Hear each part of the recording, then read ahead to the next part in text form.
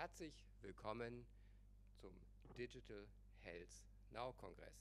Es ist mir eine große Ehre, im Namen der Veranstalter der Deutschen Gesellschaft für Telemedizin, dem Zentrum für Telematik und Telemedizin in Bochum und dem Innovationszentrum für digitale Medizin der Uniklinik in Aachen Center for Digital Medicine, and I'm happy to welcome you, and also the interest of the Federal Minister of Mr. Fellhaus. I would like to welcome him warmly.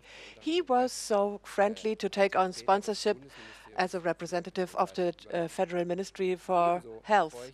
I'm just as happy to welcome the State Secretary of the Ministry of Work, Health and Social Affairs, Mr. Dr. Heller, as a representative of the government of the country, North Rhine-Westphalia and Düsseldorf, and the representative of the European Commission, Dr. Christoph Klein, who will deliver a speech here today.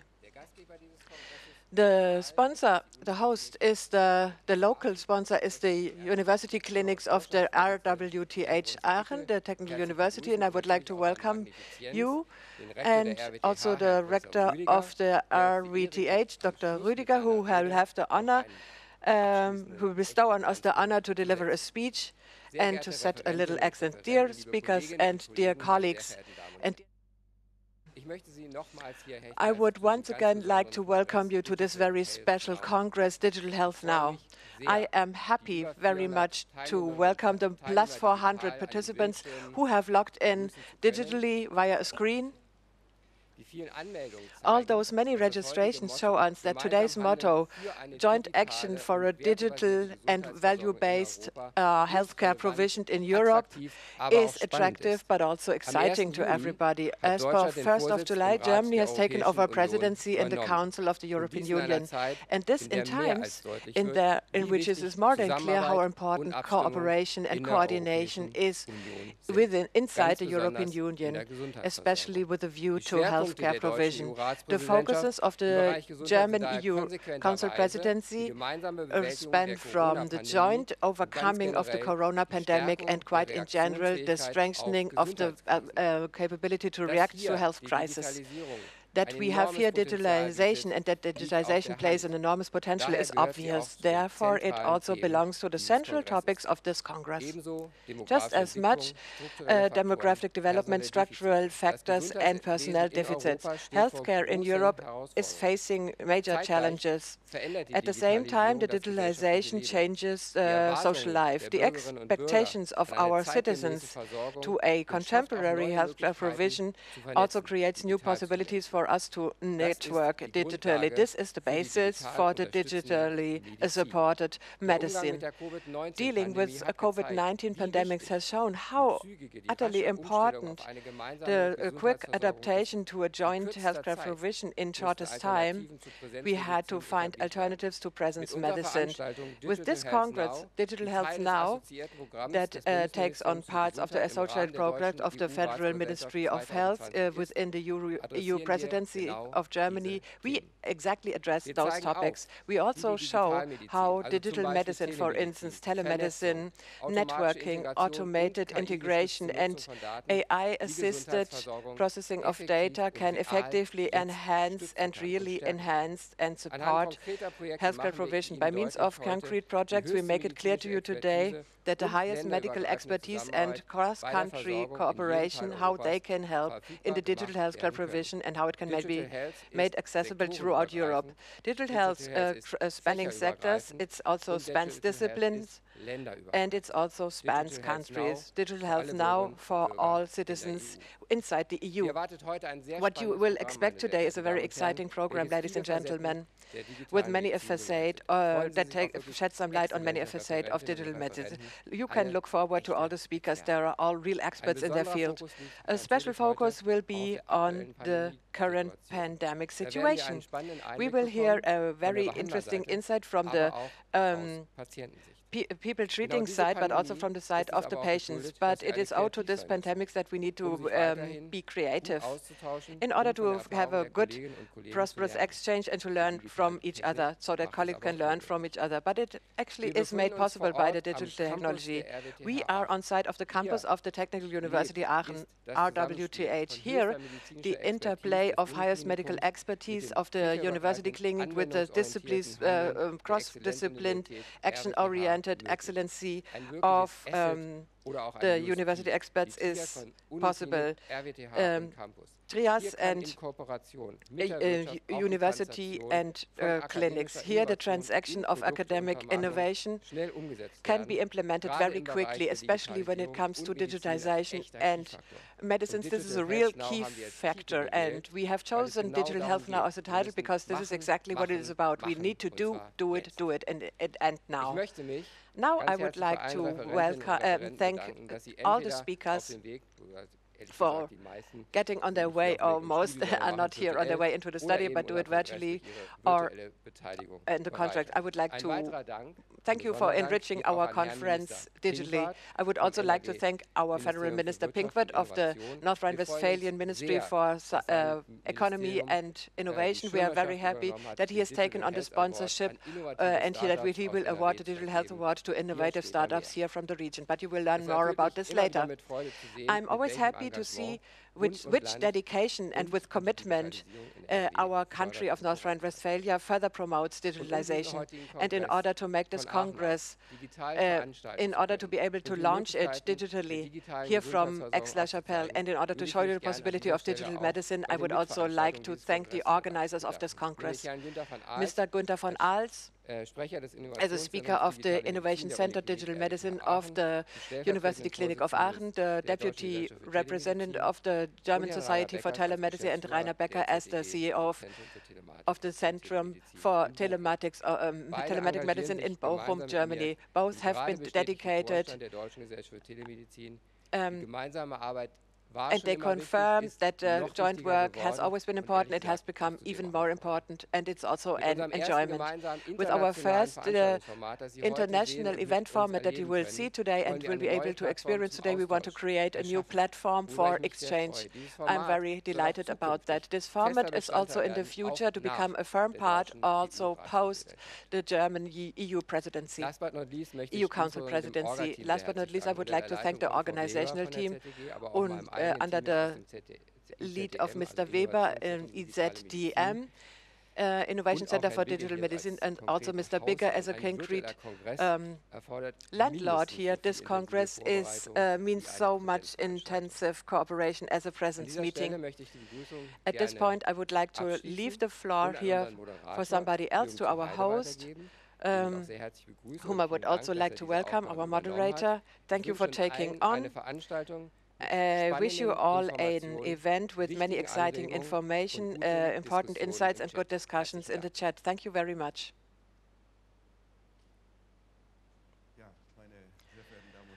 So, dear ladies and gentlemen, I would also like to welcome you. First of all, I would like to thank Mr. Professor Marx, who you see here through the running through the camera. That's how it's happening in a live transmission. But in order to anticipate that I don't have a mask, we have sufficient distance to one another for a digital health now. So what could be best said about this?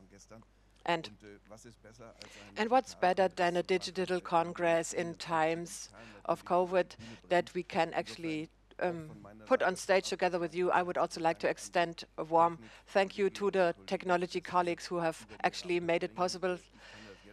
I can say as early as now, as being somebody who is used to be in real TV studios, they are highly professional, and I don't have the slightest doubt that they will put it on stage just as much as you would expect it outside. The persons that are logged in from outside and one or the other will be here, but I promise this will always be with the necessary social distancing. So one word, and I'm happy to admit it, an overstressed word starts with C. I don't know what associations it might evoke in you.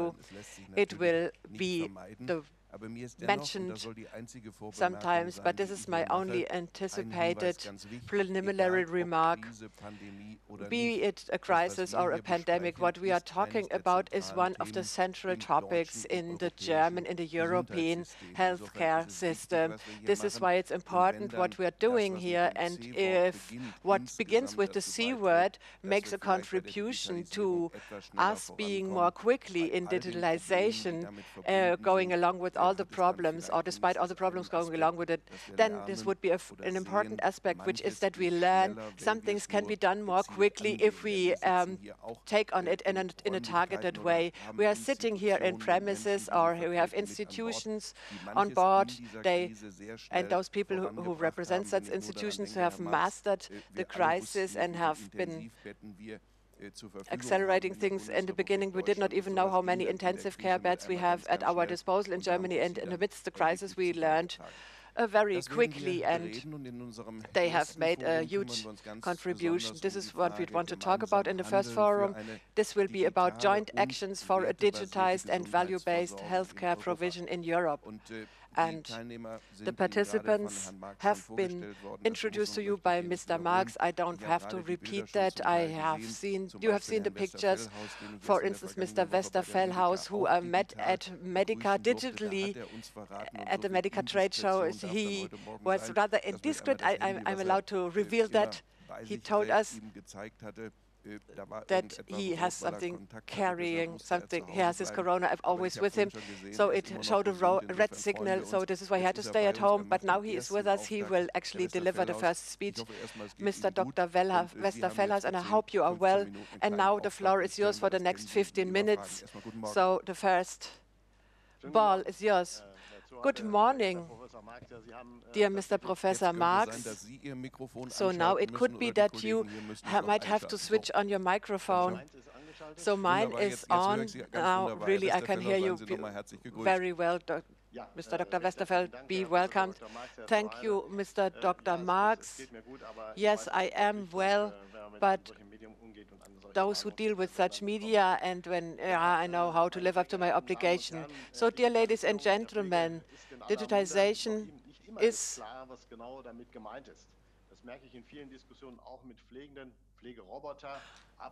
robots and calculation software and hospital care documentation on the tablet. And so many things are digital. I would like to ask the core question: what is the benefit for the patient healthcare provision? Digitalization must not be a purpose in itself, but must address and must facilitate healthcare for patients. This can be done when you take off the burden of healthcare personnel, and so that they have more time for their healthcare core competence. If I work as a nurse, as a mobile nurse, and with some clicks I can document what I have done for a person in the home, this saves my time and also my paperwork. Or take hospital dismissals. Patients are sometimes dismissed while they're still bleeding and the wheelchair still isn't there, and the healthcare personnel does not even know which medicine has been administered to the patient, because dismissal letters and transcripts and prescriptions have to be sent via fax to the treating family doctor. So it has to be more simple. It must be done simply electronically. I think that healthcare experts are much more open towards laptops and iPads, but I have to be convinced because of a tangible benefit. So, and it has to be good for the young talents in healthcare provision. So, employers have to use the boom of the digital market and equip themselves digitally, because healthcare insurances also pay allowances for that. And some hospitals, there are more robots and computer technology in deployment than in some airports. We can also convince of those who requested, also not only male nurses requested, but we can hardly feel digitalization in the daily life. By means of digital aids, we should relieve the nurses of the burden to do all the documentation work. What they want to and what they are supposed to do is not to waste time with unnecessary paperwork, but with the care on the people a billing, a liquidation, should be sent via email to healthcare insurances. This is not real life, and it does very often not correspond to the technical standard of the 21st century. All those carriers that have actually digitized all the processes, but for the liquidation with the health insurance need to print out 300 pages and need to send them via mail. Those are interruptions that actually cost time, which time you need in order to take care of the patients. What we need are digital systems that convince the nurses and take away work from them instead of causing even more bureaucratic work. So therefore, as early as in the development and in the testing of such applications, you should involve the nurses in order to make it practical, in order to ensure practical fitness. Let's not repeat the same errors. The expectations in the healthcare industry are high, and they are actually fostered and ignited everywhere. If we want to see practical results, then on a timely fashion, we need applications that show that digitalization is actually received. The legislator, with the Digital Provision Act and with the Patient Data Protection Law, has actually set the course. Healthcare Institute, starting from next year, can take part voluntarily to the telematic network of the infrastructure, and step by step can actually use the digital link, the digital nexus, the electronic medication plan, emergency data, and patient guidance. Enjoyably, the legislator has heard my request for concrete application for healthcare provision. Nurses now get access to all care-relevant electronic patient dossier, and does save time. They don't have to ask difficult questions with the hospital or the family doctor again. They get data for treatment that are relevant on medication and on the history in the hospital. I believe that digitalization in healthcare provision also facilitates the cooperation of operators, physicians, and nurses, and can strengthen the team spirit. Especially the electronic patient dossier will improve the work. The cost carriers, cost centers, should make it clear to them that digitalization in healthcare requires more transparency, but it will be worthwhile. It will ensure more patient satisfactions, less inpatient stays. Starting from 21, you will be offered an electronic patient dossier web.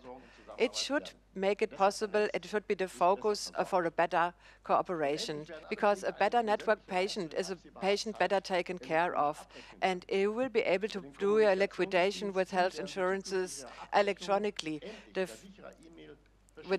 So you will be able to send it safely via email. This is a tangible benefit that you must not underestimate in practical life. And the Gematik has also been entrusted to put on the way the electronic healthcare provision.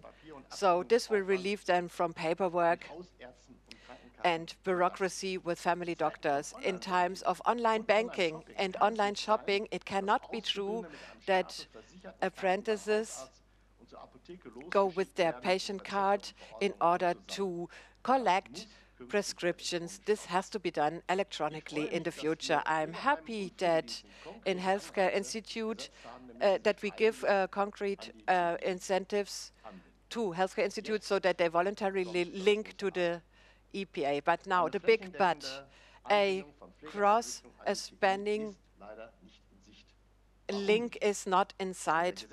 Why not? Because the legislator has given the task to the lender to use the smart cards that are necessary in order to link and to hand them out to healthcare institutes and nurses. The basic idea is basically convincing with an electronic healthcare profession register. They want to create a body that gives an ID to every healthcare personnel and an institution card. With these cards, nurses can authenticate, identify, and log on to a secure net. But the federalist political scheme is rather bad. After 10 years of treatments, do we have the necessary state agreement for the EGBR? It has not yet been signed by the federal countries.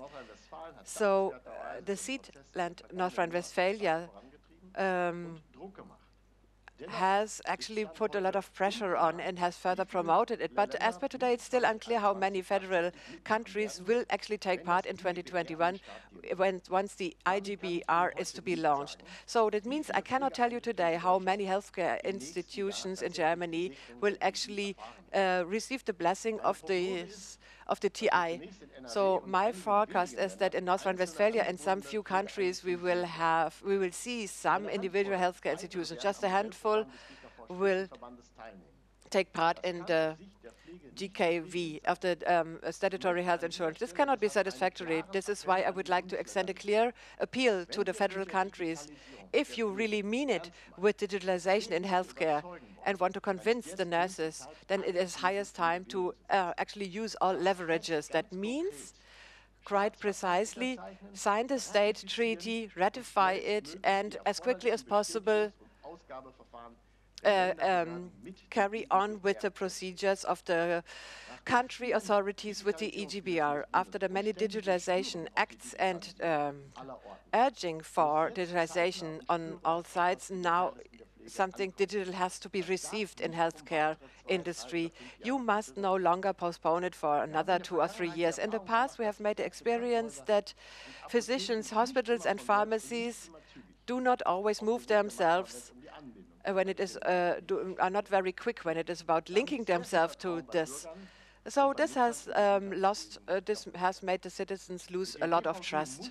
With the DGV, we had to give a last impetus, a last push, so that they link to it. In healthcare industry, as per today, it is still voluntary, but we know what the sequence of steps is. But once those who voluntarily link with it cannot even do it, and healthcare provision is waiting for digitalization for a long time, then you don't have to be astonished about a lack of acceptance. So countries agree on the costs and don't spoil the game. At the end, I would like to take on my initial remark. It may sound banal, but digitalization is not a purpose of itself.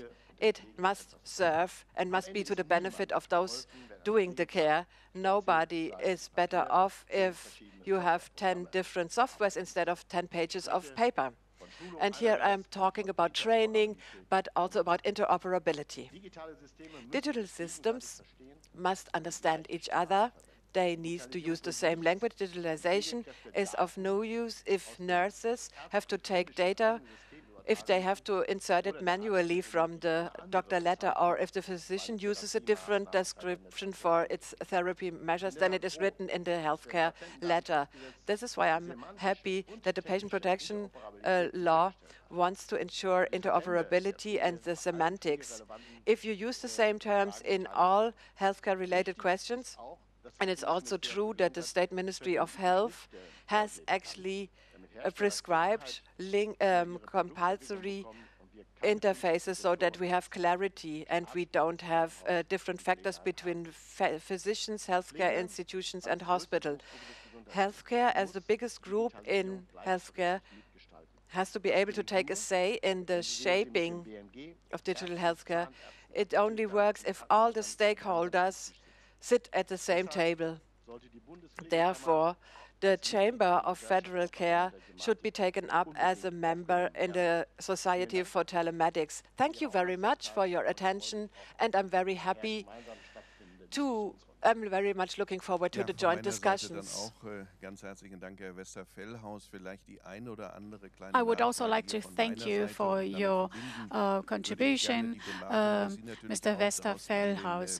I would also like to say, if you would like to ask questions, we have integrated our tools here. I have an iPad close to me, so we would see the questions straight away. Mr. Westerfellhaus, before we engage into the discussion, I would like to ask two things. First of all, you talked about the nurses, that it has to be simplified for them. You come from practical life, so it helps to have things simple. question, what is being planned? So what do the nurses have to do, those affected, so to say, so that they can work with it? Because this has already worked already in the health system, that things weren't implemented in a proper way, helping people at the end of the day. Answer: yes, this is a process that has existed for long already. That means I have engaged a lot into the connection between the industry and others. And in several areas, I keep hearing that it is working well. But I also talked and met with a group of IT development matters, employers and professionals, professional associations, etc., regarding the innovative hub to discuss what the connection or interconnectivity is supposed to look like in this legislative period. The goal is that in the next legislation period that we can take a decision. It is very important for me to have this translation, that we have the basic rules. Within this experts body, it is important, but also for other professional groups like ergotherapists and physiotherapists, they have to be connected as well. But for the nursing industry, this is the most important priority right now. In the Innovation Hub for some weeks ago, this has been pushed forward again, and we need we noticed that there is an acceptance in the industry as well, because they've noticed how good the expertise is. Question. Yes, you talked about the Innovation Hub, and I think it is important to comment on this quickly. In the ministry, you've founded this Innovation Hub. That means with people who are taking care of future things and trends. I understood from your speech that you are working very closely with them to further develop things. That means so that things really arrive or are available for those who need it, right? Yeah. Answer: yes, of course. I need really to defend and really to stand here for the people in this Innovation Hub. We have to do things commonly, develop things commonly, especially when we talk about the expertise of nursing. It's my task to really bring things together, to connect things, especially for the long-term nursing and home nursing. This is something that is dear to my heart. We have to move on here. Of course. Okay, I'm very much looking forward to Dr. Heller. But before that, before listening to Dr. Heller, Mr. Westerfelhaus, you said that things have to be available for those who need it. That means we should really release the burden from nurses. We should get rid of bureaucracy. 20 to 30% of the workload is due to bureaucracy and paperwork. And I know I would like to ask you, I think it is very daring to say so, but could we talk about this principle now? Yes, it is a quite daring approach here, but to consider the wishes of patients and relatives. What can I do to stay home as long as I can? That means also, how can we improve the communication with patients? How can I avoid people to drive around and to waste time and money? That means and to do urgent things from home. This is something. So the patient is at the center of attention. This is what I engage for. Yes, I know this item is in good hands. Thank you very much, Mr. Westerfelhaus. You will stay on the line. And now I'm looking forward to welcome Dr. Edmund Heller. He is Secretary of State in the Ministry for Labor, Health and Social Aspects in our federal state. I have asked your minister during the Medica Trade Exhibition about figures, but today we are talking about digital and value-based medical care, also in North Rhine-Westphalia. But first of all, I would like to say I'm happy that you're here. You have your glasses on, I see. Thank you very much for joining. Thank you very much, Mr. Zuheide. Thank you very much for inviting me to this Congress. I've seen that the description and also the exclamation now that you're quite impatient. You want to express impatience. It's about taking action and now, right? Please allow me that I present concretely something that we are doing in North Rhine-Westphalia in our federal state. We are implementing the virtual hospital, and this is something that I would like to explain briefly in the next minutes.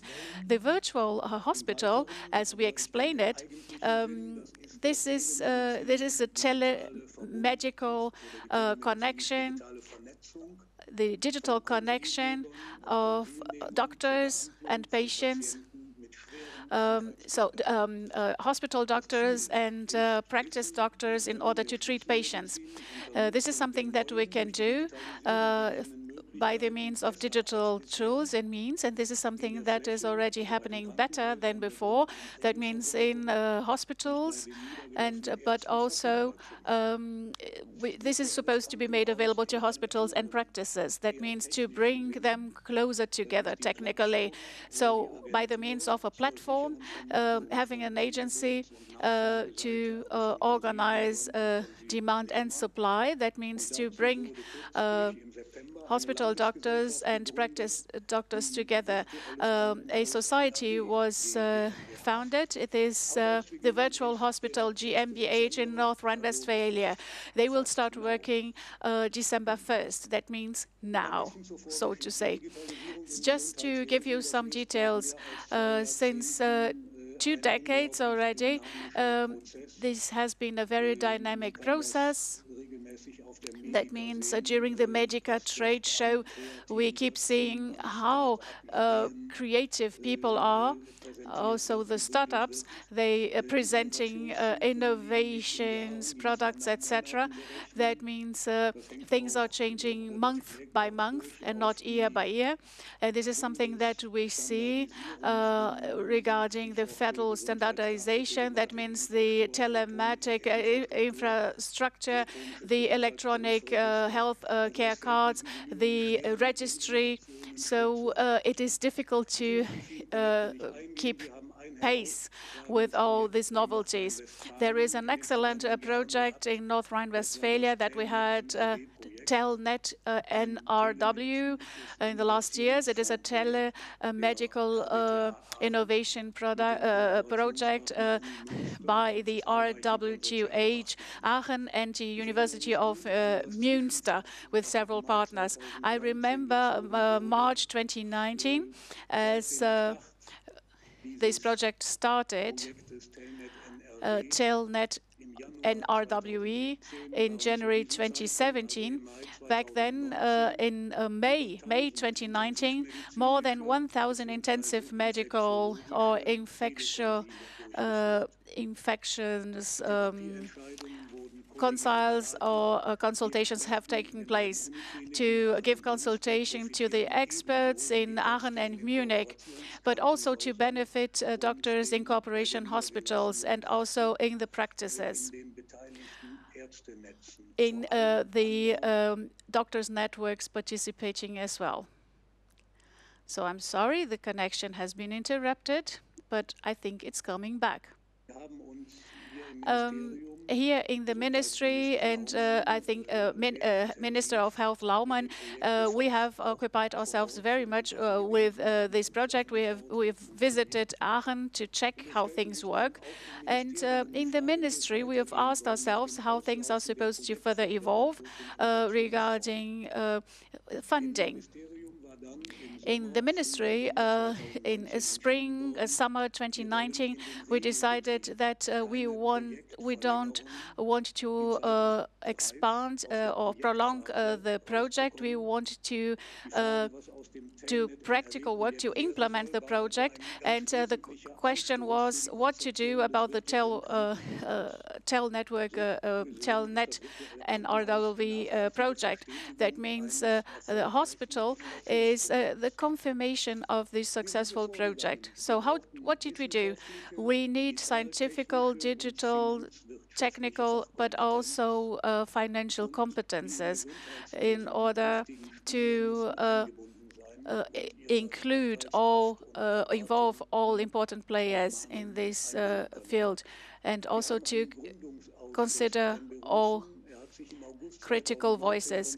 In August 29, this group has been established, this committee, and this committee is supposed to assess the practicality of this project in hospitals, and the consensus has been found, and also they are supposed to check the feasibility of this project. In the course of last year, the Uniclinics Aachen, Münster, Essen, and also the Diabetic Center in Bad Neuhausen, and also the University of Bochum have gathered, but also the Hospital Society of the country, the health insurers, the representatives of practices and doctors and physicians, but also all the representatives of all interested all stakeholders, and also representatives from academia in our federal state, but also Mr. Stoppel, the former Secretary of State in the Ministry of Health. They have also played a role to establish this approach. The founding committee has two work groups, one of them for the medical indications, another one regarding financial matters, and the other one for digital and technical matters.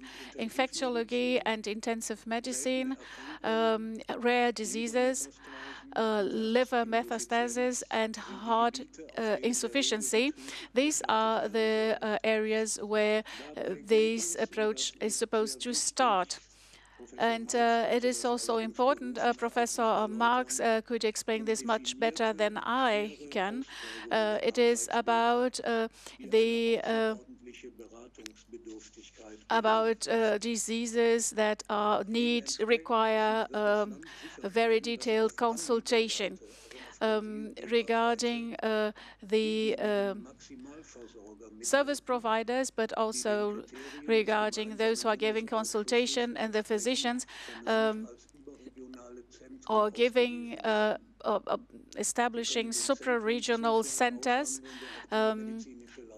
in order to also cover telematic medical services. It is about medical expertises giving for special problems requiring intensive consultation, and to provide this consultation in the entire country, and also to have a high quality standard. This is not has nothing to do with the concilia during the analogous time. Regarding quality and quantity, the Federal Committee has done a great job in the last years, and the Ministry has taken over this good work. And by the end of March this year, we started with a pre-stage of the virtual hospital. That means is already used in practical life. In any University of Münster, they have benefit from the telematic approach to treat corona patients as a supporting tool. Today, in the afternoon, we will learn more about this approach, or this And in November, more than 1,000 patients' consultations have taken place, and the support can be considered as a full success. The medical treatment of patients is provenly being improved, and in most cases, patients are it was prevented that patients were transferred to other intensive hospitals. So how things are going to evolve further? It is about operating as December 1st in a limited company at GmbH, and it is about further developing the virtual hospital.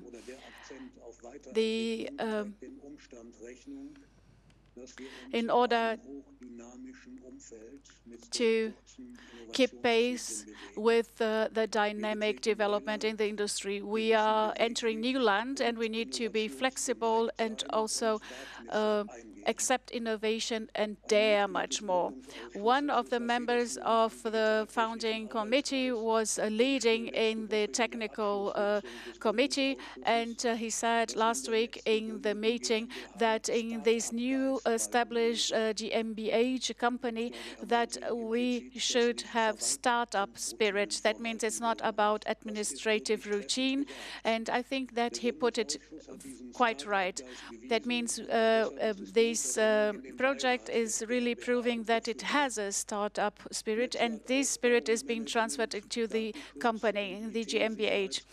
That means we need data protection, but also IT safety, and we need start indication in the pilot project, and we need to clarify funding of financial matters. So not all problems have been resolved, but we will start all the same. In the pilot operations, we have already chosen partners. Also, physicians with practices will be represented there. And I would like to emphasize that in the last months, lots of money have been spent in the area of nursing for telematic. And due to the corona pressure, the digitization pressure has increased immensely, and we will also add more funds to it with all associations of physicians, health insurances, and we have developed a program for patients and for home nursing in order for outpatients, in order to also give trainings in the area of e-health. So the infrastructure is supposed to be given for video conference, telemedical services, and also electronic visits in the nursing area. Several trainings are also planned and should be funded. I'm just mentioning it because these are processes that are very much intertwining, also in the entire federal state, but also in the home nursing or nursing aspects in hospitals. That means we have to assume our responsibility to give the best possible care for all patients. And this is the value basis we have, especially to implement it digitally and to profit from the new opportunities. We don't need to prove that it works, because this has already been proven, and we just need to take action. That means to have a new site in future, we must learn. And this virtual hospital is a very important step into a future of medical care, and it is about putting the patient at the center of attention. And we want to do everything to make this step quite successful. Thank you very much. Thank you, Dr. Heller. I just wanted to ask you something. I'm just thinking, if a hospital director who is not in Aachen or in Münster, but who is outside this very successful experiments. And this director would call you and he would ask how can he participate into this network. You have already talked about the network that you are establishing as of December 1st. Yes, so are you confident here? So, until September 1st, we were responsible, but as of December 1st, the GmbH, the company, the limited, will be responsible for it. Yeah, this is something that we'll discuss also in the panel discussion, outpatients. This is something that is also very important. So is this the same procedure? Well, first of all, in the next months, we will just start with pilot project. We will assess things, but with hospitals, physicians, etc. So it is about standardization and securing technology. And after that, we are rolling out in the federal state. I don't know, it is March, April, but it will be in the spring next year. So you said now, exclamation. I'm very happy that you've seen it, and therefore I'm very happy that you will stay with us also for our panel discussion. Our next our next guest is also on the line, Dr. Christoph Klein. He is with the European Commission for International Cooperation, and I have seen him very often in the internet today, and I'm very happy that you are with us today. You have the European perspective here, and because we know if data are being transported in, if you want to have a transparent approach, you need to include several countries. I would like to pass you the floor right now. Thank you very much, Mr. Zuhaide, and thank you very much for having me, and a heartfelt welcome to all those who are watching. Thank you very much, Professor Marx, for your invitation. Dear colleagues, to me it is really a big honor and pleasure to be here today to have this dialogue with you. Just to start with, I would like to say that the competence for health and nursing is subject to the subsidiarity principle to the countries. I would like to present this program not only for on behalf of the European Commission. I would like to just have an exchange of opinions with you regarding this topic, and I would like to show to you what we have been doing so far, and maybe it is interesting for you. I would like to speak in English because sometimes I don't have the proper terms or terminology in German. But I think I would like to ask you for you to apologize, and I would like to ask the interpreters to take over. Digital health is a term here that is certainly of central importance. We have heard this before on the level of Germany, but also North Rhine-Westphalia. And what I would like to say is, I do not, yes, now it's working. I put it in the context of a Europe fit for the digital age. And I do not want to say it in a kind of detached manner, as we say in German, abgehoben. This is not the case. I go to the details, but I also would like to describe to you a bit the bigger frame, how things need to be done in the context and together, otherwise it will simply not work. And we have seen this so nicely in the contributions already from Dr. Heller pointing at the fast innovation cycles, and Dr. Westerfellhaus mentioning the necessity for implementation in involving all the actors. These are critical things which we certainly also see from the European side. I should also say there is no final agreement on the budgetary agreements for the next framework program. So I give you the best possible projection on what will most likely happen and on things which are currently happening. Entschuldigung. Empowering people with a new generation of technologies. This is what we are facing. And as our president said, we will succeed only if citizens and communities are empowered to become agents of the transition. We need to do this together, otherwise it will not work. And I see that on the regional and on the member state level, this is certainly completely thought through and put into action. This is inspiring and heartily welcome to do it like this. Just to not fade away, but it's very clear what we are facing here is a transition which is radical. This has changed everything, our way of living, our life itself, and how people are interacting and how society works. So this is not a thing for health only and doing things digital, which we yesterday did in an analog manner. And even worse, this is what we saw still a few years ago. We think this is a long time process, but the innovation cycles and what we are facing as changes are tremendous. In the Pope inauguration in 2005 compared to 2013 for Pope Franciscus. And if we further look into what we see today in the street, and if my daughter asks me, Papa, they are not wearing masks in movies that are only 2 years old, this is not surprising to us. The now happens very fast nowadays. And that's also why we need to act now with exclamation mark.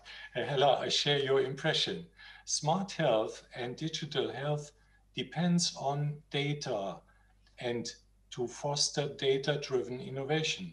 This will be the key aspect, and to say it clearly, what we are trying to do also from the European level is to bridge the gaps and to lead from research and innovation. We are so strong in these parts and where we have so exciting work done, where we bridge research and innovation into industrial leadership translations, capacity building, and we would like to go also consistently into large-scale deployment. Certainly, this is not traditional markets only in earning money. We are here creating value for society, for our citizens, and for citizens which are in a Europe that works together and is solidarity living societies without borders, where we see that help is necessary. So what we see is that basic research and technology innovation goes through prototyping into large-scale validation, but it also finally goes into full deployment. And there comes the interplay of the different programs on the EU level, where we have Horizon Europe as successor of Horizon 2020. We have hopefully soon the Digital Euro program, which is a kind of taking all items up that are on digital innovation leading into prototyping and into implementation. And we certainly work together on the funds that are also driven and administered by the regions and the Länder in Germany. So our programs and ideas are certainly also communicated and thought through together between research and innovation, between Horizon Europe, Digital Europe, EU-wide collective efforts, also in the health program, going in data spaces for health, possibly telemedicine and e-health. But we also look into the national and local initiatives and the financial instruments that we establish in order to get things implemented consistently and coherently. Let me say the decisive points here are that we building up the digital capacities, not to have punctual little fires enlightened, but that we are building capacity that is sustainable and will lead us into a sustainable future. Here, the items come together. We need data accessible with artificial intelligence. We need advanced digital skills, because if we do not advance the digital skills, deployment cannot happen. And cybersecurity and data privacy are certainly self-speaking. European digital innovation hubs are one of the instruments, And as we have heard here, it's not about innovation which is digital only. It's also about the knowledge exchange on the medical side and between clinics and professionals, about involving also the carers. And this is one of the major contributions that we see in these difficult days, certainly. We are concretely funding research and innovation. We are also funding procurements, which are leading into deployment directly from the Commission as grants or supports to procurements. And let me mention two very exciting examples of projects just being executed and implemented. I would like to mention Digital Health Europe. This is a coordination and support activity, we call this. This is leading multi-stakeholder communities, which lead through citizens' secure access and sharing of health data. We are also addressing better data to promote health research and better prevention and personalized health and care. But we also address digital tools for citizen empowerment and person-centered care. This is quite abstract, but let me not remain that abstract. I'm really proud of saying that these advancements also in telehealth and telemonitoring, telemedicine, where now decision support for health professionals is supported, where we have EU-wide collaboration of centers between the ICT specialists, but also doctors and carers. This is a development that we had the pleasure to provide grants and to co-fund from our side of the Commission. And I'm also proud to say that we have a very close collaboration there with the member states. Here it is an example, working with Germany on the Talea project. Talea 1 started developing telemedicine years ago. Talea 2 is now in the final implementation phase as a project and grant from the European Commission. And we see already starting the intensive care units for Europe project, which will transfer this even into a broader context. And if we are looking at this, this will bring the collaboration, international collaboration across borders, where ICT approaches, AI algorithms and knowledge will be exchanged to help each other to support the more rapid uptake and to also bridge between countries and cultural habits, to see that we have in the next development a close collaboration between those centers and hubs, both on the technology level and the health level, but also to reach peripheries in Europe that are currently not being totally well supported often, especially if we think about ICU capacities, but also in health and care in general. And this is a pleasure. This project will start in the next forthcoming weeks. I know that all the preparation is ongoing. Thank you to all the teams that are involved. Having said that, it is clear this is not, Commission is not detached from this. We are in the middle of it, trying to do our part and to help as good as we can. Digitization is a very central point for us, and this will pave the way into our future, the way from research and innovation, capacity building into large-scale deployment, that these technologies are available tomorrow and already today locally. And I can only re-emphasize, as I have heard from in the speeches already, it requires a together, and it also requires the respect for all these that are participating with their ideas, with their work and inspiration, and we together will make it happen. But it also requires we don't have endlessly time, and we need buy-in when it matters. So to take it up, digital health now means yes, now because we have done a lot of the way already.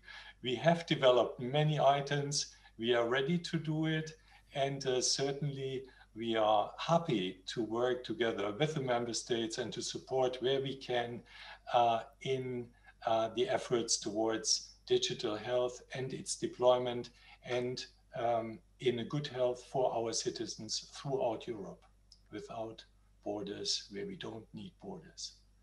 Thank you very much for your attention. Yes, thank you so far, Mr. Klein. I'm pleased to have you here. Thank you very much, Mr. Klein. Thank you for having you. Sie können gerne, wir können gerne in Deutsch sprechen oder in We can speak in German. We can speak in German. Mache ich es in Deutsch. Sie können aber auch in Englisch antworten. Nein, ich habe nur eine ganz kleine Nachfrage hier in diesem Teil. Ich weiß, dass das wichtige Stichwort der Interoperabilität, und das habe ich jetzt besser in Deutsch als in Englisch ausgesprochen, Sie können das möglicherweise in Englisch besser. Easier for me in German, maybe you know it better in English. It's a tongue breaker, but it's extremely important that we understand each other when we have the electronic patient dossier in Germany, so that it can be read abroad, so that in the emergency that has a data set. Is that a lot of music of the future, or would you say we are actually much closer to it than you might even imagine? I think the interoperability is here naturally one of the decisive factors, just as much as data access. So the availability and of course under all requirements, subject to all requirements provided by data privacy and data protection and data safety. So I think we are close to it, and we have done excellent work that is done right now, and we have an excellent exchange and dialogue with experts. So your question is exactly the right question, and at the same time the problem is that you have short innovation cycles, and it means that what we have been discussing at length, what it takes is to revise it technologically while we are concluding the next treaties and agreements on that, and this will be a challenge, but it's feasible, and it is feasible that we will see it, that we will see the results, that we will see that it works. So you have put another emphasis on now, and you have put an exclamation mark behind it, and I would like to thank you for that. And I don't have to introduce Dr. Marx. He has opened already, so he is once again here. So he has gone to the podium here with all due distance. And another little remark that I would like to give you. Of course, you can take part, and I think we have the corresponding tools built in here into the respective video conference that you have. I'm looking forward to it. And for the rest, Dr. Marx, the word is yours again. Well, thank you very much. Dear ladies and gentlemen, I would simply tell you more, as was mentioned by Mr. Westerfellhaus and Mr. Heller. We need to do it and need to make a real difference. This is why I would like to give you some clinical data, and we will not only do it on PowerPoint, but also take on the current challenges, also in the pandemics, respectively with the COVID-19 disease. A very good example that especially the point ICU capacities and expertise in treatment on site, that it can be realized. Mr. State Secretary Heller has pointed out about the Telenet NRW. It really allows for an establishment of a very comprehensive federal country-wide digital network, be it inpatient and outpatients. It was about the expertise cross-country in intensive care and And that, in the years, also with the support of the innovation funds, I think we managed to do that extremely well. We managed to enhance, to improve the compliance, and we had enrolled more than 10,000 ICU patients, 150,000 outpatient patients that we were able to enroll in the study, and we have come to a result. They have all become intensive care experts, so what is presented to us is lung failure, and this is to document it well. We were able to improve the medical documentation, the S3, the quality indicators. We were able to double that capacity thanks to telemedicine. So that is a significant boost of the result in a very important segment, and that was one of the many results that we were able to reach in this project. Thanks to telemedicine, we were able to yield significant increases in self-treatment or antibiotics therapy. It was submitted to the sponsor, the Federal Office for Publications, and the biggest telemedicine study of Europe was also the pacemaker here in North Rhine-Westphalia, so that we eventually generate and prepare the virtual hospital, and so that we will be able to launch it as of 1st of December. It was important to me that we also make it a part of the ordinary provision, so that it doesn't matter where a patient is located, that you can actually enable them an access to medical expertise also when they are located in a totally different place. But primarily we will start in North Rhine-Westphalia. So then we said Corona, and very in a timely fashion we actually turned to the ministry with colleagues from Aix-la-Chapelle and Münster. So the starting situation is that there are approximately 320 hospitals with ICU beds, so it is 5,500. 45% are in 77 clinics with the maximum provision, where the vast part of the COVID-19 patients is. So we would also always transfer it to the largest hospitals, but we target that those pictures from Bergamo, Italy, we would not want to become a reality, so that ICU beds in the general healthcare provision, that we will need 3,000 ICU beds in standard care. You can see them on the picture, what it means when you take care of those patients. So the answer was that virtual pre-stage in NRW, and here I would like to thank all stakeholders. We made it in 7 days and 7 nights to comply with all the data protection provisions, that we have a case dossier, electronic case dossier, with the support of all stakeholders. This would not have been possible, and if we hadn't had this previous experiences from the pre-stage virtual hospital, and this is why I would like to thank Mr. Laschet and Mr. Laumann we saw for the virtual hospital in Münster, and Mr. Laschet we saw here in Aachen. So it worked really well, and as the Prime Minister said, it's a strong business card and a strong vouch for the capacities of our country. So here you can see what you can reach via internet, how you can do it. So you have a request for treatment, and via the application template, and you are sent a link within 30 minutes. You have an audio video. All you need in order to do that is a laptop, camera connection, and a microphone, and then there will be the expert from Aix-la-Chapelle or from Münster, and we will make available to you an electronic patient file and intensive care medicine, and consultation will be given to you.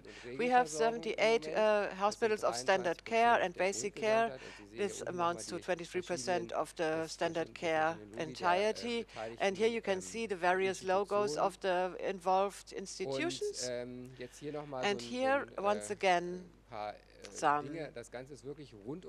information, so it's open, accessible 24/7 at all days of the year, so you can have a really generous availability regardless of the site of the patients and the colleagues.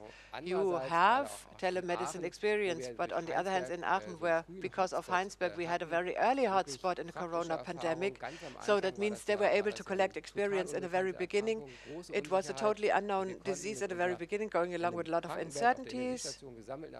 So the experiences collected in the ICU, we were able to feed into the telemedical system. We were able to make it available to colleagues. So that was rather uncomplicated to overcome those crises. So I give you some examples. Lung protective respiration, belly, how long is a patient infectious, and ventilation, and what protective clothing, PPE, so what do you need to be aware of? And the whole thing, in July, there was a first interim conclusion, and Mr. Laumann was very happy that it was actually worth it. And at that time, we had 800 telecounseling interventions with patients, and that was also a good thing to do. We were strong when the second wave began. And here you see the current figures, end of last week. Every day the numbers change. Many consultations.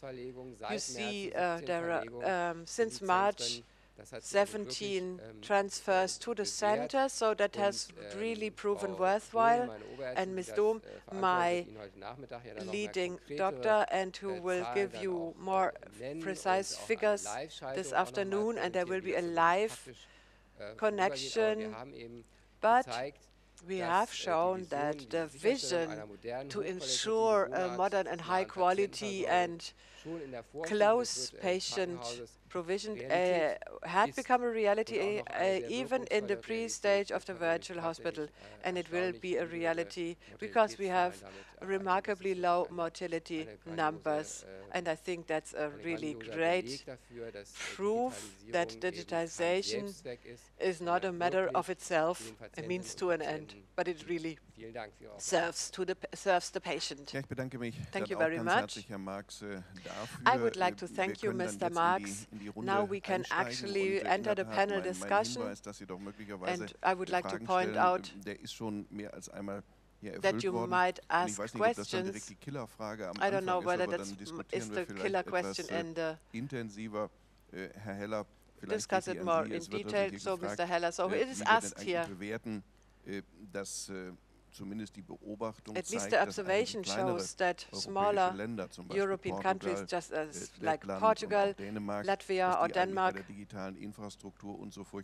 they are so much ahead of us in the digital infrastructure, and I would presume you would have said this would have been true a year ago, maybe no longer. So this is why I would like to ask you the Baum question in the very beginning. How strong are we catching up? And another question. So, to you the word first, Mr. Heller. So, when it comes to the detailed evaluation, I don't know, I'm not very fit. I know that the Baltic states, above all, are tourist destinations, also of administration, of officials in North Rhine-Westphalia, but also of other federal countries. It does not only relate to the health sector, but also to other sectors in administration, in public administration.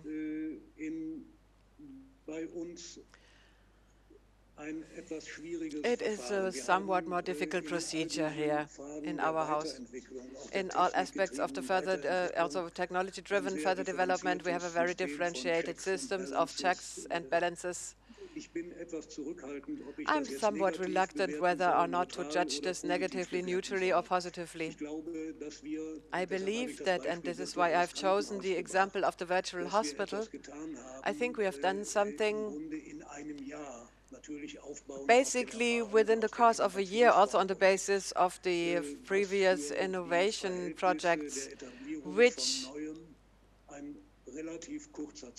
is a short time in order to establish new things. So this is why I would like to indeed claim that we were quick.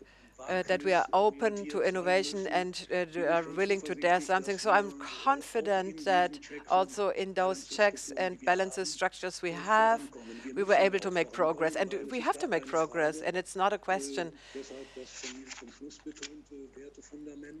This is why I point out to the fundament of values. What's necessary, we have to use what's possible in order to best treat the patient.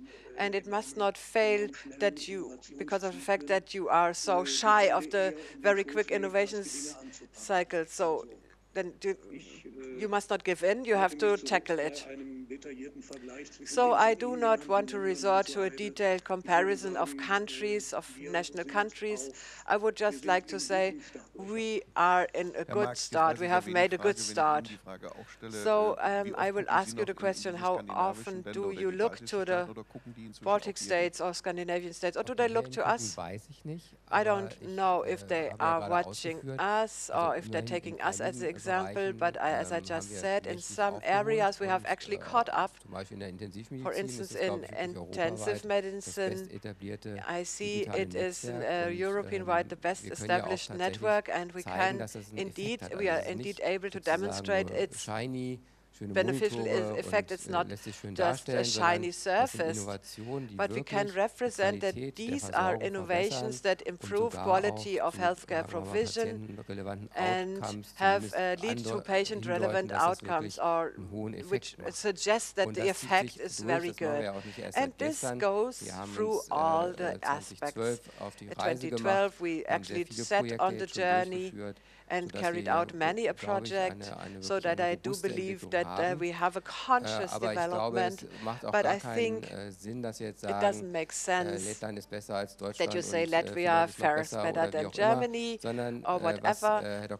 What Mr. Klein said, it is really important that we learn from each other in Europe, because we don't have a lot of time. In a few years, we want to be in a situation where we have this patient-centered, even improved healthcare provision. And I think that it's just important that you take the best practice examples of the various national states and evaluate. I think there are good lighthouse projects everywhere, and I think it's now our task that in healthcare provision to roll it out at large scale. And I think that's what we have to do.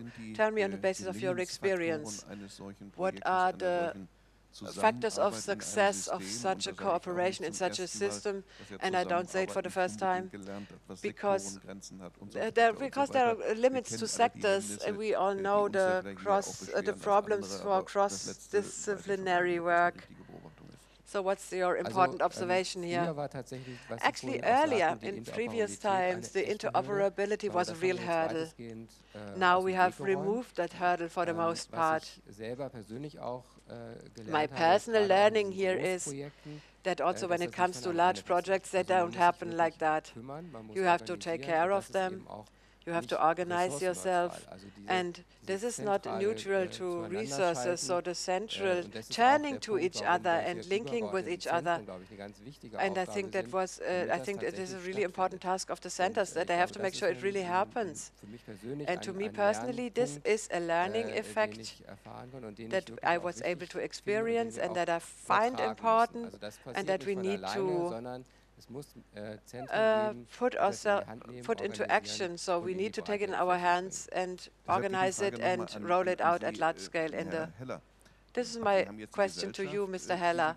The society you have just founded, and as I've been observing this for a longer time, I can say indeed what it takes is drivers, and one of the drivers sitting right next to me. How do you motivate people to become drivers of such a system?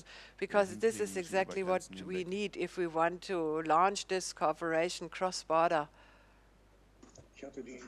Bin ich jetzt hörbar? Ich hatte die Stummschaltung. Alles gut. Wir hören Sie und wir sehen Sie und wir hören Sie. Wunderbar. It's all right. We can see you and we can hear you. By making clear what the advantages of the new model, of the new possibilities are, and the burden that object, realizing that they have to be, and you have to, of course, allocate the funds.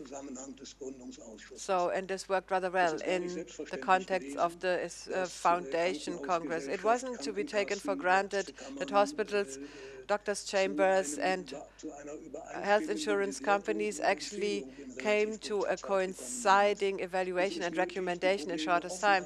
It is really necessary to openly address the problems and to show ways for solutions and to do cooperation, and they mastered to do that. So at this point there was another big problem to make people motivated. What it looks like in the practice, we'll see. I said consciously that we haven't even solved all the problems. It will simply be about showing that it is a successful model. The transport of medical peak expertise to the large area. And I think by making it happen, it will actually create motivation. Another question on my paper, cross-border. This is a really important point which I would like to direct to you. When it comes to cross-border cooperation, you address that we are in a cross-border region. So what are the technical conditions here, the technical prerequisites? We are on a good path here. That is especially our last EU project that will start, ICEU for COVID, also the Thalea project with the University Clinic of Maastricht in Netherlands. We have also Smart for Heads, where we have a patient-oriented file that we want to promote at European level. So there are many projects, especially the Euro-Regio, that's the region here, Netherlands, Belgium, Germany, and for people who are living here, it's totally self-understood that you think in a European spirit. That's just the way we're living here, especially in the crisis. It shows that this is worthwhile and that it has proven and that it helps and that digitalization helps. So you as a European Commission, what can you contribute with all the difficulties related to the competencies, and where can you possibly best support best practice? That's my question to you. And Mr. Klein, and don't get me wrong, the competences, the responsibility are not the burden. It's just a procedural frame, which is important. So just as we as Commission have the digital single market here, and as we are playing a very strong role within the digital single market, this just goes together, and we must not lose orientation here. So we have to write it on top of our flags, and we must not forget to involve the individual stakeholders. I'm quite convinced that we will do the crucial steps here, not because we are now able to do it technologically, and because we are speaking to each other, and especially this time has actually rattled awake many people to better see, to better think, and to better see to it how we can best make progress together. So I cannot know to what extent our healthcare personnel, the nurses, the employees, and of course the physicians. But if we all act together, if we all have concerted actions to implement those things sustainably and how they all work together, this is really impressive. I think that's just one buzzword. If we think Europe, then it will be cultural sensitivity. We have to let cultural sensitivity rule, and we have to listen to each other a little bit longer and just digest whether we have understood each other correctly before we speak ourselves. And I think, and I would also like to thank also this discussion is a very perfect means to reach this end. From the European side, our contribution in research and and development, but also the new funds for resilience that together with the member states and the regions. Dr. Westerfellhaus will remain with us, even if we're talking in the virtual hospital. I will link you in again. We have been asked another question. It's more a knowledge question. Somebody has on the virtual hospital. Is it the direct? Do you think you want to have the direct way from the patient to the, or is it more a doctor-to-doctor exchange? And how will it be organized? Maybe that the expertise is ready. That's a practical question. Yes, it's a really important question. In IC, in intensive care, it is doctor-to-doctor because the patient is not able to ask those questions. So as an initial point, it's meant to be from doctor to doctor, the communication, however, also with the integration of the patients and their family and friends. So we are thinking about extending it to the citizens, but this is more in the course of it. Precisely in Aachen and Münster, we have experts available 24/7. So in 7 real ICU in Aachen, there are presence, and I have another virtual one, but real people are available 24/7, so if you file a request within 30 minutes, you will be given an answer. And one of the colleagues in the ward is on service, who will assist you with advice. Let's now talk about the EPF, the electronic patient file. As of 1st of January, it needs to be offered by all health insurance companies. So we have made some progress, but Mr. Heller, if I ask you, where do we stand as per 1st of January 2021? There are not many doctors' practices, but how do you get those on board who are still reluctant? I agree with what Mr. Westerfellhaus said in the beginning. It is a difficult and a very much delayed process. The state treaty that is prepared is not yet signed. But we are confidently looking forward to its signing. Here we have set up a body here in North Rhine-Westphalia that will take care about the further handling most efficiently. I cannot yet name you a date, but there will be a date in the future when all the electronic patient cards will be available. Leave it at that. It is a delayed process. It's dragging, but I only try to make it clear with some reluctant words that what the status of the state planning here is in this territory. What you can see in terms of developments are at Medica, the high degree of innovation and this high dynamics. If you consider the last 20 years, the dynamics have also always led us to a fact that with Prussian accuracy and thoroughness, those digitalization standards have been made subject to revisions considering the technological progress. It is an interesting process. I do not want to advocate the side of those who would say that what the state organizes could be done differently, could be organized in a different way, because we are in an area where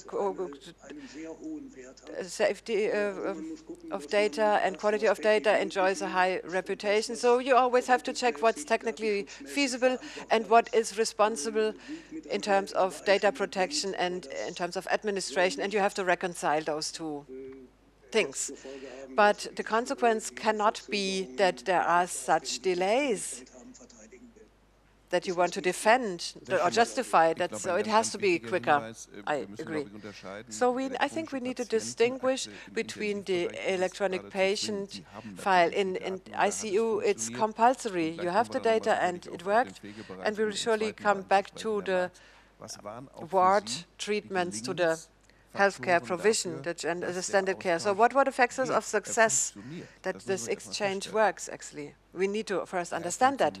Okay, it works both technology, also semantically, and also in terms of content. At the end of the day, maybe it's not a coincidence that it's ICU personnel who promote, because they actually are used to taking on challenges and to solve that and to cooperate, both in their own team, also interdisciplinary when it comes to certain different wards and certain different professional groups. And they are also used to look beyond the borders of their own hospital, and they are used to working with other colleagues, cooperating with other colleagues. Okay, let's go on, Mr. Westerfellhaus, and I would like to hear from you, also with a pointed remark that the state treaty is underway, so that we do not only have the question, that we actually address the whole area of all care professional groups. Do you think this is to be taken for granted? Of course, if you ask your patients and they only see us running around in the green scrubs on the ward, they don't know, is this a physiotherapist, is it a physician, or is it a logopedic expert? And that's good, and that's a team, and we need to be successful as a team. Yeah. You have made a note of this.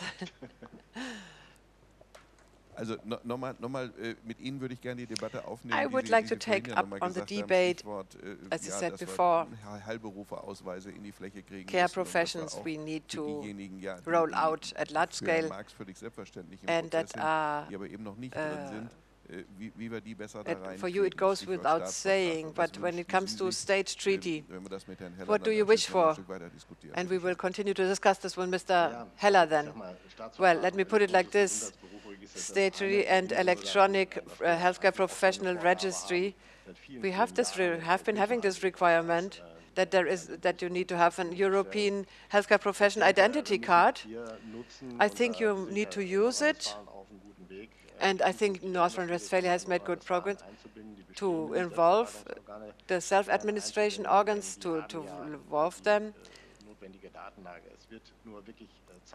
It's just that it's time, and maybe and this supports what Mr. Heller said. So, dear countries, dear federal lands, really get going. It cannot be true that we have been discussing this for 10 years.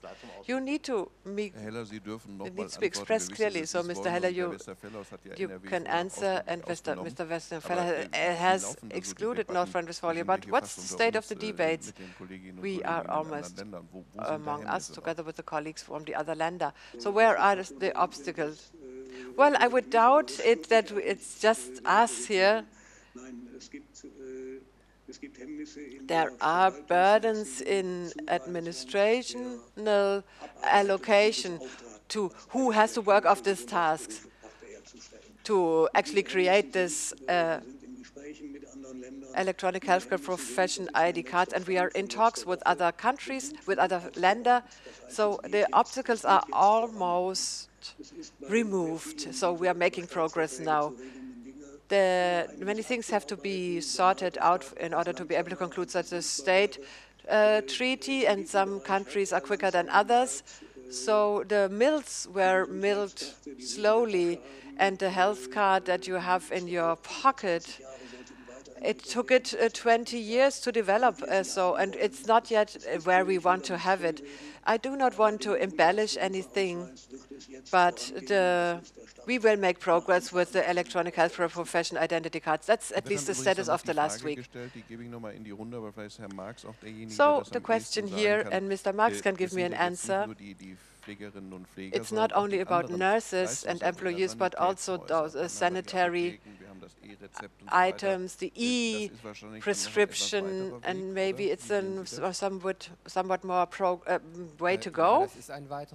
Well, it's a long journey, but it's also good that there are various comprehensive initiatives now from the various areas, sectors. That's what we talked about, that you have to see to it on the one hand that you link, that you make those things together, and that you roll them out. in irgendwelchen speziellen Leuchtturm, sondern wirklich not only by means of certain defined lighthouse projects, you have to roll it out nationwide. The e-prescription is part of it. And that's important part when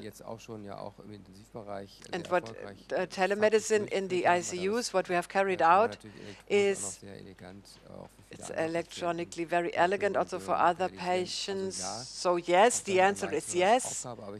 That's our task, but I think we have made significant progress. Mr. Heller, I would like to ask you the question because everyone says this will prevail, and the quicker the better the benefit. If we always talk about with Mr. Marx, everyone sees how big the progresses, the successes are that you can celebrate with those virtual competence conveyance systems. So once the e-prescription is there and can simplify many things, then people will do that. Benefit, benefit, benefit. That's what I still heard at the Medica. I still remember those words from Medica. Is it contradictory still, or would you say we are on a better path here, on a better track? Well, I'm rather sure that we are on a better track here. Surely there will be various models, and we will see how the world looks like in 10 years.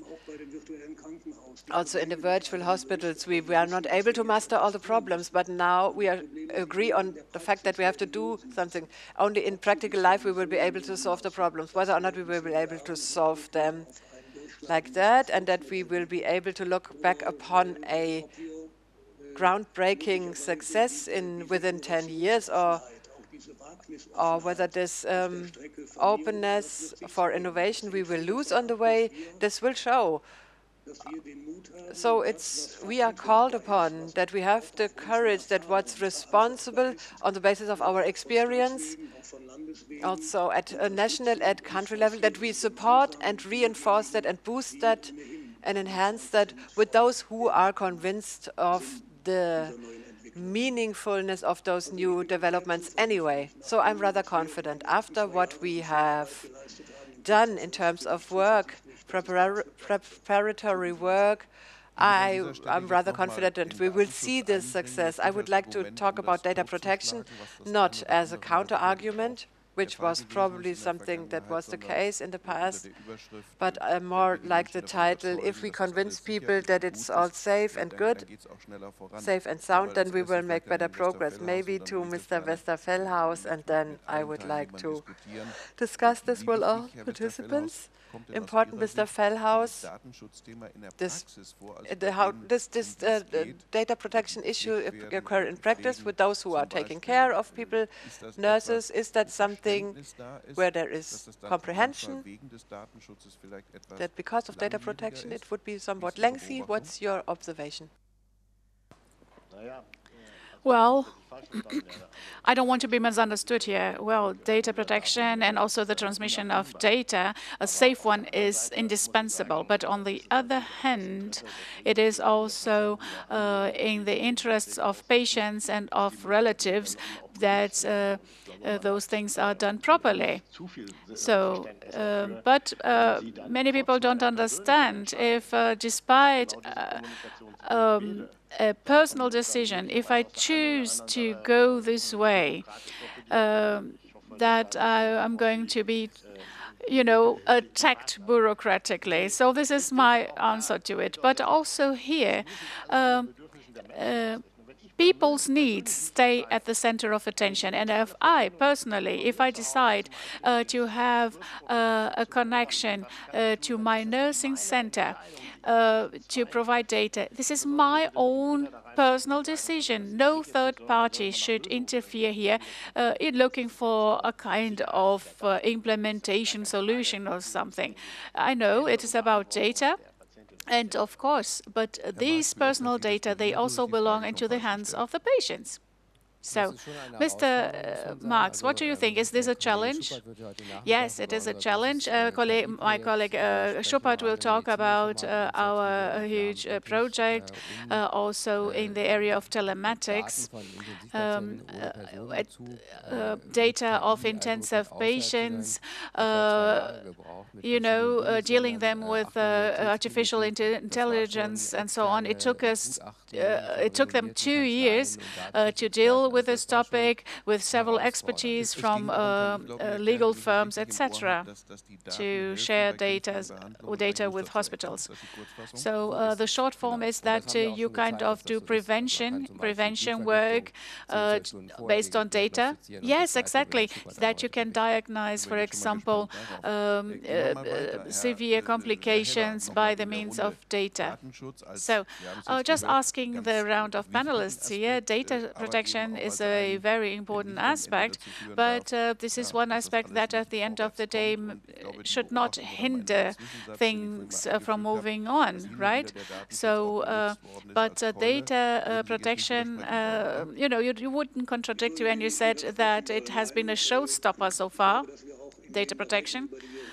No, I wouldn't contradict, but I think this situation in this specific area we are talking about is quite delicate. That means to talk about those who are severely ill.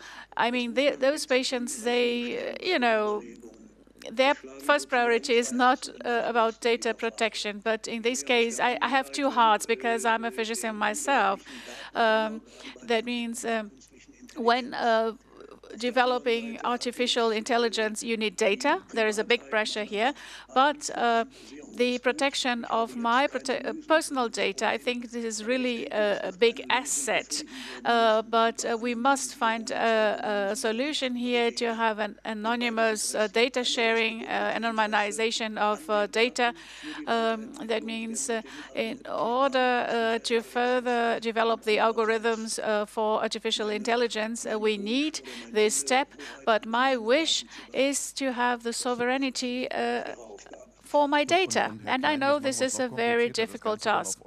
So what about the European level, Dr. Klein, regarding, I also have the data protection regulations in my ears right now. What about the European level? What I observe sometimes is that in the US, that bosses of big technological companies, they say, well, it's not so stupid what the Germans have done there so far. How do you, what are your observations? Well, in this debate, I think there have been really very good contributions. On the European side, we are very proud of the things we've managed so far. And what Mr. Westerfellhaus has said so far, data privacy is really a high asset, and it is a part of our culture and of our feeling. We wish to have the sovereignty for our own private data. That means this is something that has a big room here in Europe, and in other regions it's completely different. I would like to also mention a further catchword, which is cybersecurity, and that it is also connected or related to this. That means it's not a showstopper only. That means, it's not about saying that you don't want to develop things if you don't want things to move on if you say data protection, but you want to protect your data. You don't want them to be abused.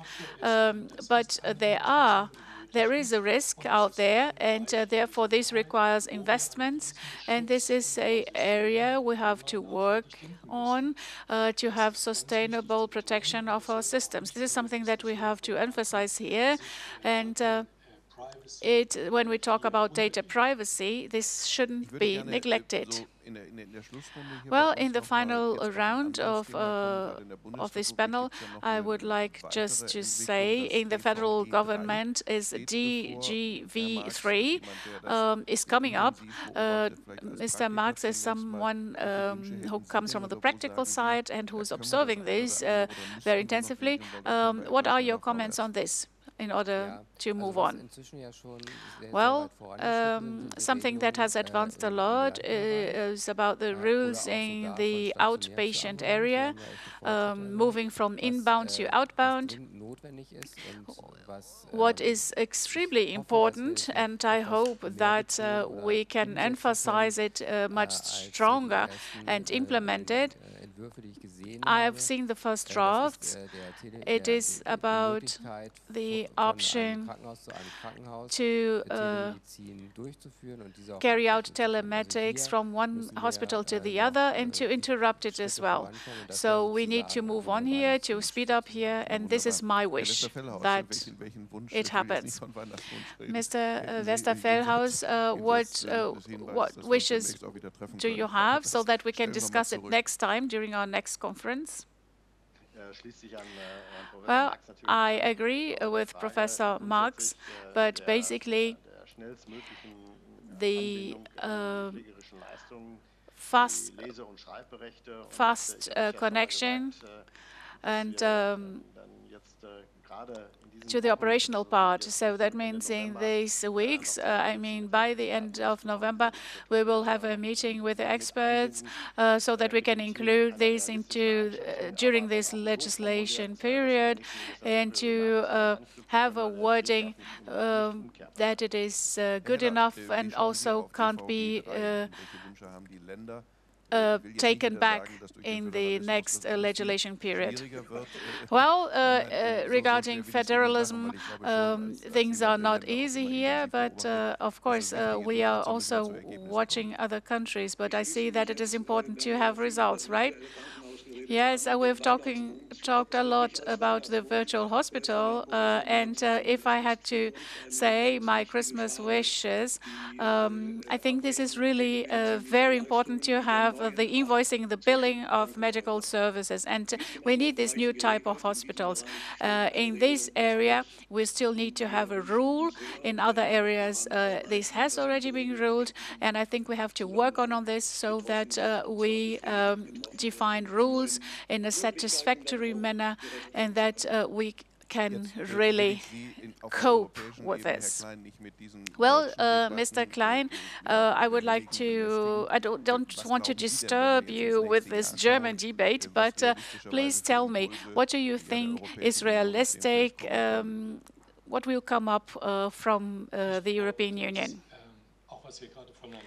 Well, Mr. Heller has already said, and I think it's right, we don't want to just convert things from analogous to digital and do digital settlement of invoices. We need to check what is realistic and what is, what fits to our modern days. But from the European side, I think it will be quite interesting, quite thrilling what will come up in the next 6 to 12 months. We've seen that we can really do things in the clinics, intensive care, intensive beds, intensive medicine, and I think these important projects and important work, they really have an opportunity to be transferred to Europe and also to other countries, clinics, university hospitals, and other facilities, and to become true. We shouldn't miss this opportunity, and we won't miss this opportunity. That's what I wish. Well, a further comment here. Mr. Klein, you said digital skills. This is something that is very important because our work is changing. What are you doing? And Mr. Marx, I would like to start with you regarding your staff members to make them fit to work and to use these digital skills? Or do you say, okay, we have always loved technology in intensive care, we don't need to be trained? No, we are here in a situation in which we have to establish new things. That means also in the medical training. That means there are new requirements that we have to include into the curricula. We have to train our people and in a safe manner. That means it's not only about loving technology, but our physicians, our doctors, they have to prove that they are able to manage it, and we need to roll it out for all of them. Well, you've said, Mr. Westerfeldhaus, that it is an advantage if you could offer more. That's what you hope? No, no. I am convinced. I am convinced because I've been to a trade show, a nursing trade show, but I also checked on an innovative campus, and you know, I know what we could offer and what we could roll out at the end of the day. But Dr. Max, I would like to compliment. I think it's extremely important during training, during their university studies, that they have the proper equipment. We have started to create a basis for the nurses, but also, you know, it's about procurement, implementation, etc. So it's extremely important, and we have to think of those who are already working as professionals, because, you know, the availability is there, the willingness is there. Let's do it. So what do you say, Dr. Heller?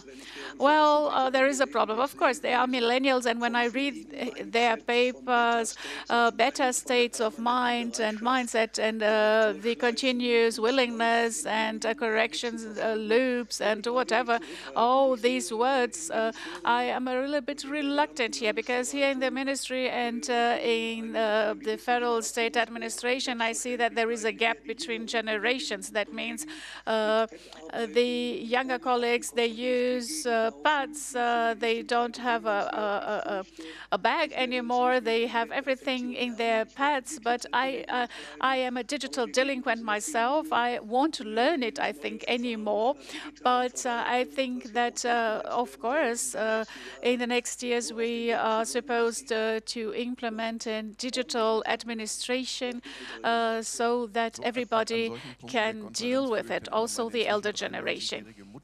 Well, my mother is 93 years old, and after every radio show and TV show I do or conference, she sends me a WhatsApp message to give me a feedback. So, and she is managing it. So I think we can be very optimistic here that you will manage it too.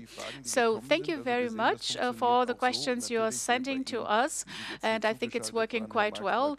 Mr. Marx is going to stay with us for the next panel. Thank you very much for this very interesting debate. We have just reached our last point before lunch break, and here we are going to have a video message by Mr. Pinkwart. He has a video message for us regarding the Digital Health Startup Award. Professor Pinkwart, we are looking forward to your message. Dear participants, ladies and gentlemen, welcome to the conference Digital Health Now. I would like to welcome you here to our federal state in North Rhine-Westphalia. In times of this pandemic, we see that it's very important also in society, but also in the medical area, to have to discuss about this topic so that we can track in a quicker way what is going on, that we can inform people much quicker. I'm talking about the Corona app, for example. And I think that the digital medicine can be much more used in a more effective way, and that the virtual hospital is implemented or rolled out much earlier, like Minister Laumann said. So that patients and also nurses can benefit from it through the instances that they can exchange data and opinions amongst experts in a quicker way. For me, as a sponsor of the Digital Health Award, to me, the aspect of the startup promotion is important because startups are in the position more often than established companies, the traditional companies, to offer access to digitization with new services, products, processes, also the cooperation among medium-sized companies and large companies to support those who can make digitization usable in a faster way for everybody. So also for home nursing, for practices, for outpatients, all in all. Therefore, we are happy that in North Rhine-Westphalia, but also beyond our federal state, that we have startup companies who are sharing their expertise with all of us to provide a better health service to our population. We will see several startup companies today. We will award them. They make it happen so that this title of this conference is suits very well, Digital Health Now. If we don't do it now, when we are supposed to do it at all? Let's take the opportunities and let's keep in touch, build up networks, and also gain new insights from this Congress. And let's meet up during the award ceremony and enjoy the presentations of the award winners. Thank you very much, Minister. And well, now we are very close to our lunch break, and you have already tasted how we are going to move on today. So you've already had the appetizers, and these topics Minister has already mentioned will be further discussed during the afternoon. That means we will be back 12:50, and we'll just have our next session, quality and not quantity, towards data-supported value-based healthcare. So that's going to be the next speech. So come back 12:50. So, welcome back. As I said, at 12:50 p.m. sharp, we are back here for our second round. We are broadcasting from Aachen live, and warm welcome to you who are following us. In the live session too, we would like to take care of a topic which is extremely important, quality in lieu of quantity, and it will be about data and about the question how can we, to what extent can we trust data and which data can we trust, and also the European practice as it is handled in the practice. We will shed some light on that, and COVID-19 will keep us busy in this session. You are always welcome to take part with your questions. We have done this beautifully this morning. So following to the speeches, we had some questions, and I'm already looking forward to do that together with you until we have the next coffee break when it comes to digital health here in Germany, but also in Europe. We will start, and here I'm extremely happy to be able to welcome Ms. Elaine Finucane. She's a member of the research body of the NUI Galway. The rest she will explain herself. She has taken on the question what is facts and what is fiction. It is about how to convey data. She will deliver her speech in English. I know she's with us already. So welcome to you, Elaine. Now it's your turn. Thank you. Thank you so much for inviting me to speak at Digital Health Now, and apologies that this is going to be in English. So my name is Elaine Finucane, and I work with a number of organisations in the National University of Ireland in Galway. So they include the HRBTMRN and the Evidence Synthesis Ireland and Cochrane Ireland. And I'm here today to talk to you about iHealth Facts. So I suppose let me start by telling you a little bit about the people and the initiatives behind iHealth Facts. And we're based in NUI Galway, as I just said, and we work within groups whose day job is primarily focused on improving trial methodology within health research. So we work with the Health Research Board Trials Methodology Research Network, and we also work with supporting evidence synthesis as part of Evidence Synthesis Ireland and Cochrane Ireland. And this was together with our funder, the Health Research Board in Ireland, and our partners and evidence advisors, we developed iHealthFacts. So how did it all begin? Well, our group includes clinicians, researchers, and members of the public. And it was similar to everybody here. The coronavirus pandemic has affected each of us professionally and personally. However, when the World Health Organization spoke about the infodemic of misinformation and disinformation, which the public were being presented with daily through social media channels, and the potential effects that this misinformation, disinformation had on public health, and the tsunami of information that we were receiving, we decided as a group to do our part to try and address this. And so iHealthFacts was conceived. So the aim of iHealthFacts was primarily to support members of the public during the pandemic by providing an online resource where the public could quickly and as was easily check the reliability of health claims that they found circulating on social media. In addition to this, we also saw it as an education or as an opportunity to provide educational tools to the public. And so we hoped that the information and the transparency of the methods that we use to fact check health claims will help people to think critically about health claims in the future and support them in making well-informed choices about their own health. So while iHealthFacts was primarily aimed at the Irish public, what we've actually found is that social media has no borders. The claims that we were answering have no borders. And so we find that the claims we address have a global relevance.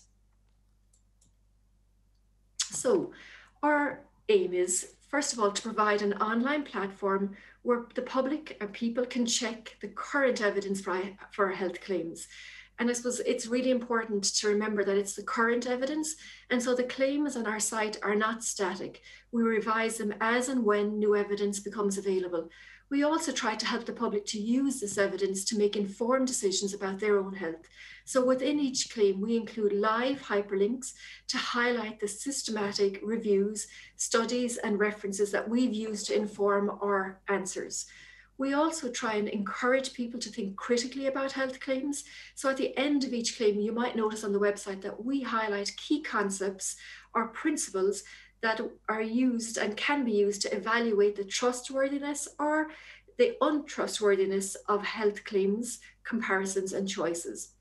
These key concepts or principles were actually developed by the Centre for Informed Health Choices at the Norwegian Institute for Public Health, and they're primarily to help people to recognize when a claim about the effects of a treatment has a trustworthy or untrustworthy basis, and then to use this skill going forward to make well-informed health choices. And again, we hyperlink these concepts directly to the Informed Health Choices website. So we're very lucky. iHealthFacts includes a diverse group, and they come from many different academic and clinical institutions within Ireland. So all volunteer their services, and they come from very diverse backgrounds. We have midwives, psychologists, primary healthcare providers, pharmacists, epidemiologists, biologists, and members of the public. And I suppose it's their collective expertise and experience and their support that really have made iHealthFacts the success that it has become. So if you have a question about a health claim that you've found circulating in social media, how can you go about having it fact-checked? Well, on the iHealthFacts website, the public can submit claims to us that they want fact-checked. However, there are a couple of criteria that these claims must meet to be considered. So the first thing is iHealthFacts, and I suppose this is really important, we're not a substitute for professional medical advice, diagnosis, or treatment. The aim of iHealthFacts is purely to offer robust, unbiased information. Therefore, we will not and cannot offer medical advice, or we won't reply to individual questions. We will only address claims that are currently circulating on social media that the public are aware of. Secondly, in as much as we would like to, and unfortunately it's down to the sheer volume of claims being submitted to us, we can't answer every claim. So therefore, we had to devise a process to prioritise questions that were submitted to iHealthFacts. And we do this in a couple of ways. So the first way is we look at the importance of a particular claim to the public. And we do this by ranking the submitted health claims in order of popularity. For example, if the public have submitted 50 or 150 claims to us, then we know this is a claim that the public are concerned about and are discussing. The second way we do this is by prioritising the claims by their potential to cause public harm. And unfortunately, over recent months, we've all been aware of claims that have had the potential to have serious public health repercussions. And unfortunately, these claims are often seemingly innocuous claims. You may remember a claim that was circulating in social media back in April, where the public were being told if they could hold their breath for X amount of seconds, it meant that they were not positive for COVID-19. This was a claim that we addressed in iHealthFacts because we actually found that people were using this as a way of diagnosing whether they were positive for COVID or not, and not going further to seek medical advice. And this potentially had a health consequences for the individual, but also had health consequences for those around them. And so this was a claim prioritised by iHealthFacts for publication. So our process, well, we fact check claims submitted to iHealthFacts using a systematic and rigorous process. Our aim is to provide a robust, unbiased information. And we do this by using the same systematic process to address each and every claim that we're presented with. So each health claim is first of all assigned to a named member of our research team. And this person undertakes a preliminary research and writes the first draft of the health claim check. We then try to locate the source material of each claim. So we go back to where the claim originated. We check it for accuracy and we look for further details. We then go ahead and search for evidence. So we begin by searching for systematic reviews of studies. And if these are not available, we search for individual studies to inform our answer. What we did find is that as COVID was such a new virus, there were not a lot of systematic reviews to begin with. So we primarily were using individual studies, but this was all stated within each of our health claims. So where appropriate, we also search for statements from reputable health agencies. Again, I suppose we're very lucky in that we're a team. And so for complex claims, we can ask other members of the research team and they're available to provide additional research support. So once we have that first draft answer, a second named researcher reviews this draft independently. And then this answer is then reviewed by at least one healthcare specialist. Preferably, this is somebody that has experience or expertise in the area that we're fact checking. And then also we have a public representative who will look at the claim. And we do this to ensure that our claims and our responses are accessible and relevant to the public. And finally, it's reviewed by a health journalist who looks at the claim for stylistic influences. And it's only when all members of this team are happy that the final draft of the claim is publicized on our website. So unfortunately, as we all know, the evidence related to COVID-19 in particular has grown exponentially over the last couple of months. And so we continually review our answers and revise these as necessary. So what types of claims have we been able to answer to date? Well, they've been as varied as the claims which appeared in social media and have included this one, where we were asked by the public to fact check whether injecting disinfectant can prevent or treat COVID-19. You may remember that this was a claim which got a lot of media attention when it came out initially. Another claim that we fact-checked was a claim that was widely broadcast on social media channels and that members of the public were particularly concerned about, and that was looking at whether 5G mobile technology was responsible or could affect the spread of COVID-19. And for both, you'll be glad to know we found no evidence to suggest these claims were trustworthy. So while claims around COVID-19 have been at the forefront this year, iHealthFacts also fact checks non-COVID claims. So in Ireland, we've all grown up with what we call old wives' tales or remedies, and these have been passed down through generations. And one of the most popular ones of these was the first non-COVID claim that iHealthFacts tackled. And it was our claim where we were asked to fact check if the pain of nettle stings can be relieved by rubbing the area with a leaf from a common Irish weed, a dock leaf. And so, much to the surprise and shock of the Irish population, we were unable to find any scientific evidence to suggest that dock leaves provide relief from nettle stings. So we believe that iHealthFacts has been very successful. Since our launch in April 2020, the website has had over 11,000 unique users, of which those users have had 41,000 page views. We've had 937 individual searches, and we've had over 400 questions submitted. And considering the robust and systematic methods that we use to answer our questions, I think you'll agree we've 34 questions that we've answered to date is quite good going. So the continued need for iHealthFacts, well, we believe that there is a continued need for iHealthFacts. 4.57 billion people, so that's 59% of the world's population, are active on the internet. That's 1 in 2 EU citizens, not including the UK, who search for information online, and particularly health information. And often, unfortunately, this is done when they are most vulnerable. And so we believe this infodemic is not only applicable to the coronavirus pandemic, but is applicable in general. And so we believe that iHealthFacts has much to offer going forward. So we will continue to combat misinformation and disinformation. This isn't a new problem. While the internet undoubtedly has positive aspects, the internet and social media in particular allow false, partially false, or misleading health claims to quickly and easily spread among societies, potentially causing unnecessary harm and suffering. There's a very old but a very relevant saying which says, it ain't so much the things we don't know that get us into trouble, it's the things we know that just ain't so. And so we believe iHealthFacts continues to provide a significant public service, supporting the public in making well-informed decisions about their health going forward. So I'd like to take this opportunity to thank our partners, the Health Research Board, the TMRN, Evidence Synthesis Ireland, Cochrane Ireland, the HSE Public Health Agency, and of course NUI Galway. And I'd also like to thank our funder, the Health Research Board in Ireland. The Health Research Board supported iHealthFacts initiative from its concept and development right through to the current day, and supporting us as the project developed organically during a global pandemic, which we really are appreciative of.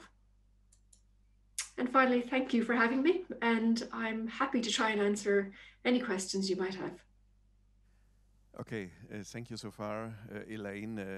Thank you so far for all you have for us. First of all, one question. You told us, yes, there are some, we don't have the information we need.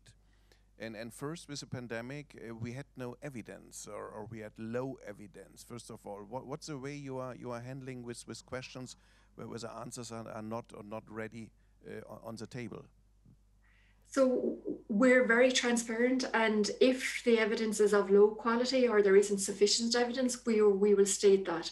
So we will always say where we've gotten the evidence. We'll link directly to that. If we feel it's not of sufficient quality to answer the question or the claim that's been made, we will say that. We've often said throughout our questions that there is insufficient evidence to support this claim or to make a decision on the claim. And sometimes you told us you will help to think critically. Okay, that's the art of science. I'm sure. Mm-hmm. But sometimes we have some presidents of big countries in the Yes. world. They are telling stupid things. I can't tell it otherwise. And afterwards, you see on the internet, maybe there are some questions in that way that I have to give. No, I don't want to repeat this, but Yes. you have to deal with these type of questions. Yes. Some of our most popular claims originated from those sources. I suppose they're probably some of the easier ones to combat, in that there oftentimes isn't any evidence supporting them. So it's very easy to say then that there is no evidence to support this. I think one of the ones I mentioned was about injecting bleach. Obviously there's no evidence to support that, and actually it can be very harmful. So they're often the easier ones to combat. And what's the type of question? First of all, you're going to look to social media, and so well, we have to focus on something the people are asking for, or it's the other way, you're looking to evidence, medical or treatment evidence, and you build up something like this. What's the way you are dealing on both sides? Yeah, so like I was saying, first of all, we primarily look at what questions people are asking us. So if people are asking us over and over again about a certain claim that they're seeing, then we know that this is something that people are thinking about and are wondering whether this claim is true or not. So then we prioritize in answering that. But also, if we're aware of a claim that's circulating that really has a potential to cause significant public harm, then that's a claim that we will also focus on fact-checking and publicizing on the website. And you're doing it a little bit like Facebook at the moment they will do, or maybe they start to do it.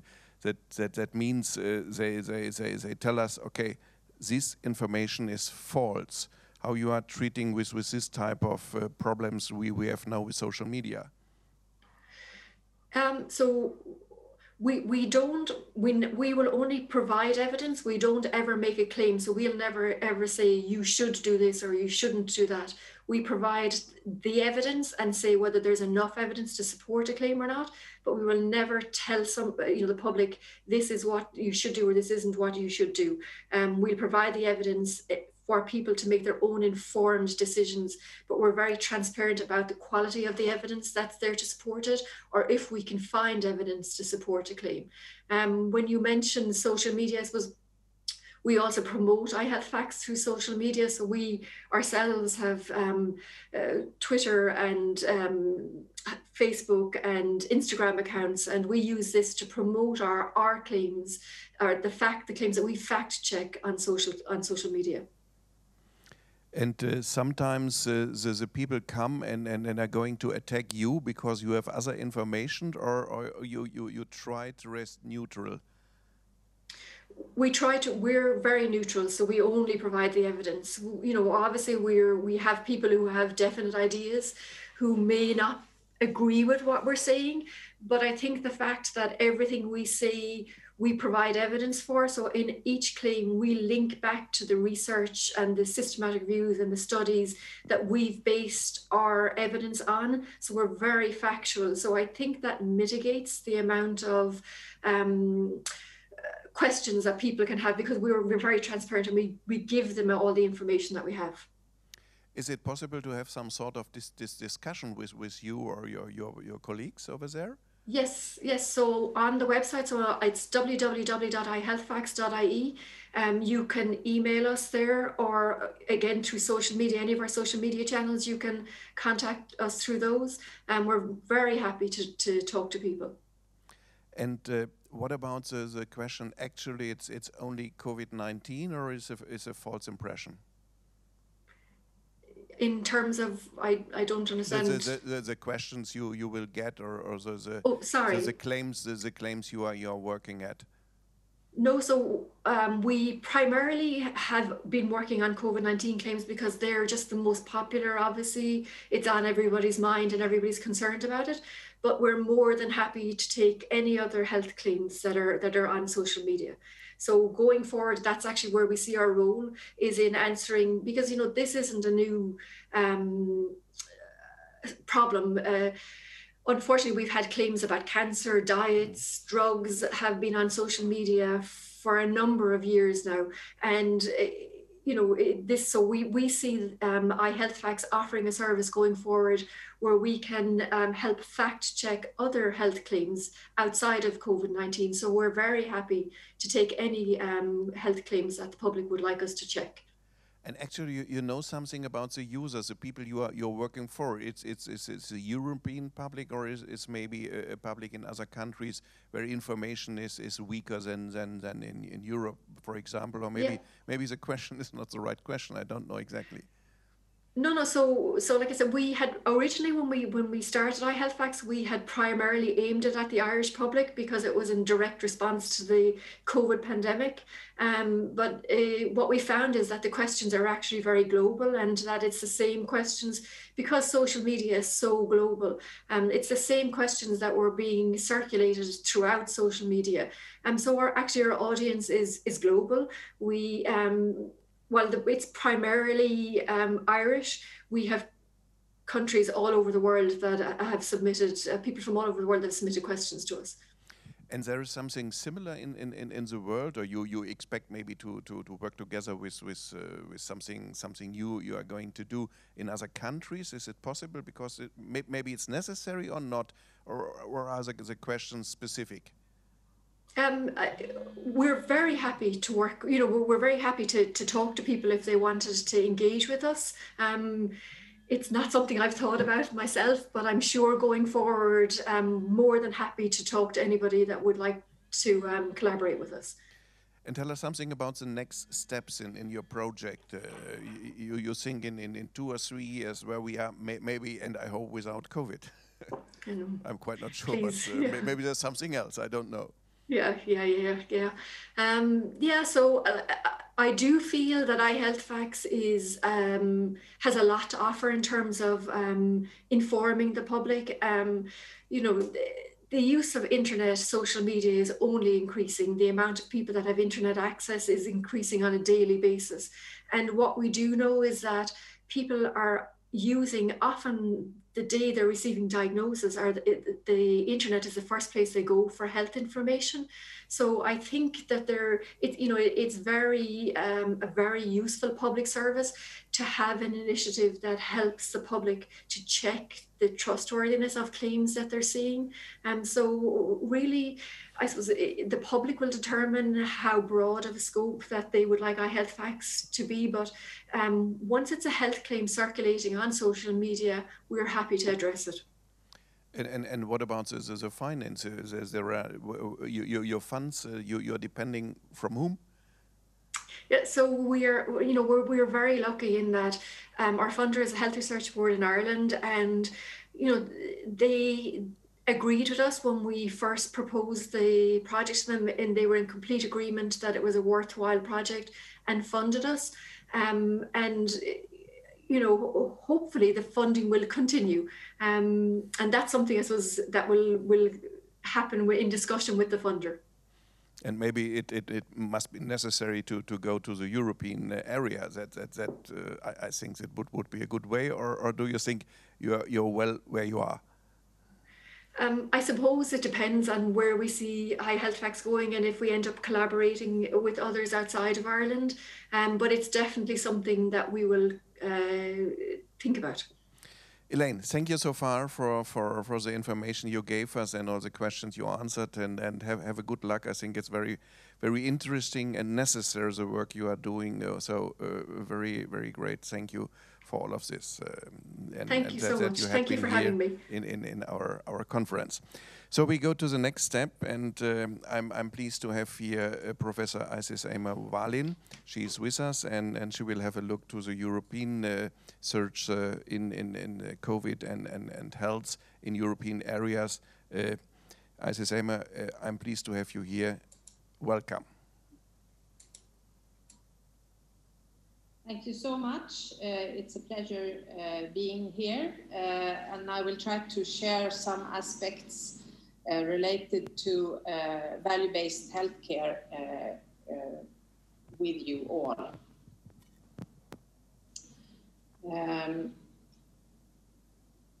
So let's see if I can manage to change my slide. It's okay.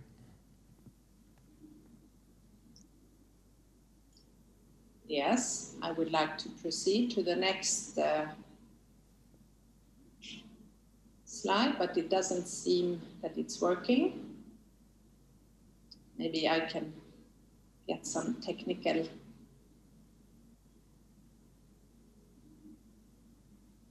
assistance. Okay, now it's working. We have the first. Yes, thank you so much.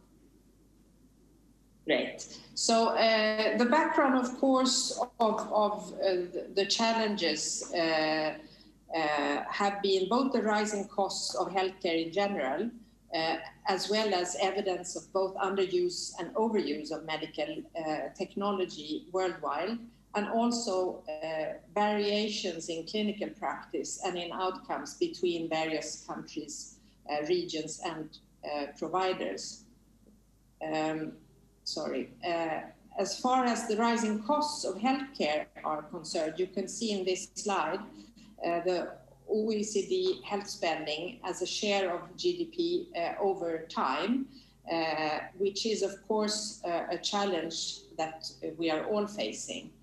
Further, there has been several publications related to the overuse of medical services around the world, and of course, both clearly ineffective services as well as clearly effective services, and the variations between is a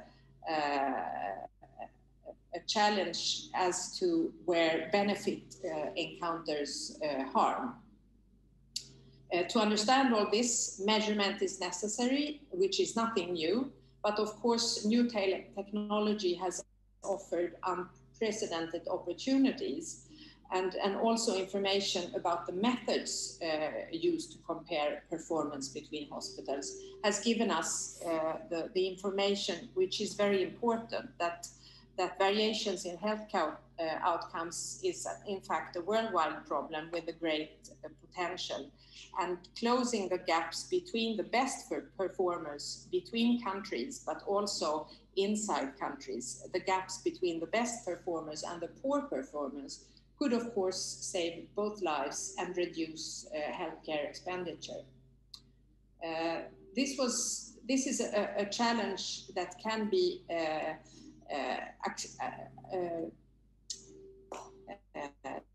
looked at in several ways. The actions that can be taken is, of course, increasing the healthcare spend, which is not sustainable long term.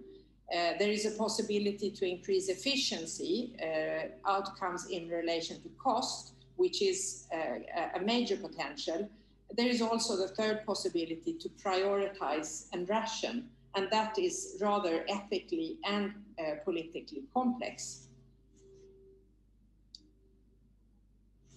The theory outlook behind the movement of value-based healthcare can be used to look at efficiency and define value as health outcomes achieved in relation to costs of achieving those outcomes. And the proposed means for achieving higher value in healthcare includes, of course, a great amount of transparency so that possibility to reach outcomes is there. And the measurement of performance becomes thus a fundamental component of healthcare development. As I mentioned, value equals health outcomes in relation to resources, and patient-relevant health outcomes in this perspective is, for example, survival, quality of life, pain level, depression, incontinence, impotence. It depends on what you are looking at. And the cost through the full cycle of care related to achieving these outcomes is, of course, what is important. And this is, important and has been thoroughly looked at from a scientific point of view, and incorporates most other goals. It focuses on what is important to patients. It focuses on cost of treatment instead of cost of organizational unit, and it works at all levels. So it's important both for providers, for regions, municipalities, whoever is the stakeholder. Of course, the strategic implication of value-based healthcare implies organizational and steering needs to be developed, which requires new tools. At the governance level, you need to go from monitoring target setting focused on waiting times, costs, and productivity to a more patient value perspective, monitoring and targeting setting focused on waiting times, health outcomes, and efficiency. Reimbursement-based activity must shift to reimbursement designed to support efficiency and innovation. And at an organizational level, healthcare organized around medical disciplines must maybe shift to healthcare organized with focus on specific patient groups with similar needs. But this, as I mentioned, requires new steering tools. So if you look at it this way, we in a normal care process, we focus, the reimbursement is set up both on what regular care and contact gives, but also on looking at the complications which are involved in a care process. So it's very much actually how much healthcare do we get from our resources, and instead how much health do we get from the invested in resources. The Swedish project Sveus is a project which I would like to share with you, which was set up nationally. And just to give you a short background, we are almost 10 million inhabitants with 7 healthcare regions. We have a national healthcare insurance system. And let's see. The local and regional trends in Sweden have very much been the fact, that we have expectations of increased transparency around health outcomes. We have registry data on provider level available to the public, and we have open comparisons published. We also have an increased public attention to differences in access and outcomes, with media attention and a lot of debate around quality and access in healthcare, and taxpayers pushing for more quality and more patient-centered healthcare. The steering models have also been criticized because they focus on productivity and increased acceptance that the present system causes barriers to innovation due to its focus on activities. So another part of the background to this study was also that there are statistical methods which can help us modify and understand the variations in patient population, and that many previous analyses of variations have received criticism for failure to account for differences in patient population between hospitals. The open comparisons that I mentioned have been problematic and have not always been accepted by the clinical community in Sweden. And with more than 100 quality registers, but not being fully used for quality improvement, there has been a debate around this and about reimbursement systems inhibiting innovation. So the overarching challenges in Sweden have been very similar to other Western countries, as I mentioned, focusing on costs for healthcare growing faster than the GDP, the variations that I mentioned, and also the very slow diffusion of best practices. The necessary transition has had lots of interest from several big university clinics in Sweden. With the unique potential that we have to analyze healthcare, understand performance, it was quite logical to go ahead and challenge the measure value with the problems that we knew that we had. Both the fact that the patient-relevant outcomes need to be defined, also the problem with data fragmentation, the lack of methodology, and the lack of an IT infrastructure and software to help us in the measure. So despite the abundance of great data, value had not previously been systematically measured because of a number of challenges. So in 2013, the SVEOS program was established to realize this potential. We started with 8 medical conditions and financed in the initial phase by the Ministry of Health and Social Affairs, with the goal to improve efficiency and integration, increased focus on patient value, and to secure an attractive working environment for healthcare professionals. And you can see the timeline of this project.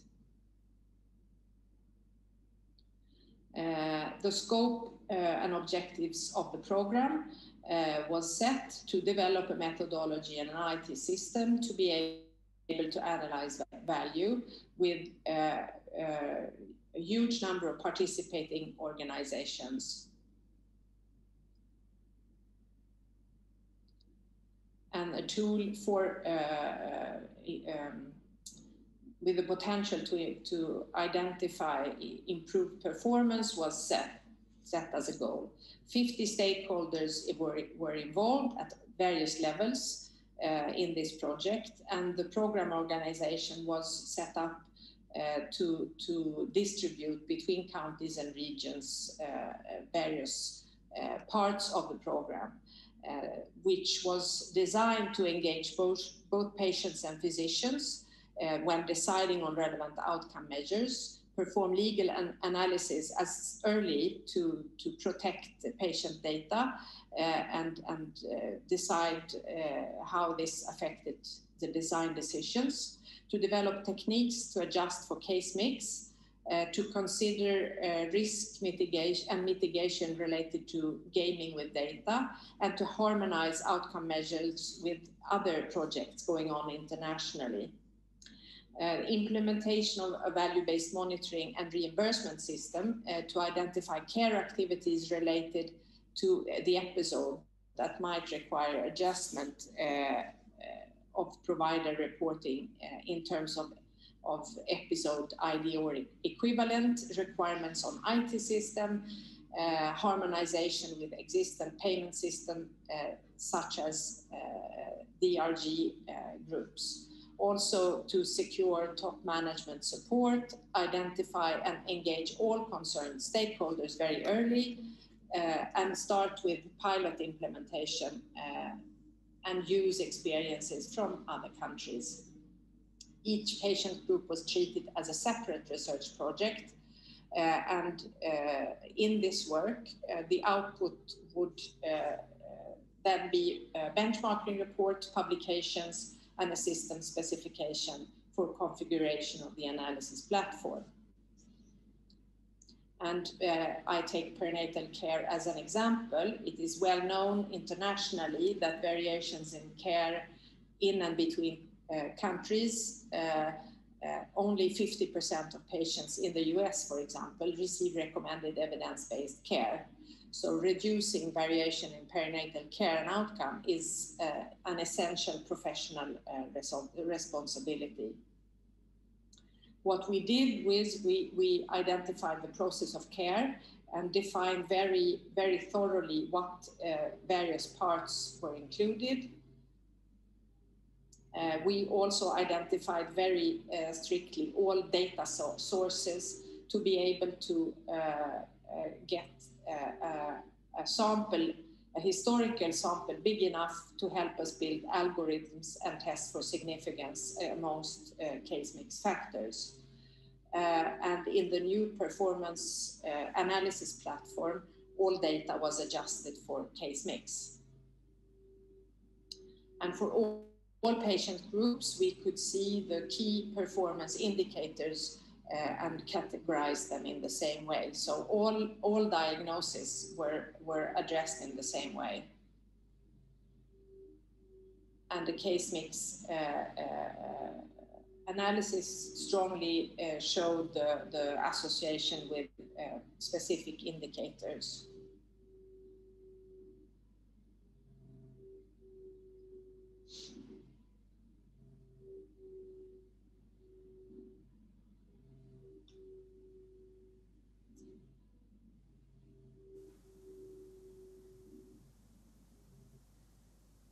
So the conclusions of this specific part was that maternal characteristics have a large impact on care, and that several demographic and clinical factors should be accounted for when comparing inter-hospital comparisons, and that there is a potential for fewer C-sections and lower resource use in Swedish childbirth care. Of course, as in all studies, there were strengths and limitations, and we discovered that definitions of terms and case mix factors are important to define. Hello, Mr. Devon, can you hear me? Yes, can you hear me?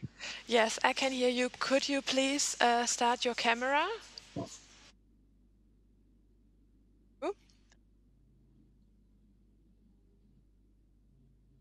Sorry, somebody on the line from the organizers. But of course, limitation was the diagnosis coding system was not perfectly reliable, and so validation was needed to check for good coding. We then stratified analysis and did regression analysis.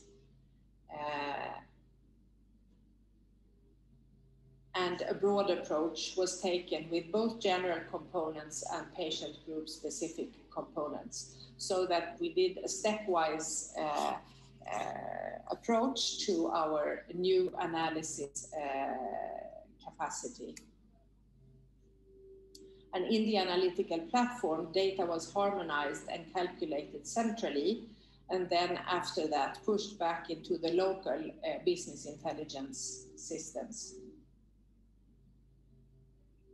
So there are several unique aspects with this project, which was developed in broad collaboration with many healthcare stakeholders, which produced a monitoring system efficient, but there were also very many challenges where a change of political majority implied a cut of resources in the middle of the project.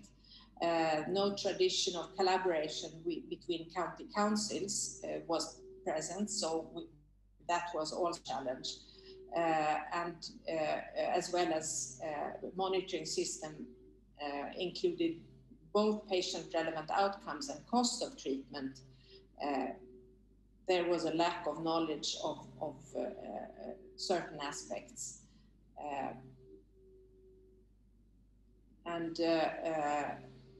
The design was thought to enable intelligent benchmarking, but it turned out that there was actually a limited interest in benchmarking across the country, and a clinical community which was not ready for transparency yet.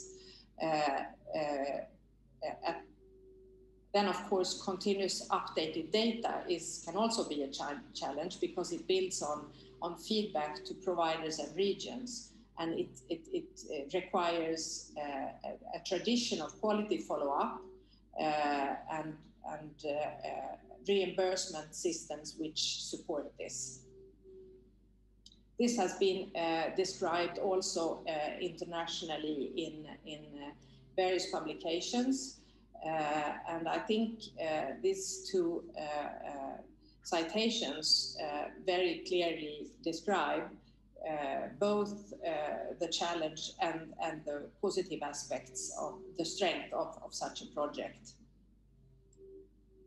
I will move on because of time, and I wanted to just briefly mention that ITROM has a similar work, and that we managed in a team representing many countries, and with a completely digitalized work to define standard sets in this group addressing outcomes with various dimensions.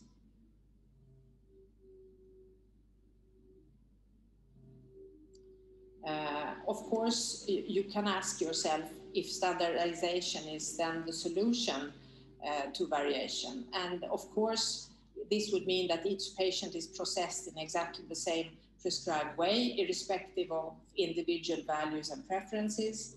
It could mean that ethical behavior is interpreted as compliance to rules and standards, and that ethical action then becomes loyalty to the organization rather than to the patient. And being moral becomes procedural, which is, of course, a challenge, because it would mean that the clinical depth in relation to each single patient is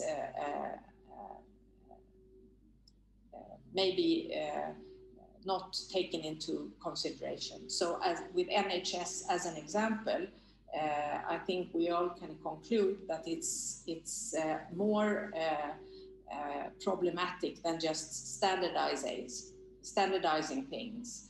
And it's important to ask ourselves the question, what happens when a model where value is at the center of healthcare, how will that impact stakeholders, and how will that make challenges available evident? If patients choose their provider based on expected outcomes and their share of the cost, transparency must be implemented. In Sweden, there is a limited choice which is possible related to the infrastructure of our healthcare system. On the other hand, if providers compete to deliver superior outcome at competitive prices, this can occur only if transparency is guaranteed towards patients. Also, if payers negotiate contracts based on results and encourage innovation to achieve those results, this requires competency in-house to take qualified follow-up discussions with all healthcare providers. And last but not least, suppliers will market their products on value, showing improved outcomes relative to costs. But this requires an agile working model and challenges if you have a big organization in contracts with small organization. Further, developing a value proposition which is convincing to multiple stakeholders can pose challenges that we have not really understood fully because of the various perspectives that these multiple stakeholders have. In this report, which was written by a group of researchers across Europe for EIT Health, the best practices from 22 countries in relation to value-based healthcare projects all around have been described, and a very thorough setup is described, which is the conclusion of this report, and which can be used with the learnings from all these various projects. And you can see in this slide the various setups that are described in this report. To wrap up, I would just like to mention that defining value is, of course, also challenged by our understanding of what is actually health. And understanding that health is related to so many things which are not at all at hand for a healthcare system, but rather from a society perspective. For example, nobody would have believed maybe that food could be the weakest link for our survival, but it actually seems to be, as was a comment to the EIT Lancet Commission on Food, Planet and Health. And it is now also well understood that there is a very clear link between the healthcare system and the environment, as healthcare is an important contributor to carbon footprint. And this is also, even without taking into account the pharmaceuticals we use and the disinfections we used, which are in most countries, in most cities, not even removed from the filtering water. So when we look at the system transformation we need to do, from focusing on whatever has to do with illness and maybe moving towards a health perspective, trying to use data and our available resources to prevent disease, we also need a completely different perspective. We need physicians focusing on system science, homeostasis and health, rather than only on disease and diagnosis, to embrace prevention in every aspect of the system. We need to take a perspective which is much more focused on how our understanding of complex adaptive systems and move beyond the simple linear thinking which we are using mostly in healthcare today. And also we need, of course, to develop our scientific methods to expand them to deal with these complex issues that arise when social systems meet technological innovation. Thank you. Okay, thank you so far, Isis, for all this information you gave us. There is only time left for one little question. Give us an idea what you described to us. Is it possible to roll out to other countries as a tool, or is it absolutely important to have the political implications and all the settings in a country which are normally political settings? Thank you for this question. Well, I would say it depends very much on what kind of healthcare system you have and how it is financed. But I would say in no country is the healthcare system independent of the political system. So my answer will be no, it's not possible to roll out. We are still at the beginning of our work with value-based healthcare, and it's very much dependent on the political perspective.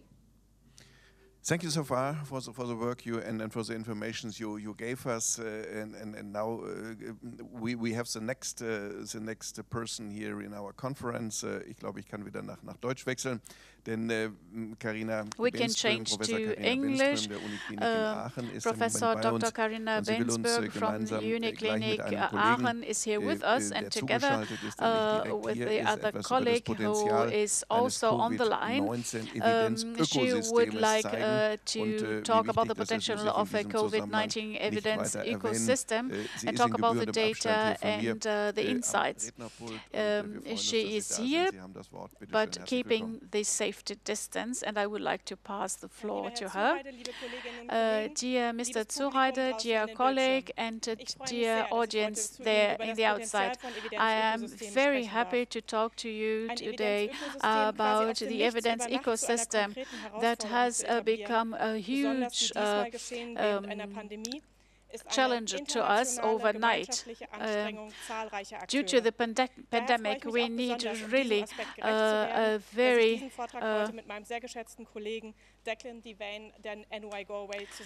synchronized approach, and I'm very happy to share this presentation today, to hold this presentation today together with my colleague Dr. Declan Devane. Since the pandemic, we need several decisions on the scientific level. And these decisions, they must be evidence-based. And during pandemic times, but also outside of the pandemic side, we have here the evidence-based medicine approach that we have been using since the 90s. And here, one thing is very important. We need time to do this assessments before rolling out things in the medical area. You have to have evidences, you have to evaluate them, you have to test them, and it takes just to integrate this evidence into the project. And if you just go back and see how things have evolved since the beginning of this year, you will see that we don't have enough time. So I have a slide here, like a timeline. This is something that was displayed at the WHO page. And here you see it starts in December 2019. And WHO did a first statement about the first pneumonia cases in China. And then it took more or less 2 weeks as we had the first report outside of China in Thailand. 11 days later, the coronavirus had arrived in Europe, in France. France had the first 3 cases. By the end of the month, in January, it was clear that it would become a bigger problem for us. And it took until February 11th to see that how this virus was evolving and how it would be named. Then people said we must do more investigation to find out what is going on. So there was a roadmap with all key questions that were supposed to be answered. And it took more or less until March 11th to talk about a pandemic. On April 4th this year, so 100 days after reporting the first case of a pneumonia of unknown cause or root in Wuhan, more than 1 million cases had been registered there. And this shows exactly one. We didn't have time during this pandemic to gather evidence, to develop an algorithm, but also to inform the population how to behave themselves in this situation best. So how long may it take to produce robust evidence during a pandemic? And this not only impacts the treatment of COVID-19 patients in intensive stations or wards, it is about social distancing, hygiene, etc., all the rules. And you can imagine that this is a bigger challenge for several areas in our daily lives. I would like to show to you, normally we rely in clinical treatments on publications and on published evidences. In Nature, on January 30th, we had this publication here that means 55 publications back then. And last week, I just checked how the picture was last week. So in PubMed, this is one of the biggest database in the medical area to publish studies. More than 500,000 publications about COVID-19 or coronavirus or abstracts had been entered there. Then the Cochrane collaboration at the beginning of the year started a registry for COVID-19. By the end of last week, more than 30,000 clinical studies had been registered there, and half of it only as observation studies and a smaller part as controlled studies, just to give an idea how difficult it is to have high quality evidences regarding the corona pandemic and this. Dann wird eigentlich klar, dass diese Menschen vor Ort, die Corona-Patienten behandeln, keine Chance haben, ohne dass es ein Evidenzökosystem gibt, sich nach ihrem Dienst oder nach ihrem Tag in der Praxis oder dann noch, wenn sie sich selber über hygienische Maßnahmen in der Familie oder in Schule oder Kindergarten informieren wollen, dann noch diese Evidenz aus dieser Vielzahl von Publikationen zusammenzutragen. Sie sehen hier ein Bild von einer unserer Intensivstationen in der Uniklinik bei der Behandlung eines Corona-Patienten. Aber ich bin ganz sicher, dass sich das nicht nur auf die Intensivmedizin bezieht, sondern das können Sie auf jeden Aspekt unseres Lebens seit Beginn der Pandemie eigentlich übertragen. Und hier kommen Evidenzökosysteme ins Spiel. Sie haben das Potenzial, diese Herausforderungen gebührend zu adressieren. Das NUM-Projekt, NUM steht für das Netzwerk der Universitätsmedizin in Deutschland, CEO-SYS, ist eines der Projekte, die bei uns national in Deutschland diese Herausforderungen adressiert. Anfang des Jahres hat das BMBF in Deutschland entschieden, dass wir mehr Forschung, dass wir ein Netzwerk der Universitätsmedizin als Pandemie-Response zu Covid-19 brauchen. Und das CEO-SYS ist eines von 13 geförderten Projekten in diesem Verbund. Die Charité in Berlin koordiniert dieses große Projekt und alle deutschen Universitätskliniken waren antragsberechtigt, ihre Ideen einzubringen, wie man der Covid-19-Pandemie entsprechend begegnen kann. Es ging darum, sich gemeinsam abzusprechen und abzustimmen, was die Behandlung von Covid-19-Patienten anbelangt, aber auch um ein großes Wissen, was Patientendaten anbelangt, aufzubauen. Am CEO-SYS-Projekt, also am deutschen Evidenzökosystem, sind 21 Universitätskliniken beteiligt, unter der Leitung von Professor Jörg Merpol, auch dem Chef des Deutschen Cochrane-Zentrums in Freiburg, sind 21 Universitätskliniken beteiligt. Und ich bin sehr froh, dass wir auch die Partner von Cochrane, und zwar international, genauso wie aber auch die AWMF, also unser Link zur Leitlinienentwicklung dann für die Ergebnisse aus dem CEO-SYS-Projekt, genau wie die TU Dortmund auch mit an Bord haben. Ich habe Ihnen hier einmal die Struktur des CEO-SYS-Projekts aufgeführt. Das Ziel des Projekts ist es, durch Identifikation, Aufarbeitung, Bewertung, Synthese und Kommunikation wissenschaftlicher Ergebnisse ein lebendes Evidenzökosystem für Deutschland zu erstellen. Hierbei sind die folgenden 4 Punkte integrale Bestandteile des Vorgehens. Die Integration und Planung und Ergebnisse der Primärforschung, eine kontinuierliche Evidenzaktualisierung, Aufbereitung der Evidenz für eine leitlinienbasierte Gesundheitsversorgung und dann schließlich ganz wichtig, das haben wir in unserem ersten Vortrag eben gehört, die zielgruppenspezifische Dissemination und Implementierung von Leitlinien und anderen Handlungsempfehlungen.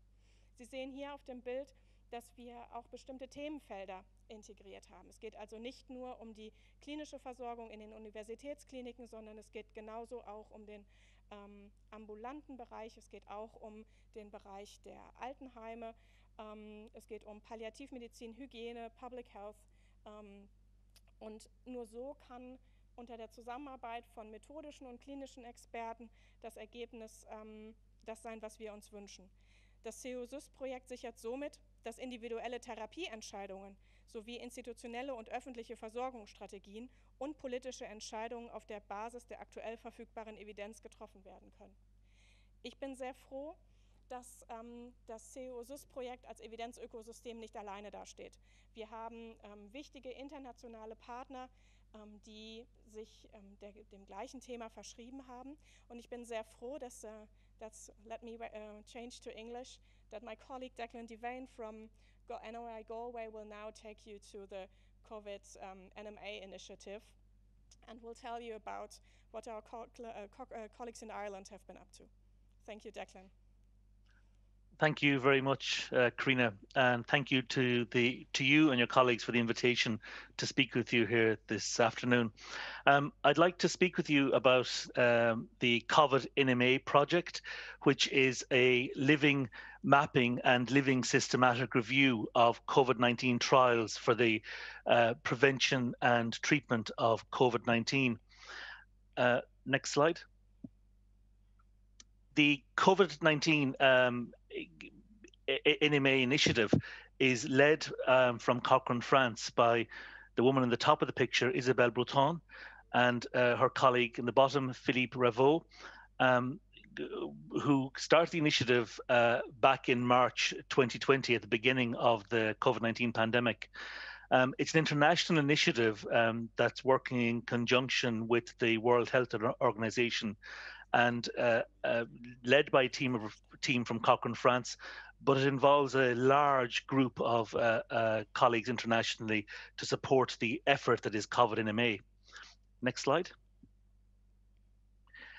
So the aim of COVID in MA is to help inform decisions on interventions for the prevention and treatment of COVID-19, and to do so through a living evidence ecosystem, which you mentioned, Karina. And it's done, as I mentioned, and I'll mention more on this, around this international collaborative effort. There are three objectives within the initiative. It's to inform research planning by producing an up-to-date mapping of ongoing trial evidence related to COVID-19, to inform public health and healthcare decisions by producing relevant, accessible, up-to-date living syntheses of high-quality evidence about prevention and treatment of COVID-19, and also to minimize research waste or to maximize research value by monitoring the trial planning, conduct, and reporting on a living basis. Next slide, please. So I mentioned earlier on about the large international consortium that is COVID in MA. And you'll see just a snapshot of the members of the COVID in MA consortium. The steering group includes colleagues from Germany. Cochrane Germany have had a central role in COVID in MA and continue to do so through Jörg Meerpol and colleagues. And their particular role is focused on around the risk of bias determination and the certainty of the evidence, which they apply a grade framework to arrive at a decision in terms of the certainty of the evidence. But you can see there's a lot of different international organizations involved in this initiative. That becomes one of the issues I'll talk about later on in terms of sustainability and how might a large initiative like this be sustained. As we talk in the next slide, you'll also see that part of the effort to deliver on a living mapping and synthesis does take quite a substantial and coordinated international effort. Next slide, please. So it's built on, sorry, previous slide, beg your pardon. So it's built on three pillars: a living mapping of registered trials, a living synthesis of those trials, and then a living monitoring of trial quality and transparency. I just want to touch on those in the next few slides. Next slide. So the living mapping, we conduct weekly searching of the WHO International Clinical Trials Registry platform to identify and extract data from randomized trials evaluating the effectiveness of interventions for preventing and treating COVID-19, including vaccines. And you'll be well aware that the vaccine trials, there are increasing numbers of those, and we'll talk more on that. And it also produces living data visualizations of the treatments and vaccines, which are updated weekly. On the living visualization, which you can see on the COVID in MA website, and is freely accessible by anybody. It's interactive. So for example, you can study, you can filter studies, for example, by their status, country, the design type, the type of treatment or vaccine being studied. Next slide. So here's an example of that data visualization, which just gives a sense overall. On the left-hand side of your screen, you'll see it's the living mapping of the trials. And these are trials that, all trials, including trials that are currently undergoing recruitment, for example, both in treatment and in prevention. And the right-hand side of the screen is the number of trials that have published results within which are included in this living synthesis. So you can see as of last week, we had 121 randomized trials with results included in the living synthesis from almost 2,100 trials within the living map overall, most of which are ongoing. Next slide, please. this is just a sense, and apologies, I can share the slides with the organisers so you can have a better look at this. However, this slide is taken from the COVID NMA website, and you can see, the graph is, you can see this graph yourself if you go to the COVID NMA website. And it just gives a sense of the numbers of trials being conducted across each of the different interventions for the prevention of or treatment of COVID-19. So you can see, for example, the very top line, the very top is hydroxychloroquine, and that has a large number of trials being conducted. And you can see the peak of those trials started to rise very dramatically from about mid-March, plateauing around August time. And you can see that the other interventions then, they started to have fewer numbers of trials, but there still is a lot of trials being planned and a lot of trials ongoing. Next slide, please. So we've daily on our media, we hear about new vaccine trials and interim results being released, etc.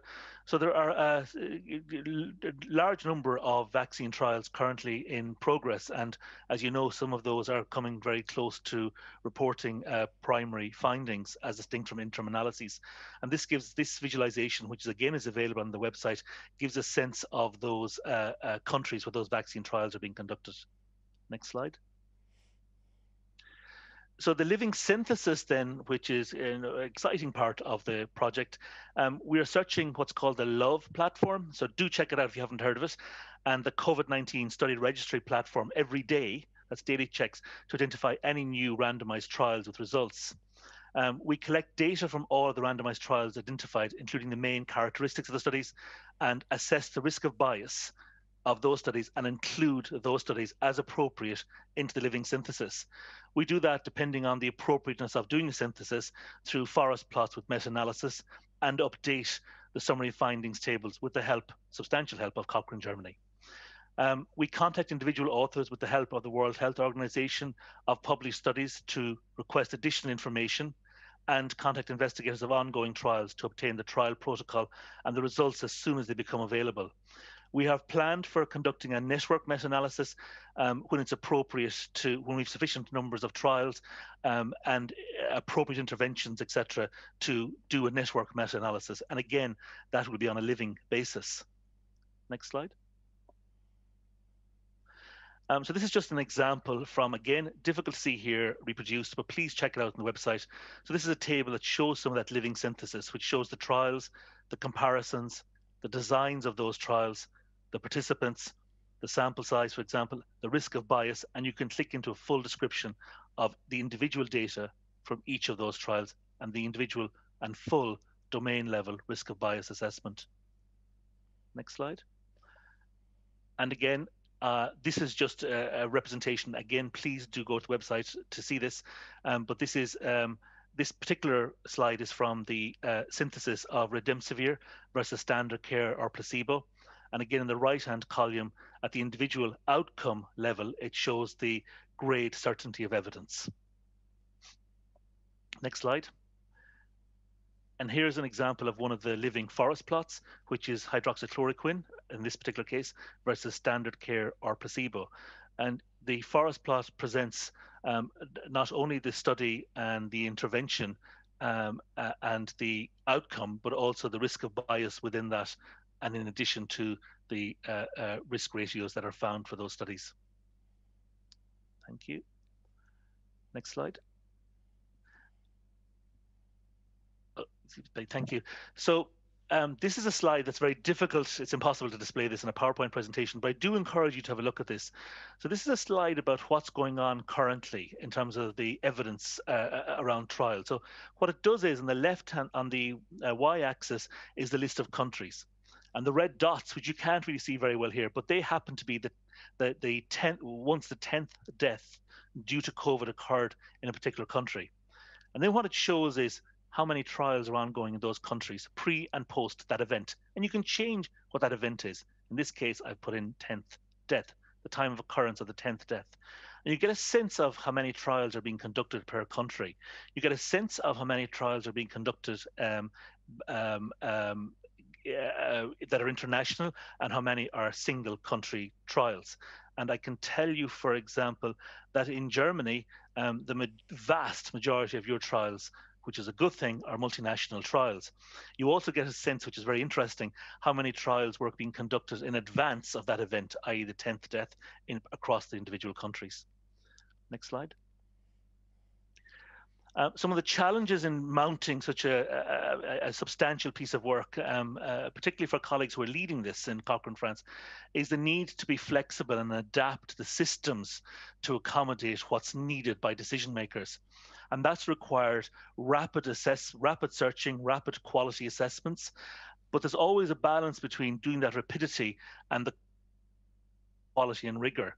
And that's really challenging. So one particular challenge I'd like to highlight is with the living evidence is 64% of the evidence is reported in a preprint. Of that preprint evidence, 14% is reported in both the preprint and publication. And about 30% of it has more than one preprint version. So you can imagine trying to tease out and merge information and multiple reports across single studies is quite challenging.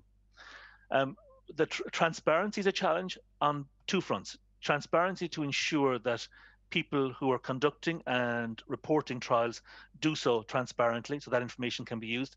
And of course, we also want to be transparent about the information and the process that we are using and to inform the decisions that we're taking around our living synthesis. A big challenge is sustaining the model. It's requiring a substantial effort from a very large number of people. The larger the number of people, and a lot of it has been done on volunteerism, but the larger that's not sustainable long term. And the larger the pool of people involved, the more difficult it is to manage the processes around this. So it's been quite a challenge. And if you think of the effort that's required in maintaining or doing a systematic review and a synthesis and a meta-analysis, that's difficult. To maintain that on a living basis, that's genuinely living, is a substantial challenge. But it's one that's worth it because it helps reduce duplication of effort. It helps maximize research value and minimize research waste. And within all of that, we've got to find a model for rewarding the researchers who are involved in that. And what I'm really pleased about within this group is that there's a particular focus on rewarding those early career researchers who are contributing significant amounts of their time, and to ensure that that is recognized, acknowledged, and valued. So thank you very much. I do encourage you to visit the COVID-NMA website, where you can interact with it, have a look around, and we hope it's going to be of value. Thank you. Ganz herzlichen Dank dafür. Thank you so far for all this information. And looking to the clock, I have only one question, maybe for Karina. And you told us, und das mag ich dann vielleicht in Deutsch, Sie haben vorhin. So I will do this in German. Karina, you said you need robust evidence. I noted this. I made a note of that. That's a similar question to the one I asked at the beginning of this session. Karina, robust evidence seems to be the most important thing here in view of uncertainties that we had and we still have partially, but also with a view to fake news and other things that are in the system. How do you get through it? Systematically, this is a concise answer, Mr. Surhalde, for the various study designs. And apart from the modeling trials that are new, we have established certainty potentials and tools in order to be able to evaluate it systematically and transparently, so that also for the broad audience, the public audience, it becomes clear what a risk of bias was evaluated for individual trials. So this is a big part of the evidence ecosystem to evaluate the various publications in terms of their bias potential and to document that systematically and transparently. So I would like to thank the two of you for this very valuable information, especially for the remarks relating to the evidence. As the journalists, they actually rely on such information because we are required to forward that. Before we have a little coffee break, we'll have Professor Erwin Böttinger, Head of Specialist Area Digital Health at the Plattner Institute in Potsdam, and you want to deal with the EPF and the personalized health and the whole from a European perspective. You will speak in English, and we are happy to have you. The floor is yours. Thank you very much. It's a pleasure to be here and speak to you today, and congratulations to my good friend and colleague Gernot Marx and his team and all the organizers for putting this together. Indeed, Gernot and Professor Marx and us and many other colleagues around Europe are working together on a large project that I'll introduce to you today, which is certainly not to be considered synonymous with efforts in individual member states that are driven from the requirements and the stakeholders within member states concerning digitalization of clinical records and digitalization in a way of making accessible to patients in those systems of member states elektronische Patientenakte or electronic health records. So the overarching goal of the project that I'm describing to you is to bring into these initiatives that are ongoing or have already reached completion and implementation in many EU member states and are ongoing in some others, to look at this from the European perspective and to create a solution in a prototype demonstration for a system that could enable European citizens an EHR exchange with added personal health information for personalized health services. And this is the project. It's called Smart for Health. Again, it is not to replace individual initiatives in member states, but it can be an integrative and citizen-oriented solution for citizens to carry their health data, to gain their health data, carry them with them, and use them wherever they may be for whatever purpose within the EU, in the so-called cross-border health information exchange initiative, where the EU and the European Commission has for a good number of years already sponsored projects and that have been productive, and we are picking up on the basis of those projects. And so here I'm introducing the Smart for Health project, citizen-centered EU EHR exchange or health record for personalized health in the EU. I myself am in Potsdam at the Hasso-Plattner Institute for Digital Engineering in Germany. And I'm also professor and co-director of the Hasso-Plattner Institute of Digital Health at Mount Sinai, the Icahn School of Medicine in New York. So here in a cartoon, at a very high level, what are the objectives? The project is under the EU grant agreement 826117 of the Horizon 2020 framework, and is a research and innovation program. We are approaching halfway of this project, that we are nearing the end of the second year of the project. So the overall objectives clearly pick up on what is a right for European citizens in all member states, in all 27 member states, that is specified in legislation, and that is that each EU citizen has the right to receive a digital copy of health information, the relevant health information. And so this is one of the basic tenets of this project and the basic motivations. And so therefore, an aspect is that with timely and innovative and advanced and state-of-the-art digital approaches, in particular enabled through smartphone and apps in smartphones, citizens can execute that right on the basis of this prototype implementation to obtain personal health data in a digital format. And of course, this is not that, you know, and I'll come to this, we are sort of transferring the entire hospital information system from a hospital, and then often like there are 3 or 4 records at 3 or 4 different hospitals, and all of these come together in total in this health record, but it is an excerpt, and we'll come to this, a meaningful excerpt for patients. Obtain these health record in digital format from the healthcare providers. There is a utility that is a implementation where the citizen can store and manage the health data securely with high utility according to their own user requirements. The user can share their data with healthcare professionals and trusted individuals via secure mechanisms, and we'll get to this.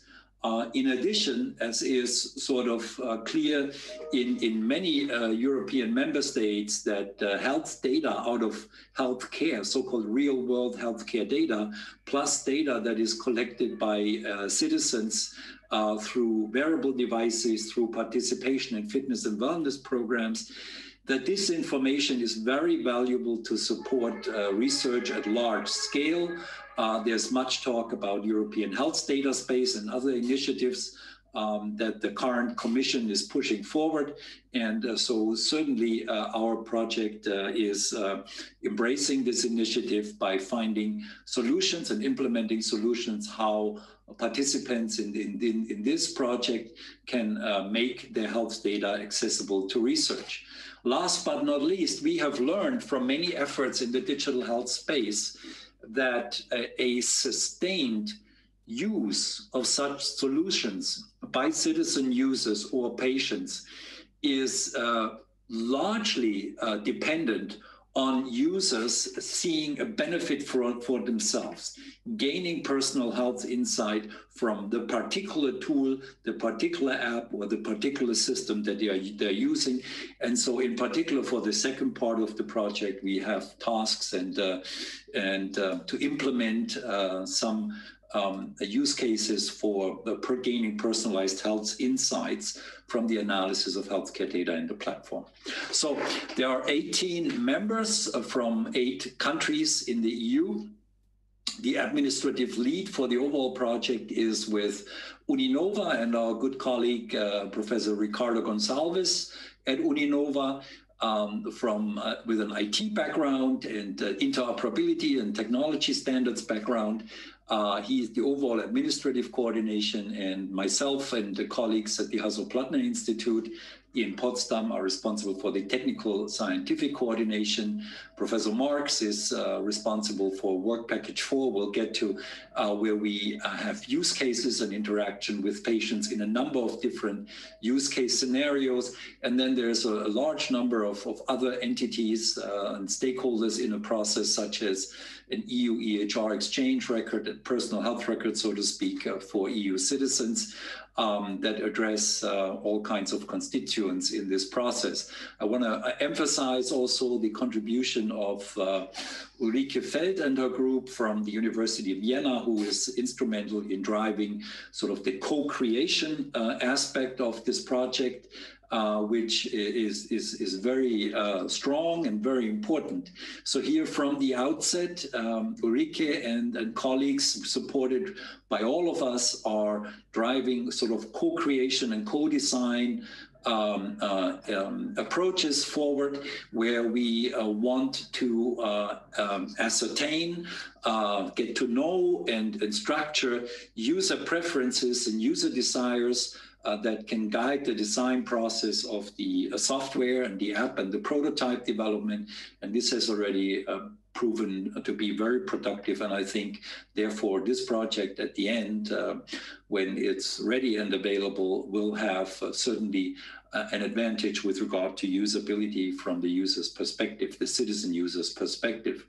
So here a brief and cartoon overview of an architecture, overarching architecture of the platform and project that is much simplified compared to the real architectural drawing that we have obviously in the project development with our colleagues from the technical development teams. The technical development teams are Data for Life, GmbH here in Berlin, who are pushing forward with the platform development.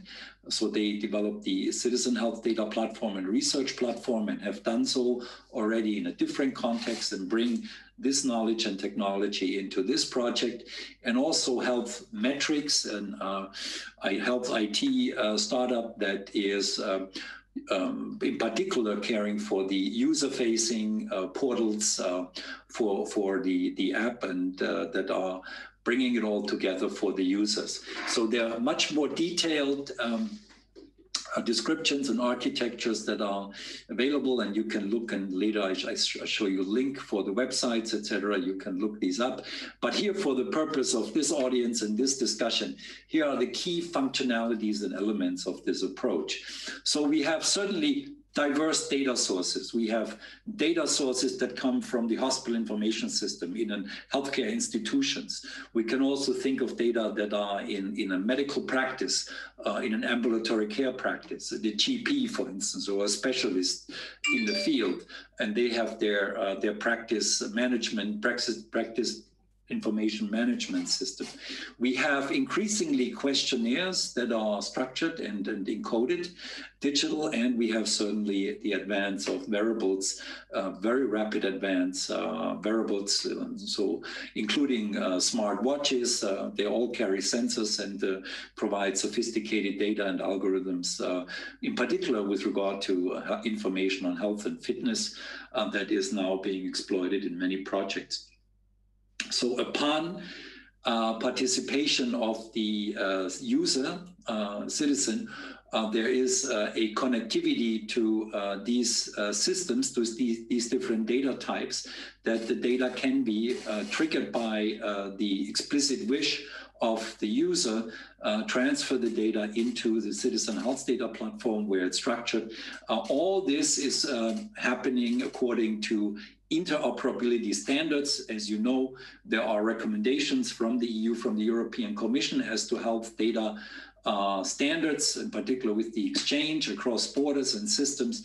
And we are strictly adhering and compliant with these guidelines for interoperability, so that once the data is there, it is meaningful when applied in any context of use of the data in EU, within the EU. So with regard to providing data for research, obviously, there has to be a pseudonymization and de-identification of the data. And I get to this. This is very challenging in the context of finding the right way of an informed consent for the citizen user who considers and wishes to donate data and provide data for research. There has to be the right level of data de-identification to make sure that the data that reaches the research platform and is there has no identifiable information, no identifiers, so that the data in the research platform can be accessible to external partners, such as academic research centers, such as potentially pharmaceutical, if the user explicitly permits also use of the data for research projects in the private sector. And the research data can also be made available to third-party research infrastructures that are supported, for instance, by the EU in the context of the Elixir node networks and other research infrastructures. So this is certainly a large spectrum of potential external partners that then can access the data for research purposes. Obviously, if we want to provide the opportunity for the user to gain insights, him or herself, from participating in this, there has to be a feedback that's possible. And that requires recontacting, of course, and that requires yet a very specific setup with regard of this whole loop from the citizen health data platform to an analytics and research platform, and then bringing insights and or opportunities to participate in research and so on back to the specific unique citizen that has consented to do so and has consented that he or she wants these opportunities and wants to benefit from these insights with regard to personalized health services. So a few vignettes as to where we are. We have a minimal viable product ready. So that is that we have certainly all the app ready for the user portal to follow the registration, identification, authentication, following EIDAS, Electronic Identity and Authentication Services standards from the EU. The participant, the user, can then self-upload data from various sources and can request to connect to healthcare providers. At this point, obviously, only those institutions that are participating in this. Is very important, the contribution of those institutions, including University Hospitals Aachen, as I mentioned. So their excerpts of the health information system in data on patient records can potentially be transferred. Not in the first instance, we are working with mock data, but the connectivity is going forward. And then obviously there's an elaborate system where users can then, with healthcare providers or other trusted individuals, share the data. This is also in a very highly secure manner, and the data can be shared such that these individuals, healthcare providers or family members or others can view the data or can download the data. So the use cases are designed, 8 use cases in total, to first, the first 2 use cases test the infrastructure. So we have large volume electronic health record data from a United States partner, the Icahn School of Medicine at Mount Sinai, where we have 4 million health record data de-identified to test the backend to make sure that the system can handle large volume structured information from electronic health records. And as I said, we are working with 3 institutions in 3 countries, in 3 member states who are allowing us to work together with EU requirements and real world challenges for connecting hospital information systems or electronic health records with the platform. Then with regard to data coming from the person's, the citizen's own sphere, it may include data from wearables, from devices, from devices that they experience in physical therapy, etc. There's a number of use cases where on the problem of back pain, a very common problem, as you know, in the population at large, affecting individuals of all ages, with intermittent back pain or chronic back pain and acute and more chronic. So these use cases are designed with healthcare providers in the field. For instance, physiotherapy institutions, they are designed to provide and relief and provide relief for nursing staff in hospitals, and also for ambulatory Pflege providers. So there's a number of use cases that covers the entire spectrum relevant for back pain, that is in prevention, in Pflege, as well as in physiotherapy, rehab, and in hospital care. Last but not least, obviously, a dimension of this is also relevant for folks who travel, who leave their member states and spend either a short period of time on vacation and leisure, or on professional assignments, a prolonged period of time in other regions in the EU, in other countries. In this case, the participant region, autonomous region, is the region of Madeira, an island in the Atlantic, which is part of the Portuguese nation. So all of these use cases, without going into more detail, are part of the project, and we're learning and gaining valuable information on these different dimensions of how a citizen might want to use such a platform for the purposes of work, travel, and home, in addition to medical care. So some details, obviously, with regard to electronic patient record in the EU. There are many challenges because there are many national and regional solutions where we need to have an effort that can extract the relevant information and provide it for the citizen, no matter what region and nation. And that information yet has to be meaningful and informative for providers and individuals that deal with health of the individuals participating in any nation and region. So this is a challenge, but we're on a good track to overcome some of those challenges with our solutions. We are incorporating, and this is very important to have the co-creation process here involved, addressing cultural, political, and different and technical readiness issues and differences within the implementation. And last but not least, certainly we need to overcome data silos. One particular challenge in the EU is obviously not only specific and relevant for healthcare, but for digital solutions in general, which is the multilingualism. So we have many languages spoken in the EU, and for the prototype, we are providing interfaces for 5 EU languages, 5 main EU languages by the end of the project.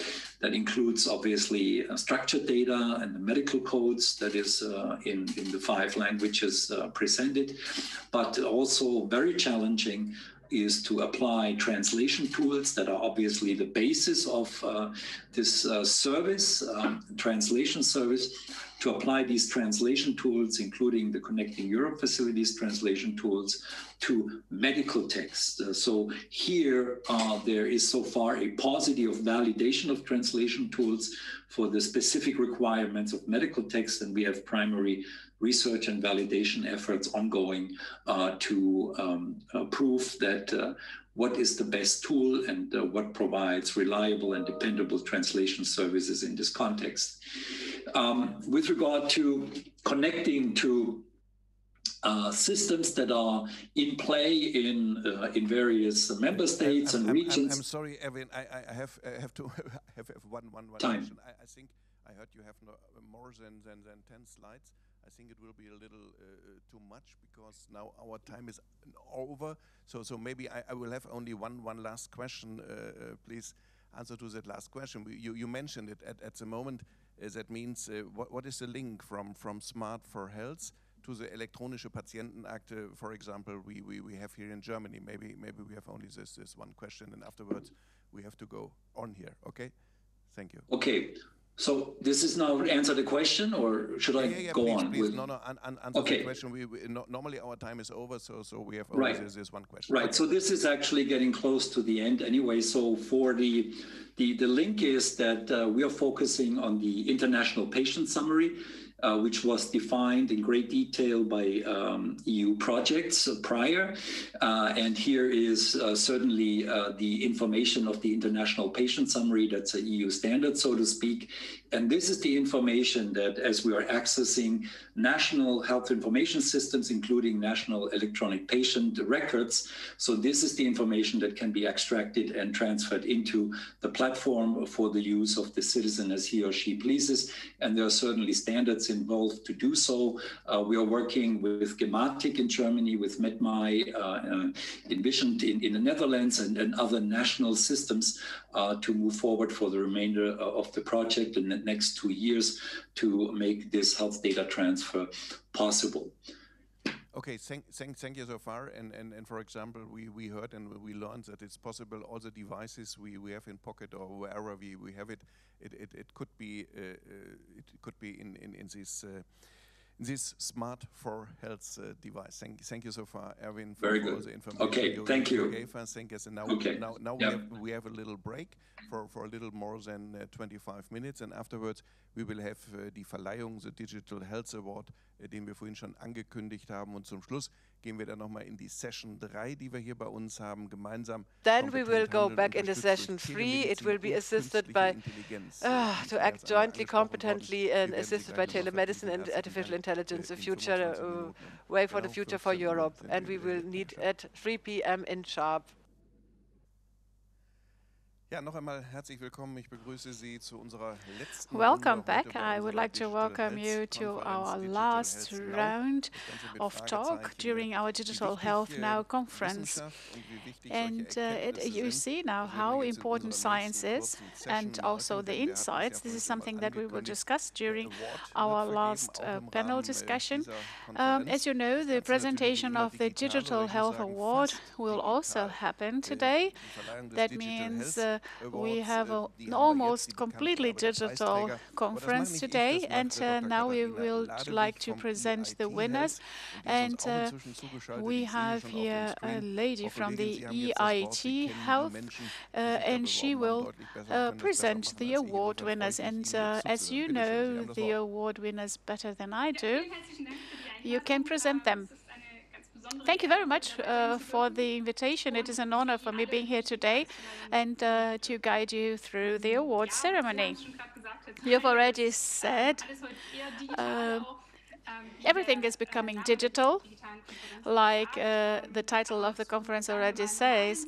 In normal times, we would do it face-to-face, because the award ceremony is, company establishing award ceremonies are very interesting, because you really sense the spirit of startup companies, and in the area of health, it is really exciting to see. During the competitions, you'll see great businesses with huge innovation technologies and potential. We don't have a face-to-face ceremony today, but we wouldn't like to miss the award ceremony, because these competitions for startups are very important for all those who participate, because they really contribute with a significant feedback. It is a feedback from experts who have checked the submitted materials, but also the feedback from the the nominees who are competing amongst themselves. This also gives some transparency or some visibility to the companies who are competing. And we see these awards as a kind of a quality seal, because this award, Digital Health Now, creates trust for potential partners, for investors, customers, employees. And last but not least, they really strengthen the self-confidence of startup company owners, because they are proud to say, I've already competed there, I've already won an award, and so on. But it is also about awarding quality. It is a good idea that you need a good team, and we assess the good implementation, because this is not, it doesn't go without saying. That means it is really a seal of quality that we are granting here. As EIT Health, we are interested in engaging and collaborating very closely with startups. We don't do it only here in Germany with EIT Health, but we do it Europe-wide. So therefore, the Digital Health Now Award was a competition for all European countries. I would like to tell you which options the winners of this award have? Because EIT Health has several programs for winners, like the Pharma program, Digital Solutions program to approach big pharma companies. We have market access trainings, not only in Germany, but also to grant European market access. We have a huge network that we are offering to startups so that they can move on. And of course, EIT Health has more than 150 partners from the health industry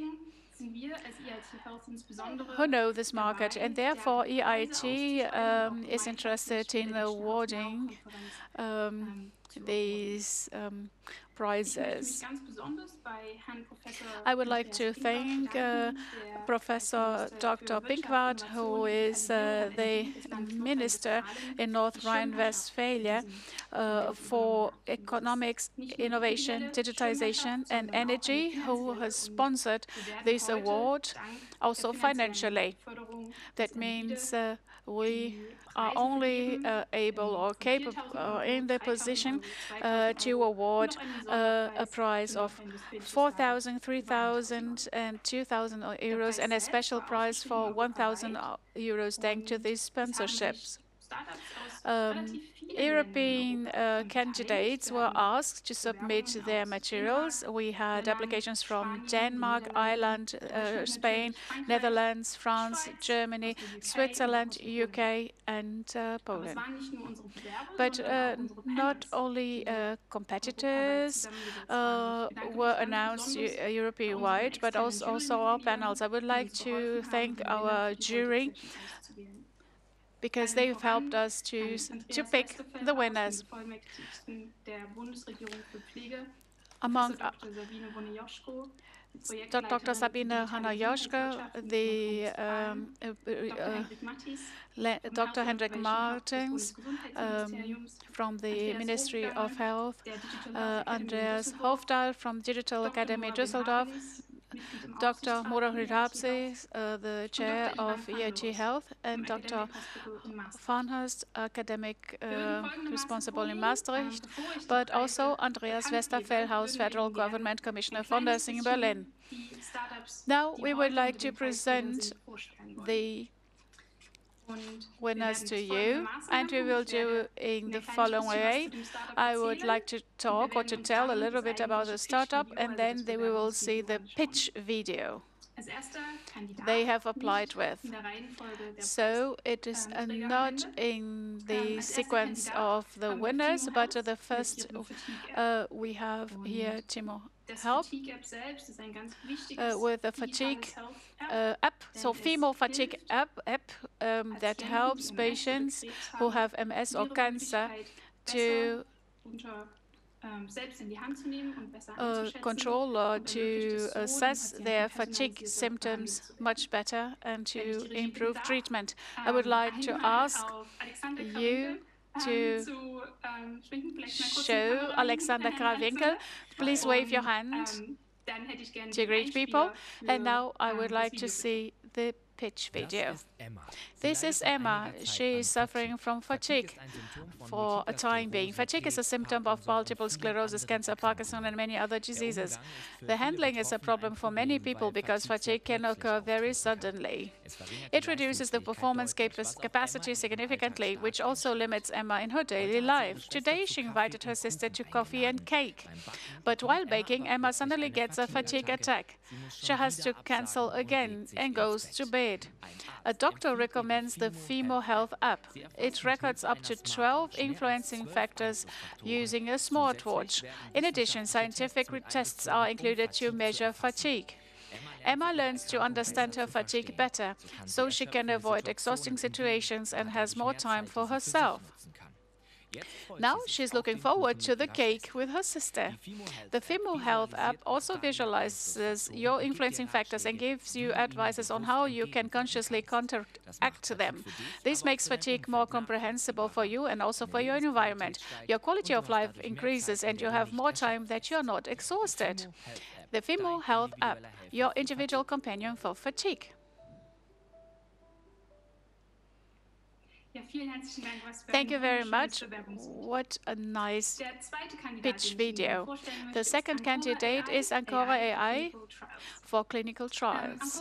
Ancora AI is a startup that is not unknown to EIT Health because their innovations have drawn much our attention during the pandemic, and they have already won an award last year. Could you just wave as well and say hello, Luca Yaras, and please show me the pitch video. This is Ancora AI, our free online tool allowing patients to access clinical trial information and enroll in clinical research directly for the first time and in less than 5 minutes. Simply go to the online platform and put in your medical indication and location. You can then view a short list of trials in your area, including an interactive map and more details about each of the trials. To narrow down your results further, you can fill in our user-friendly questionnaire, which takes medical information in a conversational manner in a matter of minutes, allowing patients to avoid the main barrier for clinical trial access, which is weeding through complex eligibility criteria.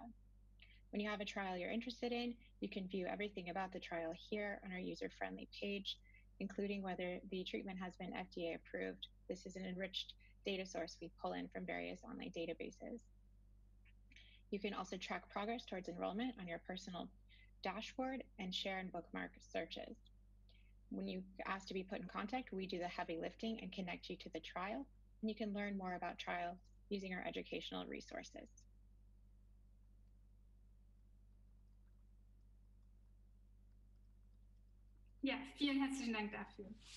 Thank you very much for the explanation. And candidate number 3 is Teladoc Mobile. Who doesn't know it? We have a pandemic and we need urgently a doctor to see a physician. And the flexibility of the health insurers and the Ministry of Health has been very much increased, so that things are now possible, like telemedicine. Teladoc Mobile is a wonderful example.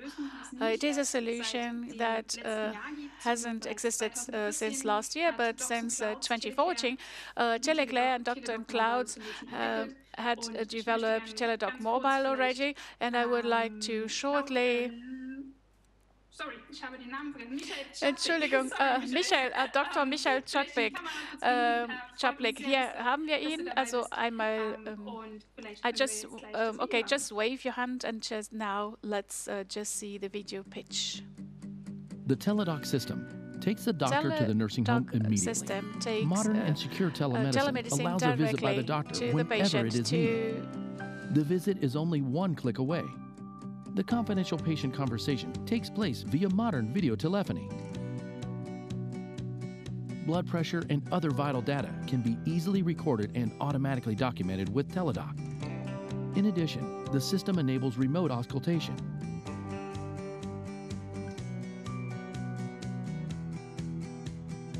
Depending on requirements, a small or even a complete ECG can be derived, recorded, and shared with the doctor. Based on this information, a suitable therapy concept can be developed and further procedures planned. A final report is created and can be shared with other information systems as open interfaces are provided.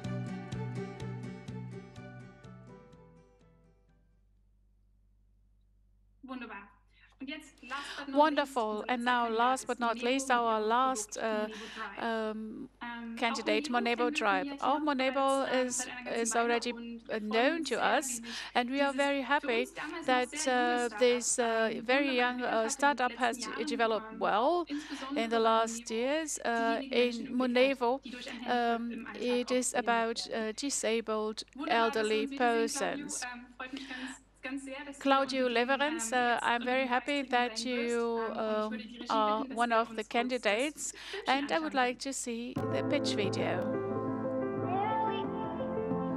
Monevo Drive is an innovative special control for wheelchair users who can no longer operate their wheelchair with their own hands.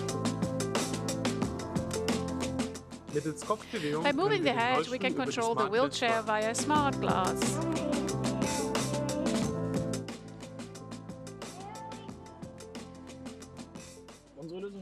Our solution uses smart glasses to give people with disabilities access to smart technologies to give them independence in everyday life.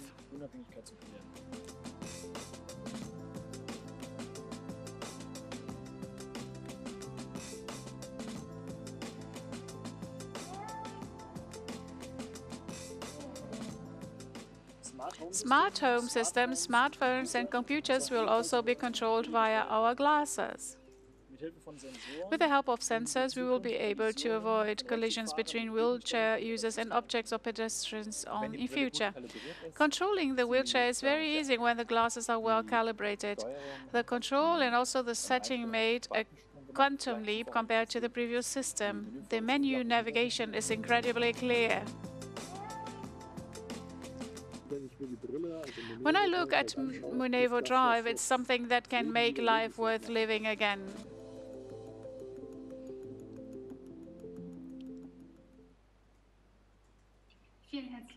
Thank you very much. Well, before announcing the winner, I would like to thank you heartfeltly.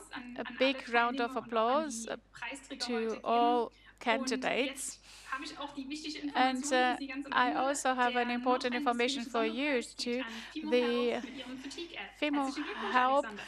So the fatigue app will get the special award from the federal state, North Rhine-Westphalia. Alexander, we are very happy to, and we liked your submitted materials very much, especially I hope that your app will cause a great impact here in our federal state. And I give you the floor now to say some words. Thank you very much. We are very happy because, you know, to be here amongst those incredible companies, excellent startup companies who are dealing with these topics that are very important for society. But we are also very happy to be the winners of this category now. We feel completely honored, and we will also invest the money that we have just won into the further development of our products. Thank you very much, and I am very looking forward to seeing who the next winners in the other categories will be. So third award, Moderator Drive. Thank you very much. Oh, congratulations, Claudio. Claudio, so it's the third award. It's not the first award that you're winning, right? And it's not for the first time that I'm congratulating you. But maybe you would like to give a small statement, a brief statement. Thank you very much to all of those who have believed in us, who have trusted in us, and who have accompanied us on our way. For us, it's great because we can help other people. We are happy to get support, every single support. Whoever would like to occupy him or herself with this topic, please contact me. We are always looking for new faces, for new talents who would like to support us on our journey. I'm sorry, not only young people, but also elder people who would like to support us. Please contact me. Thank you. Yes, of course. And we can also share your contact data, but details, but also the details from the other candidates with you. So second award, second position is then Ancora Luca. Give very much for this honor. We are very happy to receive this award because it will help us to give access to clinical studies to a bigger group of people. And we hope by receiving this award from North Rhine-Westphalia that we can then also collaborate with further players on the market in future. Thank you very much. So for those who would like to contact Luca, please contact us and we will just bring it together.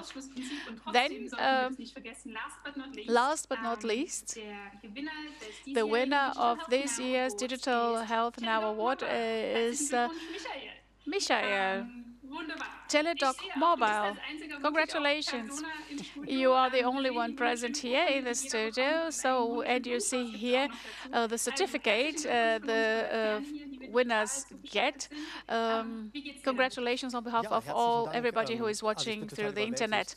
Thank you very much. I'm completely overwhelmed. First of all, I would like to thank my entire team because they've worked very hard in the last years, not only in 2014.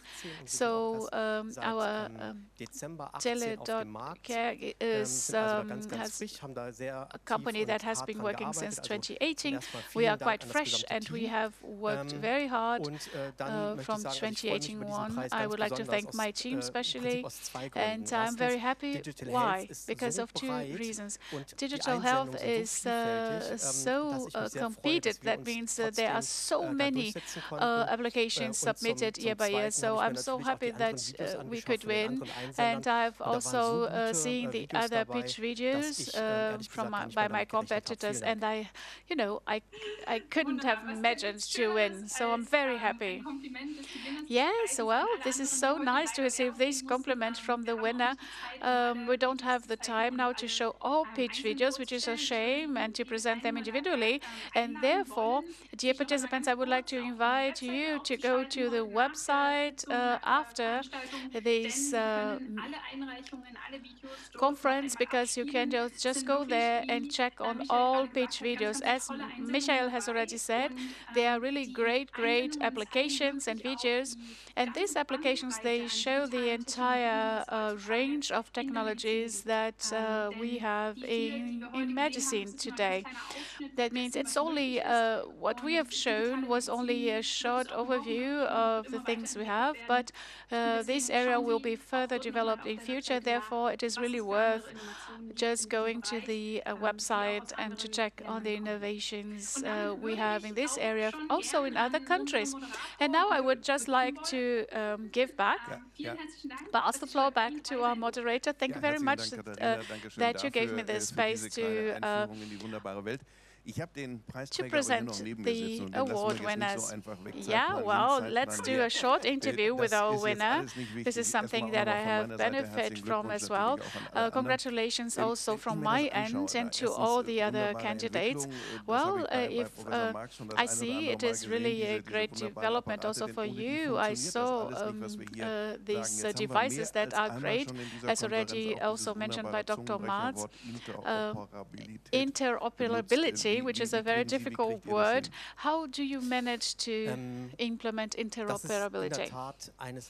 Yes, this is one of the biggest challenges. Interoperability in the healthcare area is perceived quite challenging and has to fulfill several requirements and to catch up a lot. So there is a huge gap to close.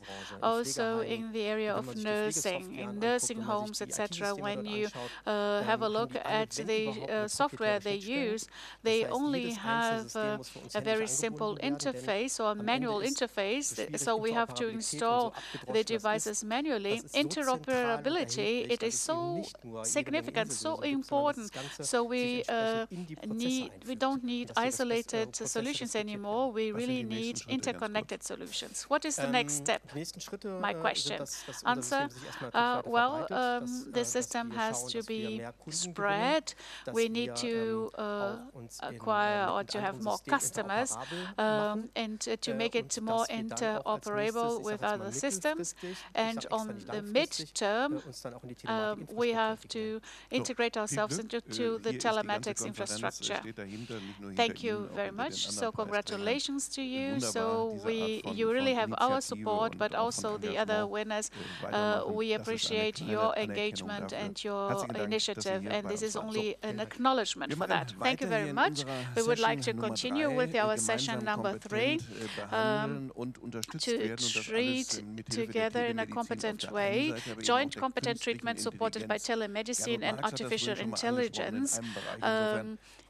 I'm very much looking forward to your next speaker, Thomas Ittel. He's chairman of the executive board of the University Hospital RWTH Aix-en-Chapelle. So there he is. So he has a very nice background. I think it was waited for you, right? Mr. Ittel, very warm welcome to you, and let's talk about the virtual hospital and the artificial intelligence. Herr Kollege Marx, vielen Dank für die Möglichkeit der Zuschaltung. Ich berichte über virtuelle Krankenhäuser. Ich habe schon mal aus dem Plural ein Singular gemacht. Ich setze auf den Ausführungen von Staatssekretär Heller von heute Morgen, nämlich zum virtuellen Krankenhaus NRW. Und ich hoffe, ich bin gut zu verstehen. Ich möchte noch einmal auf die 4 Handlungsfelder des virtuellen Krankenhauses eingehen. Das ist zum einen natürlich ganz zentral, das Expertenwissen in die Fläche zu bringen und zur Verfügung zu stellen. And to make it available. The virtual hospital NRW, as the name says, is depending on the state of the art of digital transformation. It makes its living of digital tools, but it shows also the digital transformation. And in particular, the virtual hospital is to render a contribution for complex decision situations that are now happening as a rule because of the personalized medicine. Up to expert knowledge in the patient to get it transported to the doctor and to the patient, and critical decision support. They are to generate sustainability. They want it to be a one-day hit in the course of the provision research. They are to be sustainably available. So that was the starting point that State Secretary Heller has also mentioned, that we set out a year ago upon the initiative of Minister Laumann to launch the virtual hospital, to get it going, and we had 3 major tasks: to define the relevant contents in medical strategy, to design the solution-oriented processes, and that then to be organized by the hospital, and then also to finance the budget, to clarify all budget questions, and you can see the structure, how we have worked. You see the foundation committee and 3 working groups that assist the foundation objective very well, committee very well. Let's now talk about the medical contents. In the medical content that was said, liver metastasis in colon-carcinoma, there was a big random-based study in patients with liver metastasis, and they were categorized in the question of the removability of the liver metastasis. So, well to be done, or difficult, or no longer possible. And the possible clinical benefit that the patients would draw from it. And the decisive slides will come now. So you see much less signal from the whole trial. Only in 70 patients liver metastases were resected, and what's much more remarkable is that 169 patients had non-resectable liver metastasis, and they were not resected, although the technical degree of difficulty for the removal of liver metastasis was between 5, 6, and 7. And the probability to achieve resectability and to achieve cure in this study depended very strongly upon where the treatment took place. In university hospitals, half of the resectable patients became resected, whereas in non-university or in medical practice oncology, it was the case much more rarely. And in patients that were not treated in the hospital at all, only 1/5 of the patients were actually allocated to a resection. So as Minister Laumann has said, that he doesn't want inequality in the treatment quality, depending upon the location where the service is rendered. So, but the performance should be all the same everywhere. So, and that it can be traced very well. You can see by means of the Kaplan-Meier curve, those patients who were eligible for resection and actually were resected had a survival of 60, and the other other ones were much lower and had a much more unbeneficial time of survival. That was a clear indication of this indication, how to include it in the virtual hospital. And the other evidence was, and I think that was well addressed this morning, that's about the results of Telnet NRW. That is the big project of Aix-la-Chapelle and Münster, and shown to you by Mr. Gernot Marx. You see the 11,000 ICU visits that were actually eligible for the evaluation, and regarding the process quality of you could see a significant effect because of telemedical intervention. You see, without me having to talk about the detail, that in 3 endpoints, the probability that the intervention group of quality assured or quality improved was much higher as opposed to the control group. So in the virtual hospital, we had a several stage, multi-stage development phase, implementation stage, and realization phase. So to this end, when moving from the implementation to the realization phase, this is where we are right now, and the result of the work so far has been introduced to you by State Secretary Heller. The country of NRW, North Rhine-Westphalia, has founded a virtual hospital NRW, charity limited, and is to be the carrier platform for the coordination of the services within the virtual hospital. And also this was said this morning. There are 5 indicators. Only doctor-doctor interaction, not yet patient-doctor interaction. You see the participating at Bad Oeynhausen, Aachen, Essen, and Münster as a financial holder.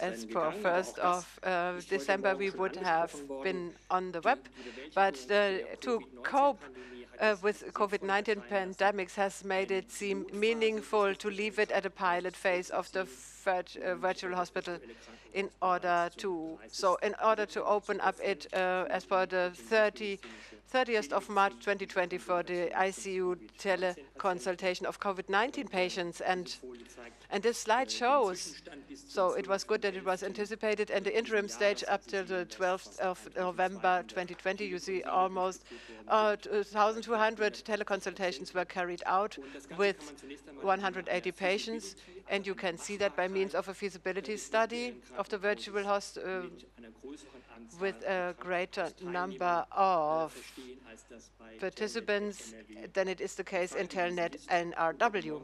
And this morning it was reported, and it was pointed out already, that the lower number of the transfers to the advice-seeking ICUs was below 10%. So this is considered to be an evidence for the function of the virtual hospital. And I think it's quite exciting when it comes to health care provision projects to see how much this virtual hospital can improve to mortality reduction and improvement of quality. To this end, we will need much more patient inclusions and data than is the case presently. So the virtual hospital is like something like a moving target. It is to be further built up with further indications, to be fed with further indications. So what's quite decisive here, from the change of the administrative political framework conditions, we talked about DVD3 and the other initiatives of the BMI, the ministry. They all have the degree of digitalization in hospital, but also to increase remuneration and to offer teleconsultants like the electronic patient file, e-recipe, EMP, emergency data set, DIGA, and many other things, and to include that successfully implemented in their medicine. And North Rhine-Westphalia, with its hospital plan NRW, also has assumed a driver function for the hospitals by fostering work division and networking in the provision for the hospitals. So by taking preference, and also the GBA in its center definition of special tasks has taken on a very important function, because a part of the tasks of all so far defined centers, all teleconsultation hours, be it from hospital to hospital or among from the the hospital to the doctor. So apart from the virtual hospital, we will have in future a networking, digitization telemedicine center where the certain KHSD centers are intertwined digitally. And of course, this requires an organizational platform like the virtual hospital. And that's especially well adapted to support here, to render support here.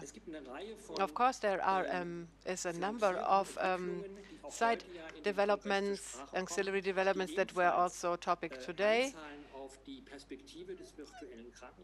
The perspective of the virtual hospital. One is the Medicine Informatics Initiative. You know that Aachen, together with Leipzig and Jena, has built a consortium, the Dismissals consortium, and takes a visible role here. And when it comes to Mr. Schuppert's speech, we will see to what extent the build-up of data communication center and the analysis of large patients of numbers of patients can render an important contribution to further promote the design of the virtual hospital. And another development will surely take place parallelly because of new innovation projects. One is Optima at NRW, also comes from Aachen, will be introduced to you in the course of this Congress today. And as a result of these projects, there are also plannings ongoing also at other locations to newly structure the provision level in emergency care. And you see the virtual hospital, apart from the emergency room, as you know it, regional healthcare provision, trans-regional healthcare provision will be projected with telemedicine, and this could also be part of a virtual hospital. What's much more important is something else. Apart from the medicine informatics initiatives and the build of new supply models, it is obvious that we don't have time and that we are the driven ones, that we are the chased ones by the global development is taking place in digital healthcare, and also the task of a virtual hospital are affected by that. So just give me two keywords here: the global digital dynamic development of digital healthcare as such, and of course the progress we make in molecular personalization, not only in oncology, but also increasingly in cardiovascular disease patterns and other disease patterns. This is why I believe that with the virtual hospital, it cannot be enough to only strive for further consultants, but as a perspective, you need to create the structures for the actors in such a virtual hospital. You need to formulate them, and at least the emergency care hospital partners and should have capabilities as there are illustrated here on this slide. They should be able to use the data. They should be able to learn from AI, machine learning, deep learning. You had mentioned it, but they also should have the capability when it comes to model computations and prognostication, but they should also develop skills in supply research in order to be able to give an answer to questions like how is it worthwhile telemedicine, and in which patient groups, and which effect does it have for which patient groups. And you should also have the capability to actually launch these healthcare provision effects by personalized therapy, by support in clinical decisions. I will conclude my speech with two short, somewhat provocative theses. The virtual hospital in North Rhine-Westphalia bears challenges for the health politics, but also for the political actors. For health care politics, a virtual hospital should be the consequence to include it in the hospital planning. The personalized medicine will be that complex that hospitals in the future will interact or will be enlarged center in a virtual hospital based on the vision. And implicitly, you have to request that the maximum care should be developed. should be developed in such a center, and of course that we need a networking in order to analyze data that are generated in such a hospital. But the question of accessibility, if we want to escalate it, if we want to scale it up, who enters a hospital with which need for consultation? This is something that needs to be controlled, because otherwise quality cannot be ensured. We had also mentioned that digitization also leads to a new distribution of roles, also of existing factors and the emergence of new actors. So it cannot be true that we display analogous process. It will be a big challenge also for the virtual hospital to, and that's my last slide. I do believe that these developments, as I have just outlined them to you, or the set of our data integration centers in a virtual hospital will be the critical decision-making structures in order to transport a complex medicine into the future. This makes me conclude my speech, and I'm looking forward to the discussion and your questions.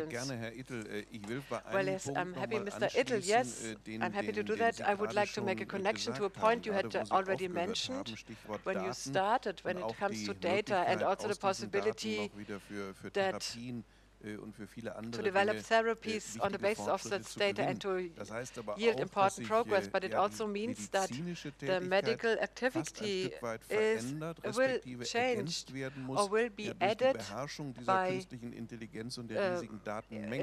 mastering the artificial intelligence and the huge quantities of data. Do you also integrate this?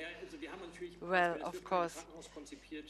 When we devised the virtual hospital, we quite consciously chose a rather scarce version, because we said if we feel overwhelmed by the field of task, then the implementation phase will fail. So what we're doing now is field of action 1, to upscale expert knowledge, and all other things I have mentioned and what you asked will be taken on in a virtual expansion phase of the virtual hospital. And the other keyword, to go to quite the other direction, the inclusion not only of the colleagues in the hospitals, but also in the outpatient, in the settled doctor's practice.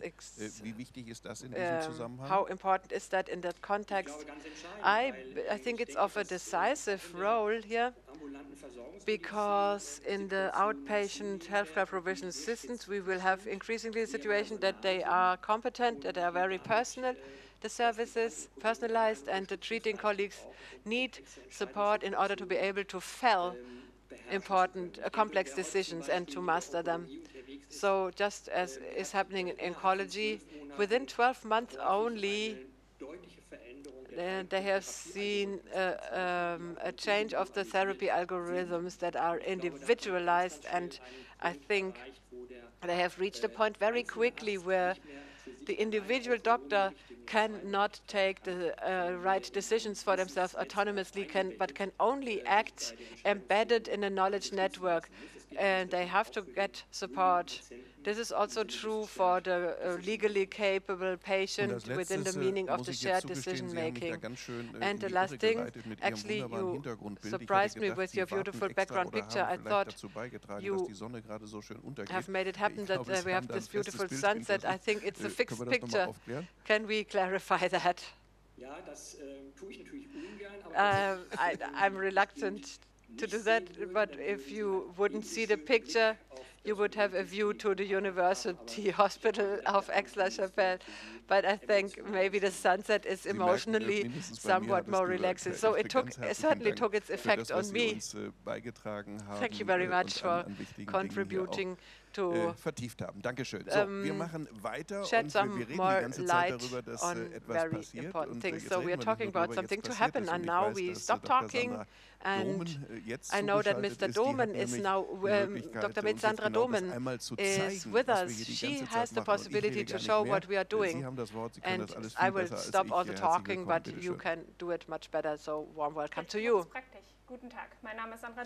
Hello, I'm Sandra Domen, and I'm an ICU medic, and I have been assisting the digital medicine activities at the University Hospital Aachen. Live, I would like to take you to the machine control room of the ICU. To this end, we would like to present to you the ICU infrastructure as a technical. Let's make a technical connection with the Hospital of Düren. Hallo ins Krankenhaus Düren. Hello to Hospital of Düren. Hello, Karl. On the other side, we have Jan-Karl Schütte from the City Hospital in Düren. He is the leading ward doctor. He is head of ICU ward and is moving around with ICU mobile. So he has been able to give us an impression what the state of the art is with its trolley. He is able to reach the patient bed, and Karl tell us how it feels like to be a long-term member of our medical network. I'm happy to do that. We have been doing that jointly for a couple of years and also very competently. It is a discussion at eye level that we lead here.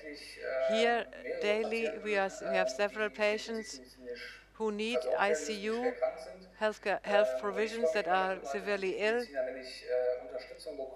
And I'm always happy when I get the support from the highly experienced TU colleagues from University Hospital Aachen, because I think that 4 or 6 I see more than just 2.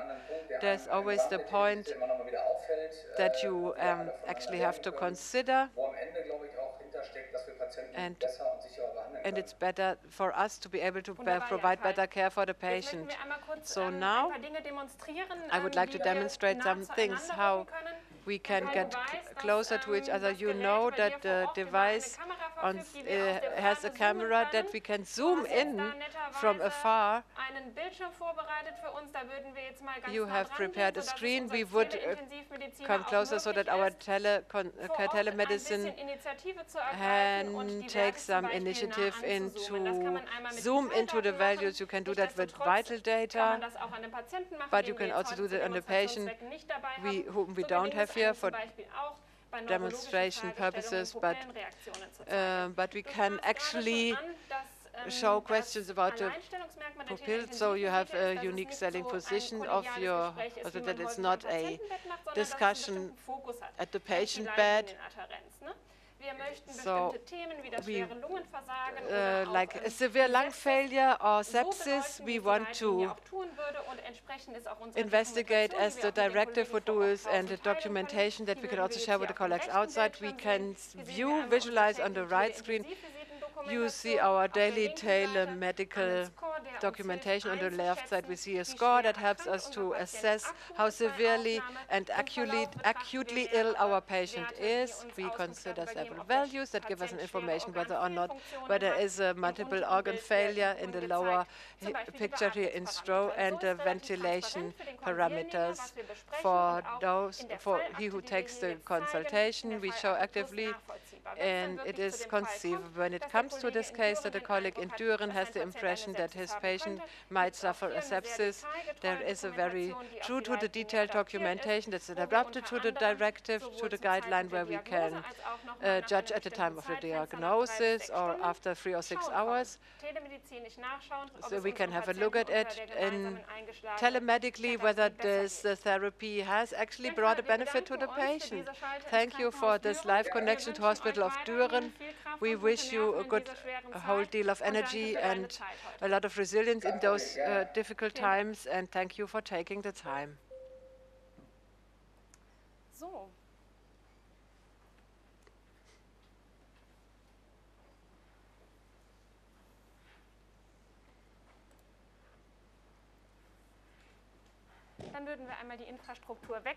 So we would change infrastructure and would like to show you the infrastructure we had used for the first time in the during Corona pandemic, the virtual hospital. I would like to put you in the role of those people who take the consultations. Here you see the website of the virtual hospital. Here, if you see a demand, you can request a teleconsultation, you would do. If you are in the North Rhine region, you go to the University Clinic of Aachen, to the competent expert center, and with a few information you have to give on your identity and how you can be contacted, like email address. This teleconsultation request lands in the expert center. In the expert center, you are assigned an appointment, coordinated with the competent tele-intensive medicine person, and then you meet in the electronic appointment with the doctor, which we want to demonstrate here. For demonstration purposes, we have switched ourselves into the the ICU ward to Dr. Kart. He is the leading.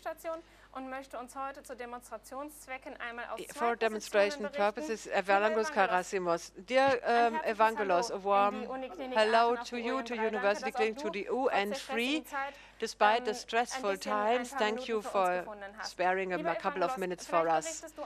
Dear Evangelos, maybe on the basis of your experience, you are in this double position that for many years have you been collecting experience in the treatment of acute lung failure, and just as much you have been able to collect experience in the treatment of acute patients in with COVID, whom you have been treating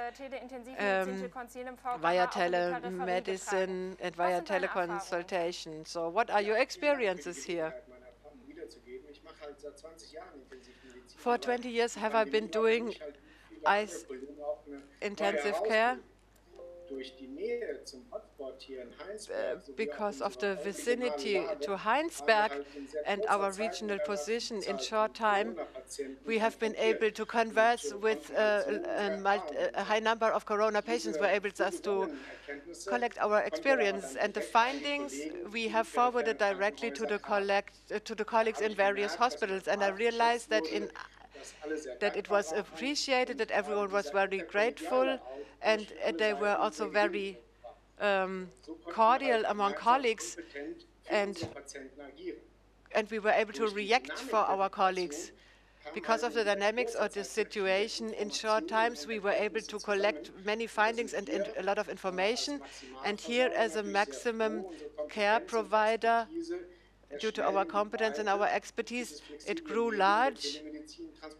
And so this is how we were able to transport all the information. So you now have both infrastructures that are introduced here. So you got to know the infrastructure from Telnet that has benefited more than 10,000 patients. Now the technical infrastructure in the course of the COVID pandemic, where we have taken care of 200 patients.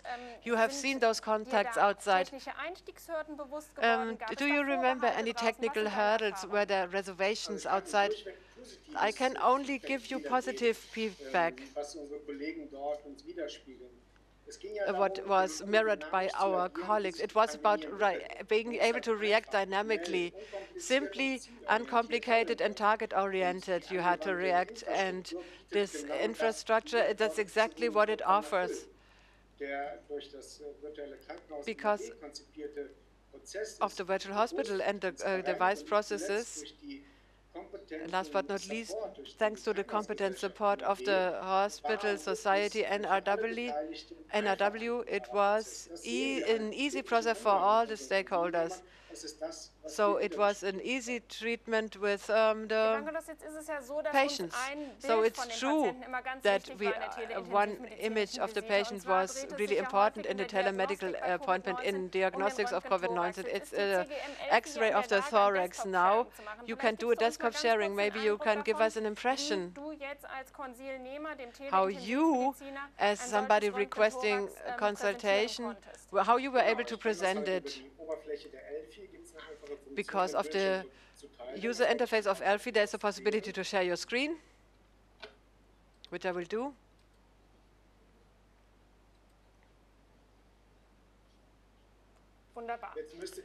Excellent. Now you should be able to see the X-ray. Yes, we can see the X-ray of the chest and can get an impression what the current lung picture of your patient is. Thank you very much for this. Now here we want to show you how it was made transparent to the person seeking advice and no, not to the patient, but the doctor seeking advice. This is what we used, what we can see on the right side. This we owe it to this documentation. Also today, when we have seen more than 200 patients, it's a very true to the detailed documentation. It helps us to better understand COVID-19 pandemic and to adapt our medical patterns and to learn more. Here we have the possibility in the telemedical consultation, just as shown with the case file plus. We can document the state of the patient, can document lung parameters, and also insert our therapy recommendations and make it traceable and conceivable at any time. Thanks to Uniklinik Aachen. Evangelos to you. And now I would like to forward now. Today we have the possibility to add a patient voice. Miss Christina Rosen, an intensive care medic in our house. She had the possibility to treat Mr. Mengel, of a former patient, after to meet him again after a severe COVID-19 cause of disease, and they will tell us more now. Hello, Mr. Hennigan. It's so nice to meet you here today, virtually, to have the interview. You were quite sick with COVID-19 and you had very strong symptoms. It's nice to talk to you today. How are you doing today? Well, I'm doing fine, very well. I don't have any symptoms. Everything is wonderful. Mr. Hennigan, during your treatment, you were also in contact digitally with a doctor, with a physician from the Uniklinik. Did it disturb you, annoyed you? Well, at the beginning, I didn't notice anything. I was a little bit confused and very sick. I had been in coma for long, and therefore, it wasn't my concern. It wasn't a problem for me. Yes, just asking, this telemedical treatment, was it restricting for you? No, not at all. Everything was wonderful. I must say, the more people are available to help me, the better it is. I would like to ask you, close to your bed, you had a camera, a card, and devices. Was it annoying for you? No, not at all. I didn't know what it was for. I didn't know what the devices were for at all. If you look back, according to your experience, would you agree to use telemedicine in future? Yes, of course, it's good. If the experts can just exchange opinions, and if another doctor, physician has a better opinion about things, it's better to help patients. Thank you very much for these voices, for the interviews. I think it's very important. And Sandra Dohlmann is here, so she has took away her workwear. But this is important, right, to have it on today. Yes, of course, it is important. It doesn't serve to protect us against contamination, but it is something that identify ourselves like physicians, and this is good. Also to give trust, so that people trust you. Well, we have a social distancing here. It is enough. So therefore, well, you don't need the mask, but just keep it on because it's written digital health on it. So it is branding.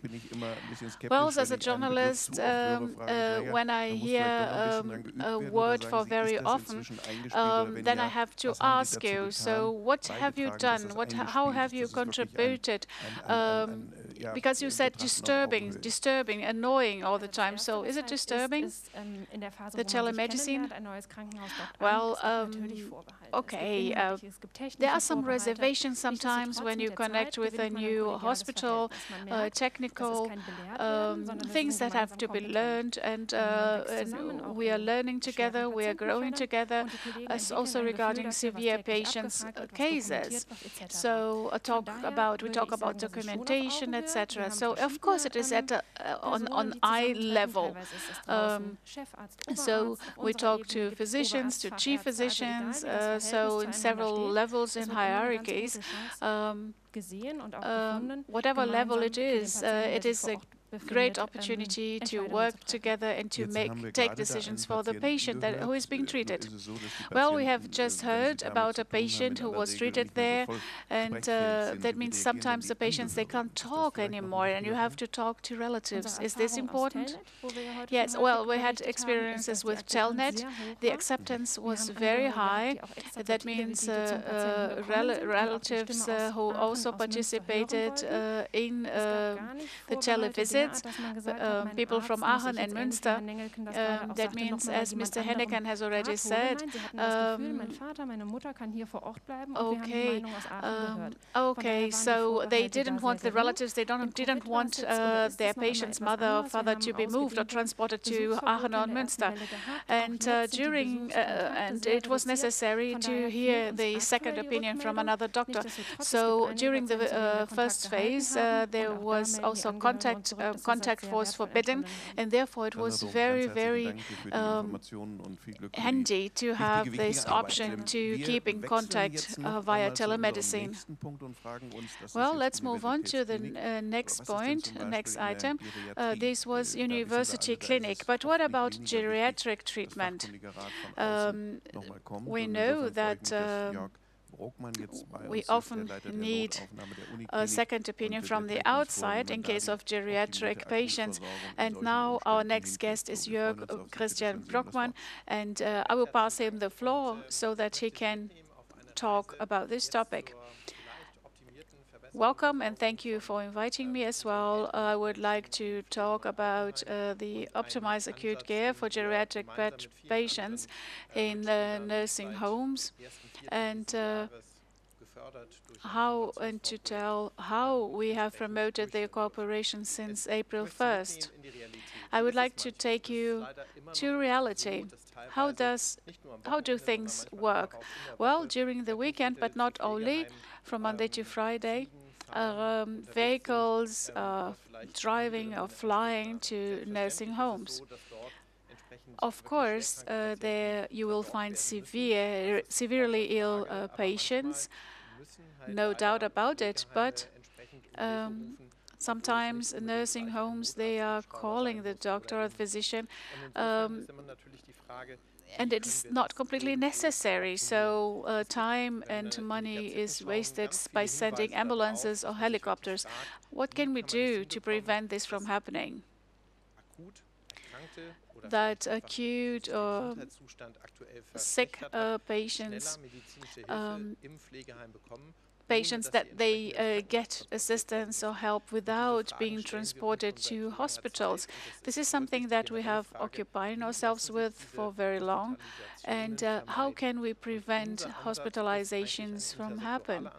And this is what we are doing. We are having an approach or assessing it with several players, especially during the weekend and after 5 p.m. We have a high rate of admissions from nursing homes to hospitals, and we don't have indications for physician contact by nurses as a standardized approach.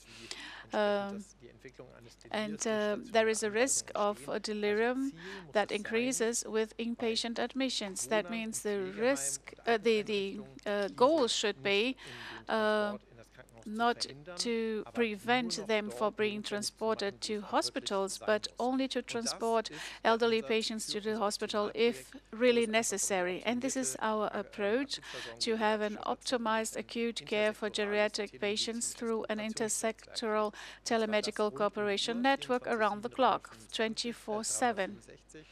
on 365 days per year, and not only by colleagues in a clinic, but also physicians with practices, clinical doctors, nurses, etc. So all these professionals have to be well connected with each other, and this is something that we managed to do. We built up a telemedical cooperation networks in order to get the funding. So what do we do? According to the initiative by Minister Spahn, we are doing the following. We are standardizing the emergency numbers, putting together 112 and 116, 117 as telephone lines. That means this is something that we are doing virtually in the region Aachen, for example, Aix-en-Chapelle, but also in Düren and in the district of Heinsberg. That means the emergency services, the practices, and the hospitals should be connected. That means not only like in the first entry practices, but also in the integrated emergency centers, that we have a better coordination amongst them. Furthermore, we would like to have a telemedicine component in the nursing homes so that the players from those sectors that they can provide care to the patients on site without taking them to the hospital. That means a kind of emergency hotline, a common one that is implemented. That means also embedded into the centers. That means including hospitals, physicians with their own practices, and homes, in order to have a digital counter, a common digital counter.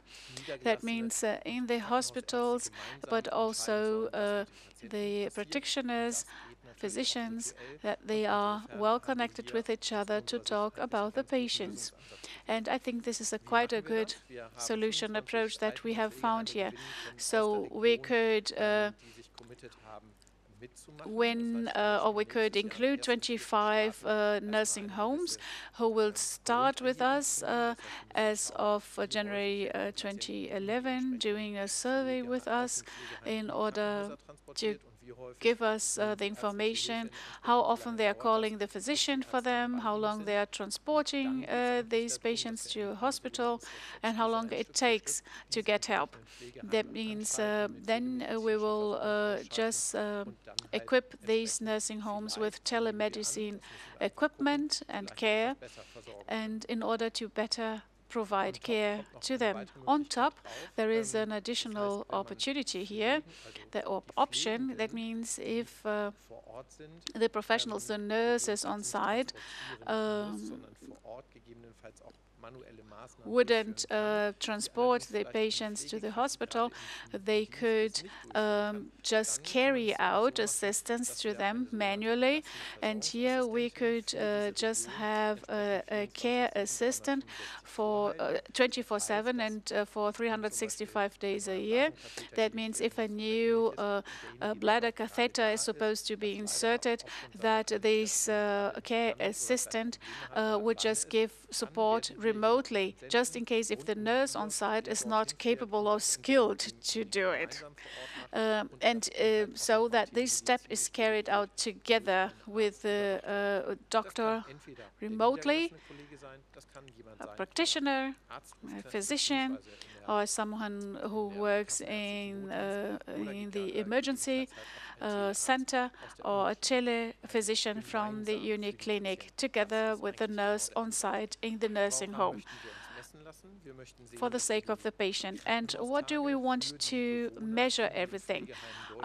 We wish to reduce the hospitalization days by 25 to 30%. We wanted to reduce hospital stays, but we want also to increase the number of outpatients and doctors. That means, and if things can't do in person, then a telemedical consultation could be carried out in order to help patients in nursing homes and also to help the nurses working on site. Well, it sounds good, but if you see it all together here on one chart, you see this is a quite compact concept. And here we have a compressed overview here. Here you see the things that are marked in red are new, completely new.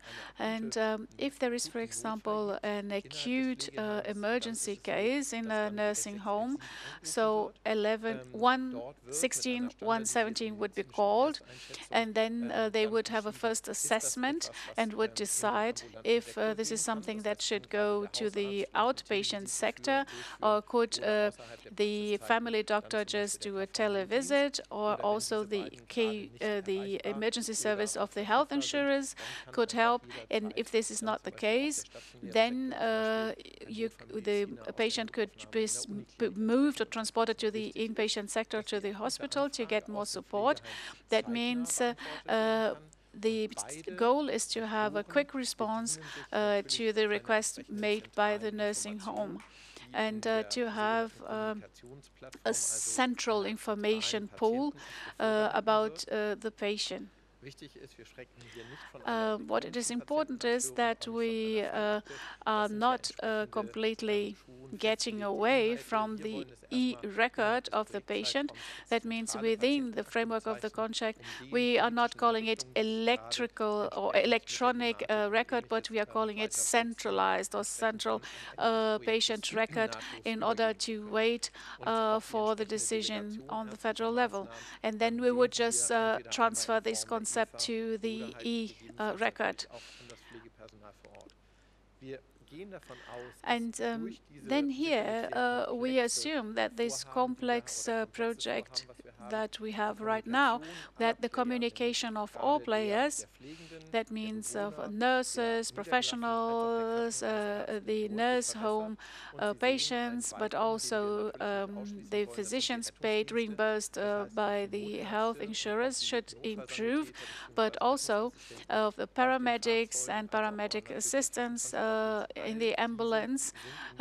So all those players are integrated into the project. They will be addressed and will give us their input. And well, the patient is missing here, but you need to understand that the patient is at the center of attention of this chart here. So we want to be patient-centric. What does it look like on site? So these are the options: bi-directional consultation, that here you see that the physician is in his practice, or a tele-doctor who works with the Uniclinic would be here in his office and would see the patient in the nursing home, and the patient could also see the tele-doctor. The nurse will just come in and would just communicate directly with the physician. That means also for prescriptions, etc. So to reduce the risk of confusion or messing up information. Furthermore, there are further options to have a central patient records. A further item is the early warning system.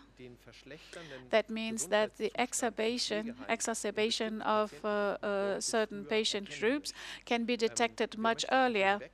We want to go away from this concept that on Friday afternoon someone is calling the doctor saying, well, Mrs. Erna is not doing well since Monday.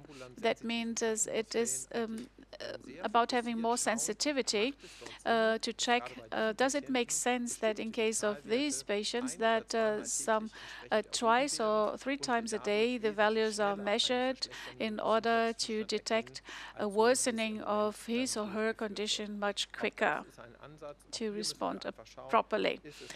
Then this is something that we need to check, whether there is an acceptance for this kind of technology for early warning systems. Is this well accepted by the elderly, by the nursing home patients, and by the nurses? Because this requires lots of technologies and several novelties in the several areas of healthcare, and we will need to interfere there in the framework of this project. And of course, we will also need the acceptance of ethical boards and other authorities and players in order to check whether we are on the right track and whether we need to change things, to do fine-tuning. This is a project that we have fought for several years. You see here the consortium partners we have, several of them, cooperation partners, and also further consortium partners here in the care sector, also the Institute of Health Insurers, and so on, and also our consortium partners in the care area. So, to my opinion, this is a great project, and I'm very confident that it will lead us to achieve results that we urgently need. This spirit is terrific. That means everybody wants to have this project improved, and I am looking very much forward to reporting on these positive results in future to you. Thanks to you, we have spoken several times about cross-country or cross-border cooperation. Is that also conceivable, or has it emerged in your, has it come up in your mind already? Especially in the Euregio, we have very good contacts to Belgium and Netherlands, and also here we are actually doing cross-border emergency together with EU-MED. They surely have more their origin in catastrophic catastrophe emergency rescue, but they have unified their services, and it's surely thinkable to look across the borders, beyond the borders. But of course, here we have a big hurdle to overcome. First of all, we have to tear down the frontiers between the individual sectors. This is what we constantly keep talking about at conferences, and I hope that's eventually what's going to happen. Was it difficult to win for your cause? The cooperation partner, the nurses, was it true that they said, oh, thank God, this is now something we have? Yeah, it's more like a waiting list that we had of participants.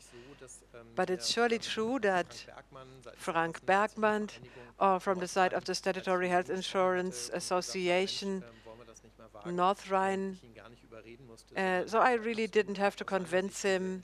So he totally shared my view that there is this demand that resident doctors and also inpatient doctors are not so far away from one another. It's more political hurdles that force us or request us to become separated, but actually we want to take care of patients, all of us, and I think it's rather simple to do it. You simply need to talk to each other. That's a great phrase. I will make a note of. We simply do it. That is what we're doing today, somewhat distance, but nevertheless, thank you very much for the valuable insights you provided.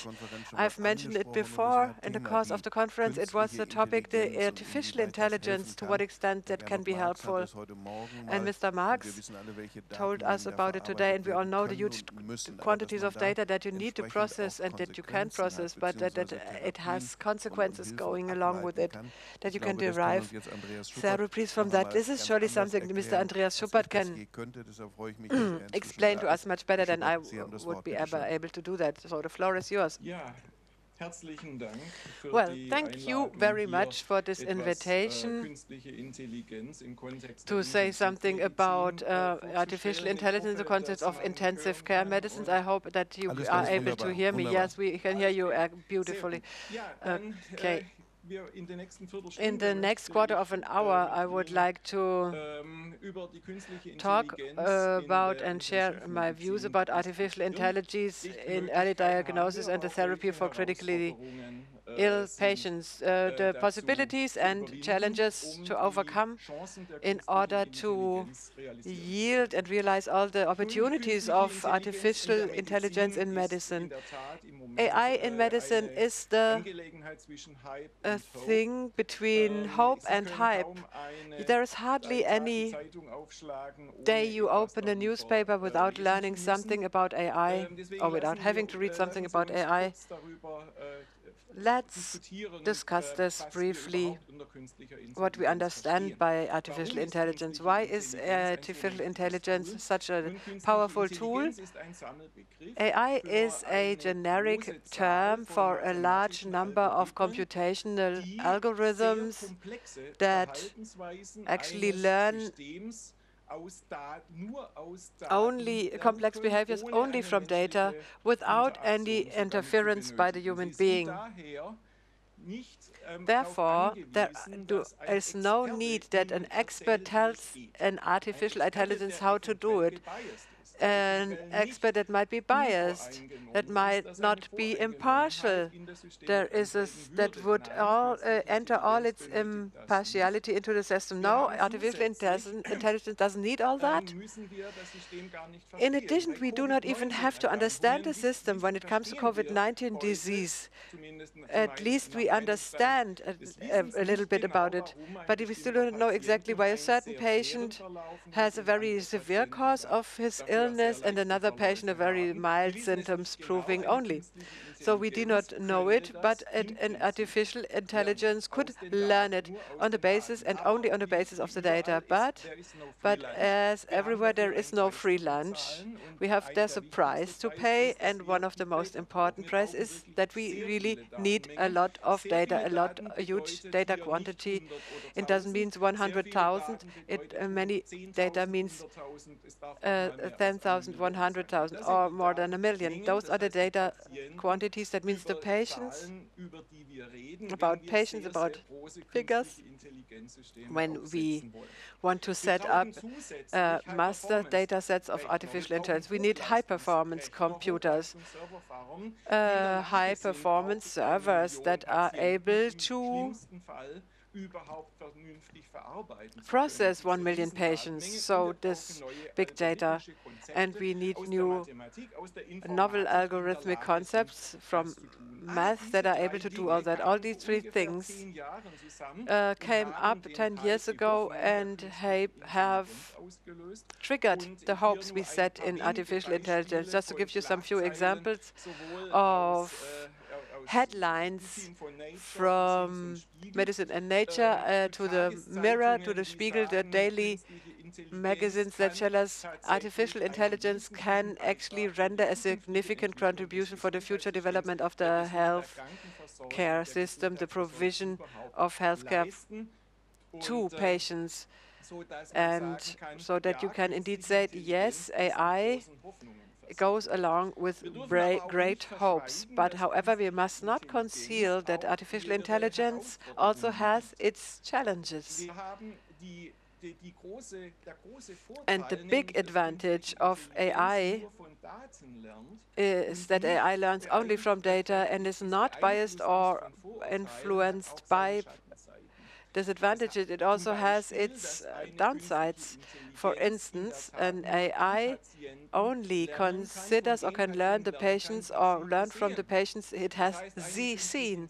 That means an AI that it sees only patients in a million city to see patients in a rural area that live in a rural area. In addition, an artificial intelligence, as a matter of principle, can know on its own whether it has just revised patients from the Ahr Mountains or from the Greater Aachen or from Berlin.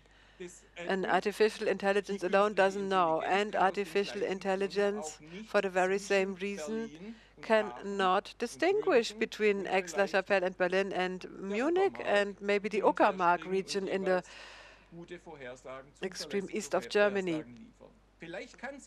Maybe it's able to do that, but this is something we have to show it. We have to demonstrate it. We have to validate the artificial intelligence. Another problem of artificial intelligence is that you can disturb it easily. Just a couple of months ago, there was a spectacular publication in the magazine Nature, and it was shown that if you show a picture of this cuddly little panda bear and then you put some white noise in the picture, and what comes out of it, artificial intelligence had made it a gibbon, an ape. And whereas for a human being, it's obvious that it is a panda bear. So another problematic characteristic is you look at the traffic sign here. It has recognized it to be a stop sign. But if you put on a strips and boxes, then artificial intelligence says it's a speed limit 45. So we see artificial intelligence has to be treated with care and has to be used with care, and we must understand what AI systems do. It has also shown that AI systems do not learn without bias. If the data contain prejudices or biases, it will have to reproduce the biases. And last but not least, AI systems learns what it shows, but it doesn't show why. So it will show how a COVID-19 disease will develop in one patient in the best case, but it will not tell us why it does that. And that's a challenge to be posed to research, information technology and computation to further tackle these challenges, to induce new solutions in order to make AI to introduce AI reliably and successfully in medicine. Despite all the downsides and all the problems that we have just discussed, it is true that even today, AI systems in individual fields of medicine offers big opportunities, not only in radiology, but also in intensive care. It is a field of application of AI which is predestined. And why is that so? Well, in intensive care, it provides all ingredients to realize the benefits of AI for medicine. We have the unique situation that we have huge patient data sets available that set a gold standard, which in the scientific world are the gold standard. From Boston, from MIMI C3 data sets covering more than 50,000 patient data sets, very complete, all in intensive care. We have the so-called eICU data set. More than 20 US American hospitals have contributed to them, containing more than 100,000 patients, and we have IBM in cooperation with many other hospitals has collected patient data, more than 50 million patients that are usable for research purposes. Of course, these are commercial use cases, but also in Germany, in hospitals, in intensive care, we have the excellent situation that we have a good data situation. Our intensive care patients are without gap captured by large standardized monitoring data sets, and they are monitored. So in Aachen alone, we have data of more than 50,000 patients. on the basis of which an intelligent artificial intelligence could learn.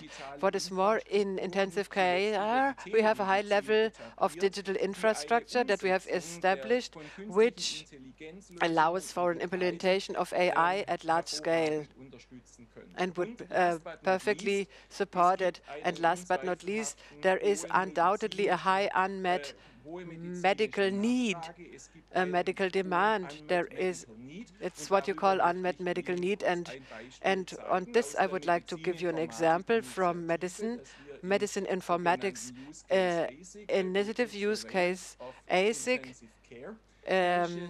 Algorithmics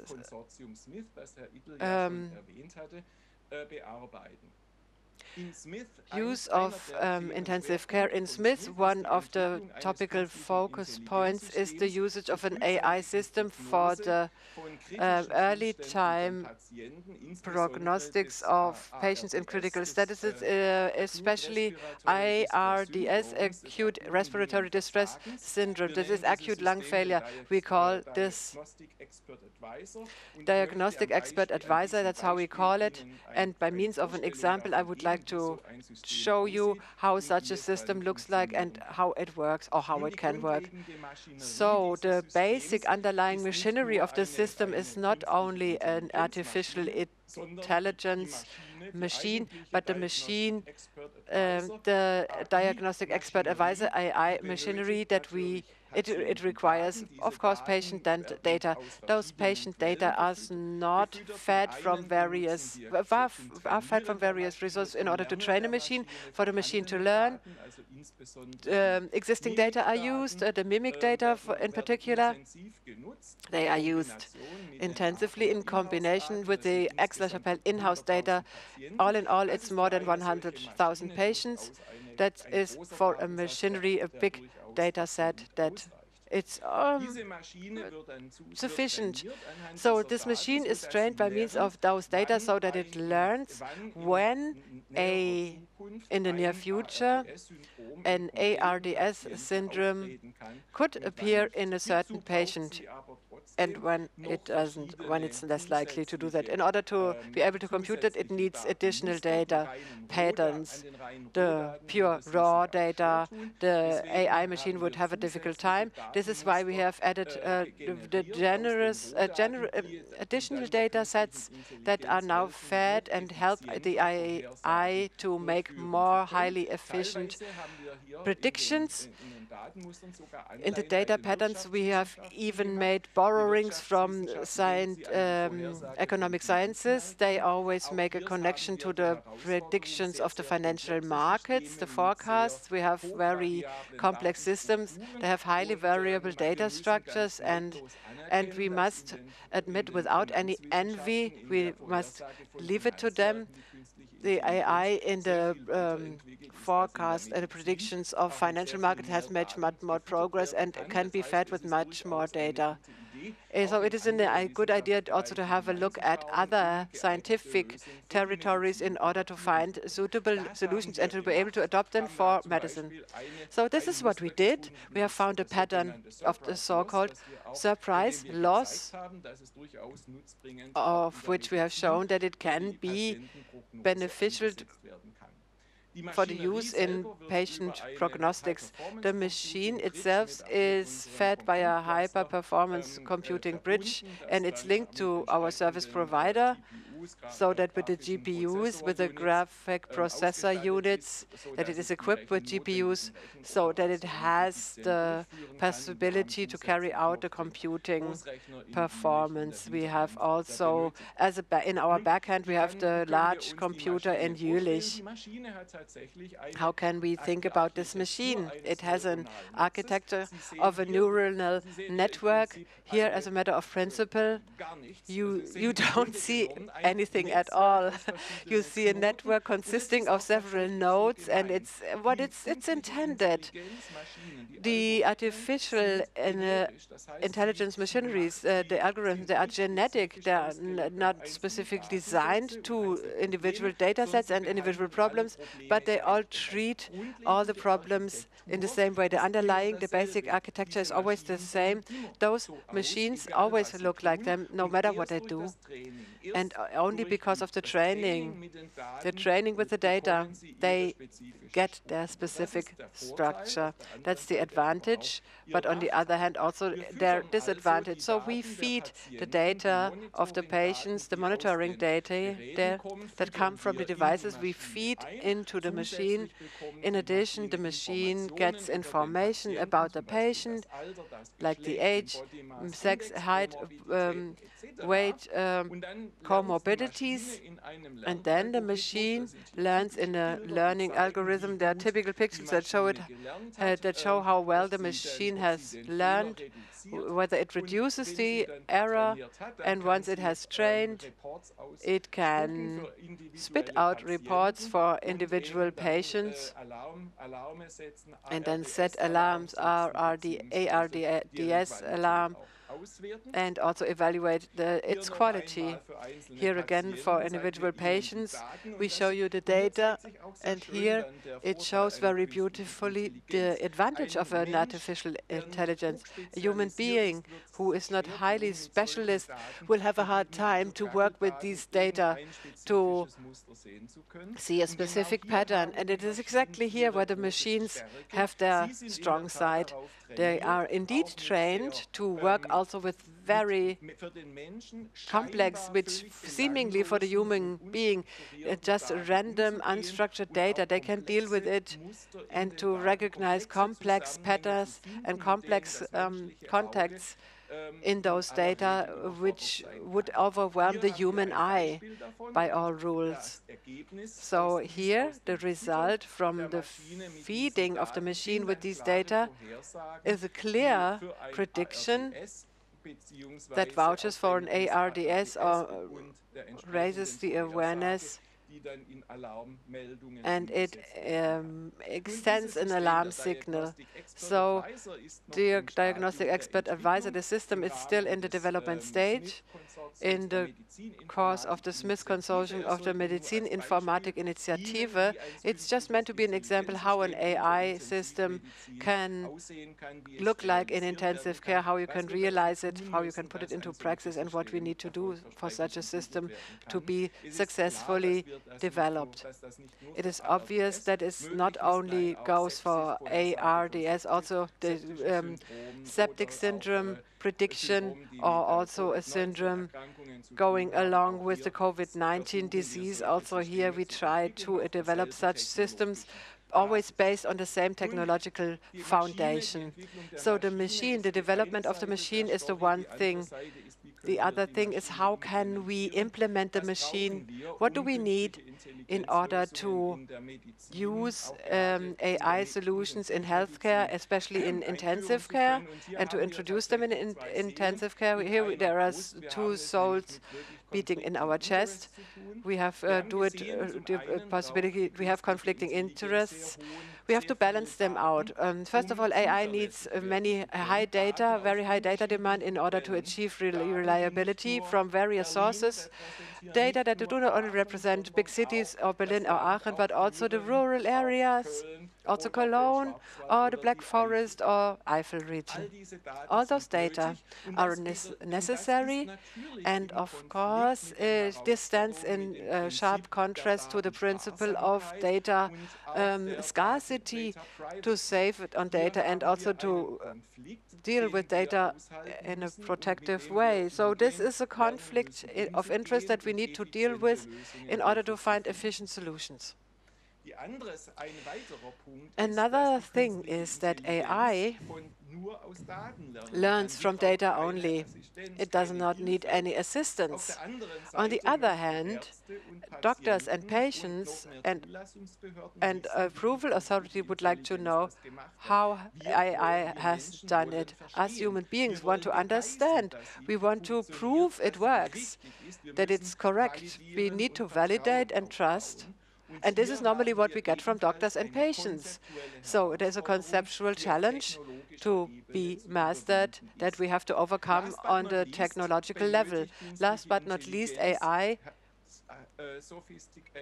needs sophisticated algorithms. So what it means, it needs the latest algorithms and also high computability performance, which stands in stark contrast to the fact that AI needs to be made accessible in broad-range healthcare. So we cannot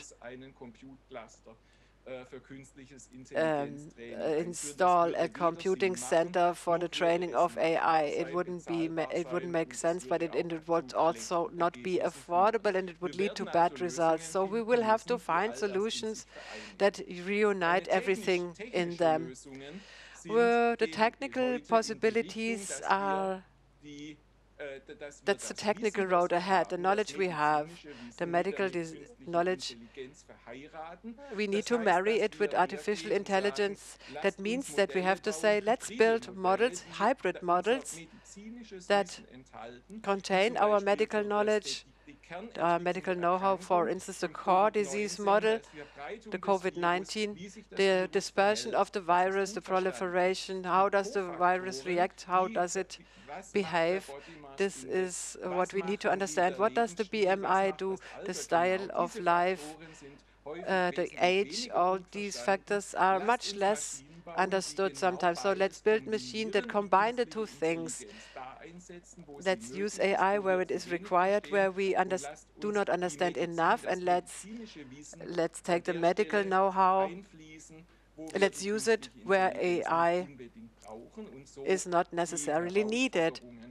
And let's thus develop the challenges and overcome the challenges and trust. And let's develop trust and reliability. This hybrid concept in the context of medicine and medicine informatic initiative is developed here. Here what we do in addition is that we develop on this basis a virtual patient, and we examine whether through this virtual patient we can develop an additional benefit to the diagnostic expert advisor. As for the organizational side, there are also challenges to meet. We need to bridge the gap between a local solution which is close to the patient and a solution of a high-performance solution that delivers reliable, quick results. This is the bridge that we have to cross, the gap that we have to close. And from my side, a clear statement in favor of telemedicine. I think that in the foreseeable time, telemedicine is the key role for the implementation of AI, and we will need it to that end because telemedicine offers this possibility to offer local services, to do local on-site patient consultation at highest level under parallel use of central high-performing systems that can be used. To this end, we will need a close cooperation between telemedicine, the medical side,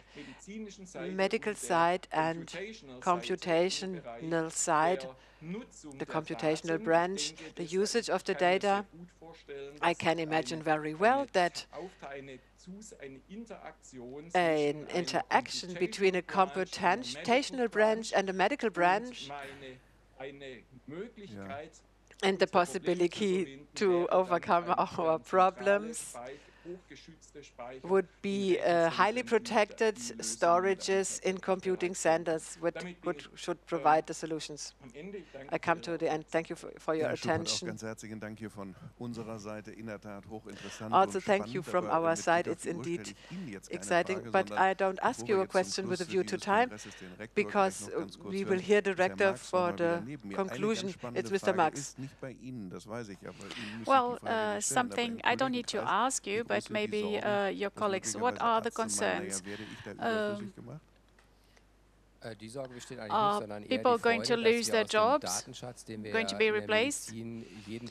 Well, no, I think, okay, the data created for medical charts, etc., they will create a bigger benefit. And my colleagues, the colleagues I talk to, they just want to benefit from it. They want to have the data. Yes, nice words from you in our ears, and I'm looking forward to it.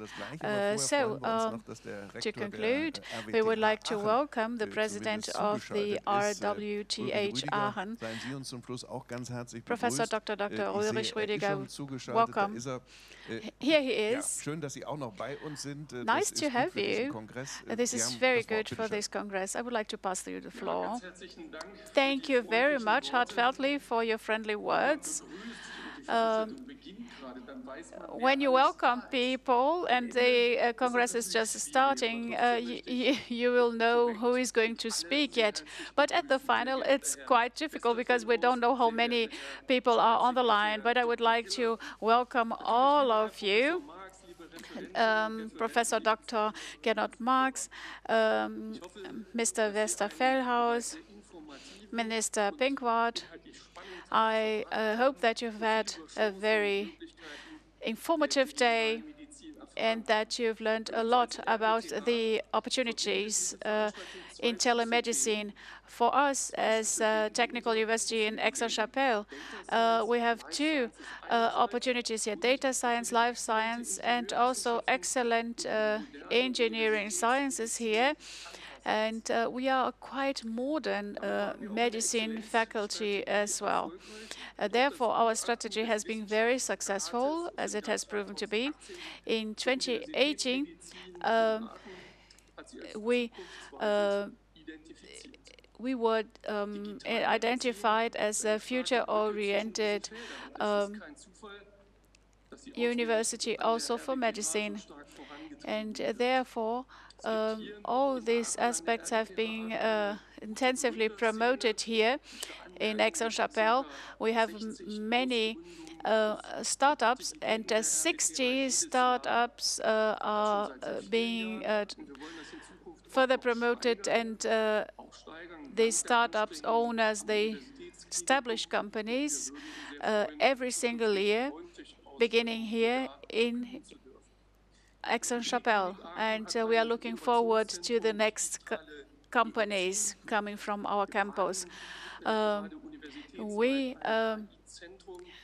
are establishing a center for artificial intelligence here in Aix-en-Chapelle, and we also have an interdisciplinary center here for technology, medicine, linguistics, and humanistic.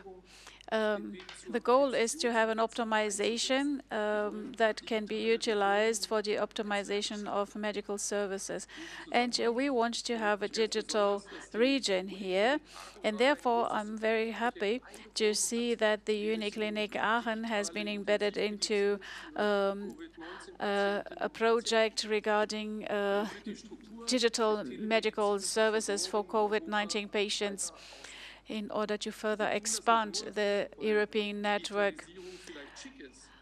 It's not because it is posh, having digitization, but we also sense the positive impacts of telemedicine because it can reduce mortality. Therefore, it is extremely important that telemedicine is available with a big coverage. And we at RWTH want to make our contribution. Digital health now, it suits well to our university, and therefore I'm very happy that so many interested participants have joined this conference. I don't know how many participants were right from the start with us, but I will check on this later on. But I think it suits very well to us and to our present situation.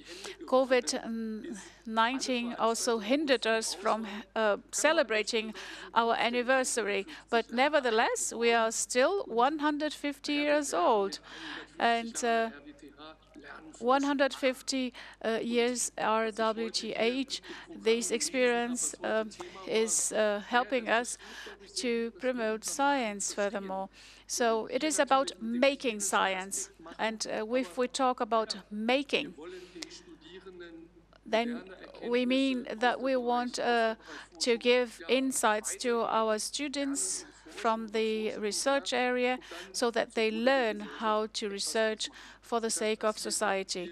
And this is something that is happening here within our activities in the area of telemedicine. It fits quite well and suits us. If I have a look in the application, in the motion that is going to be submitted, it is about creating knowledge to cause an impact. And this, it is about impact, create an impact, and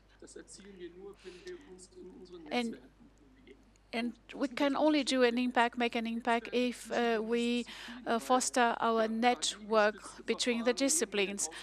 Because artificial intelligence is also related to IT and can be used for telemedicine. It is a network of disciplines and also university and outside the universities and national and international networks. So in both cases, either having a look at our strategy itself and what we have been occupying ourselves with, and telemedicine, I think this is quite suitable. It suits us well. Thank you very much for your contributions and for your good work, and I wish you a pleasant day and evening. And stay healthy. That's what we used to say in this community, right? Yes, thank you very much for giving your perspective on this, Professor Rüdiger, and that you have taken your time. We have just almost achieved the end of our event. And Mr. Marx, just thinking about the things we've talked about, I would like to just provoke you a little bit. We keep hearing that Germany is a developing country regarding IT and technology and so on, but I know that it looks completely different in practical life. That means if maybe you would blame on us, journalists, for causing this, or for making this polemic statement. What is your perception on the status quo?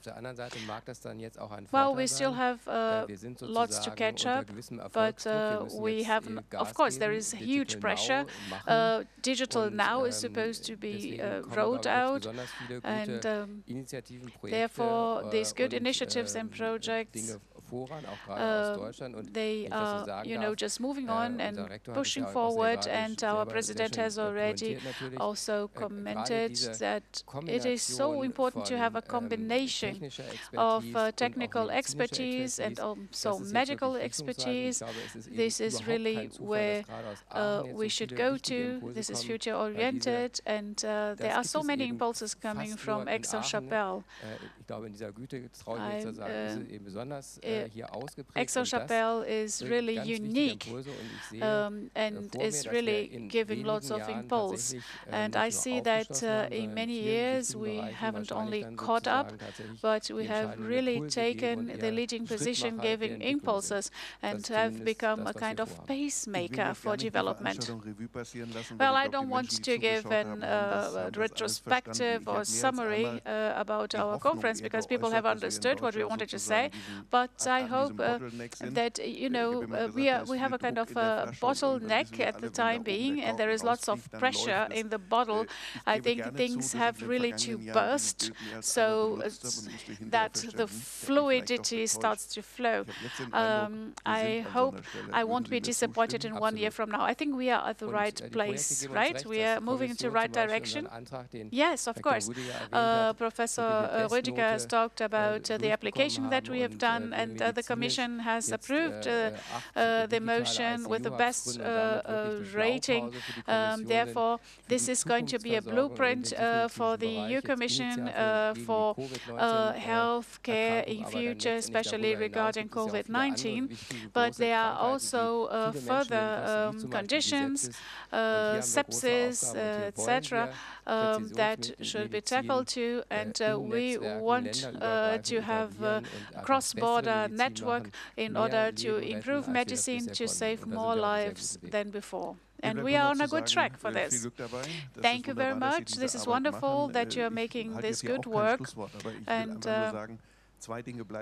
two things will stay in my mind behind now there is not only one exclamation sign for me, but two or three further ones, and you have said very implicitly why we are doing it. One of the participants has already said it today.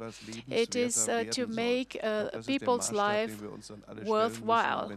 And if you manage to do this, then I think it's wonderful. I would like to encourage you for continue this good work. Thank you very much for all technicians who have really done a great job here, also like in a TV show where I used to work. And I wish you a lovely evening. Thank you very much.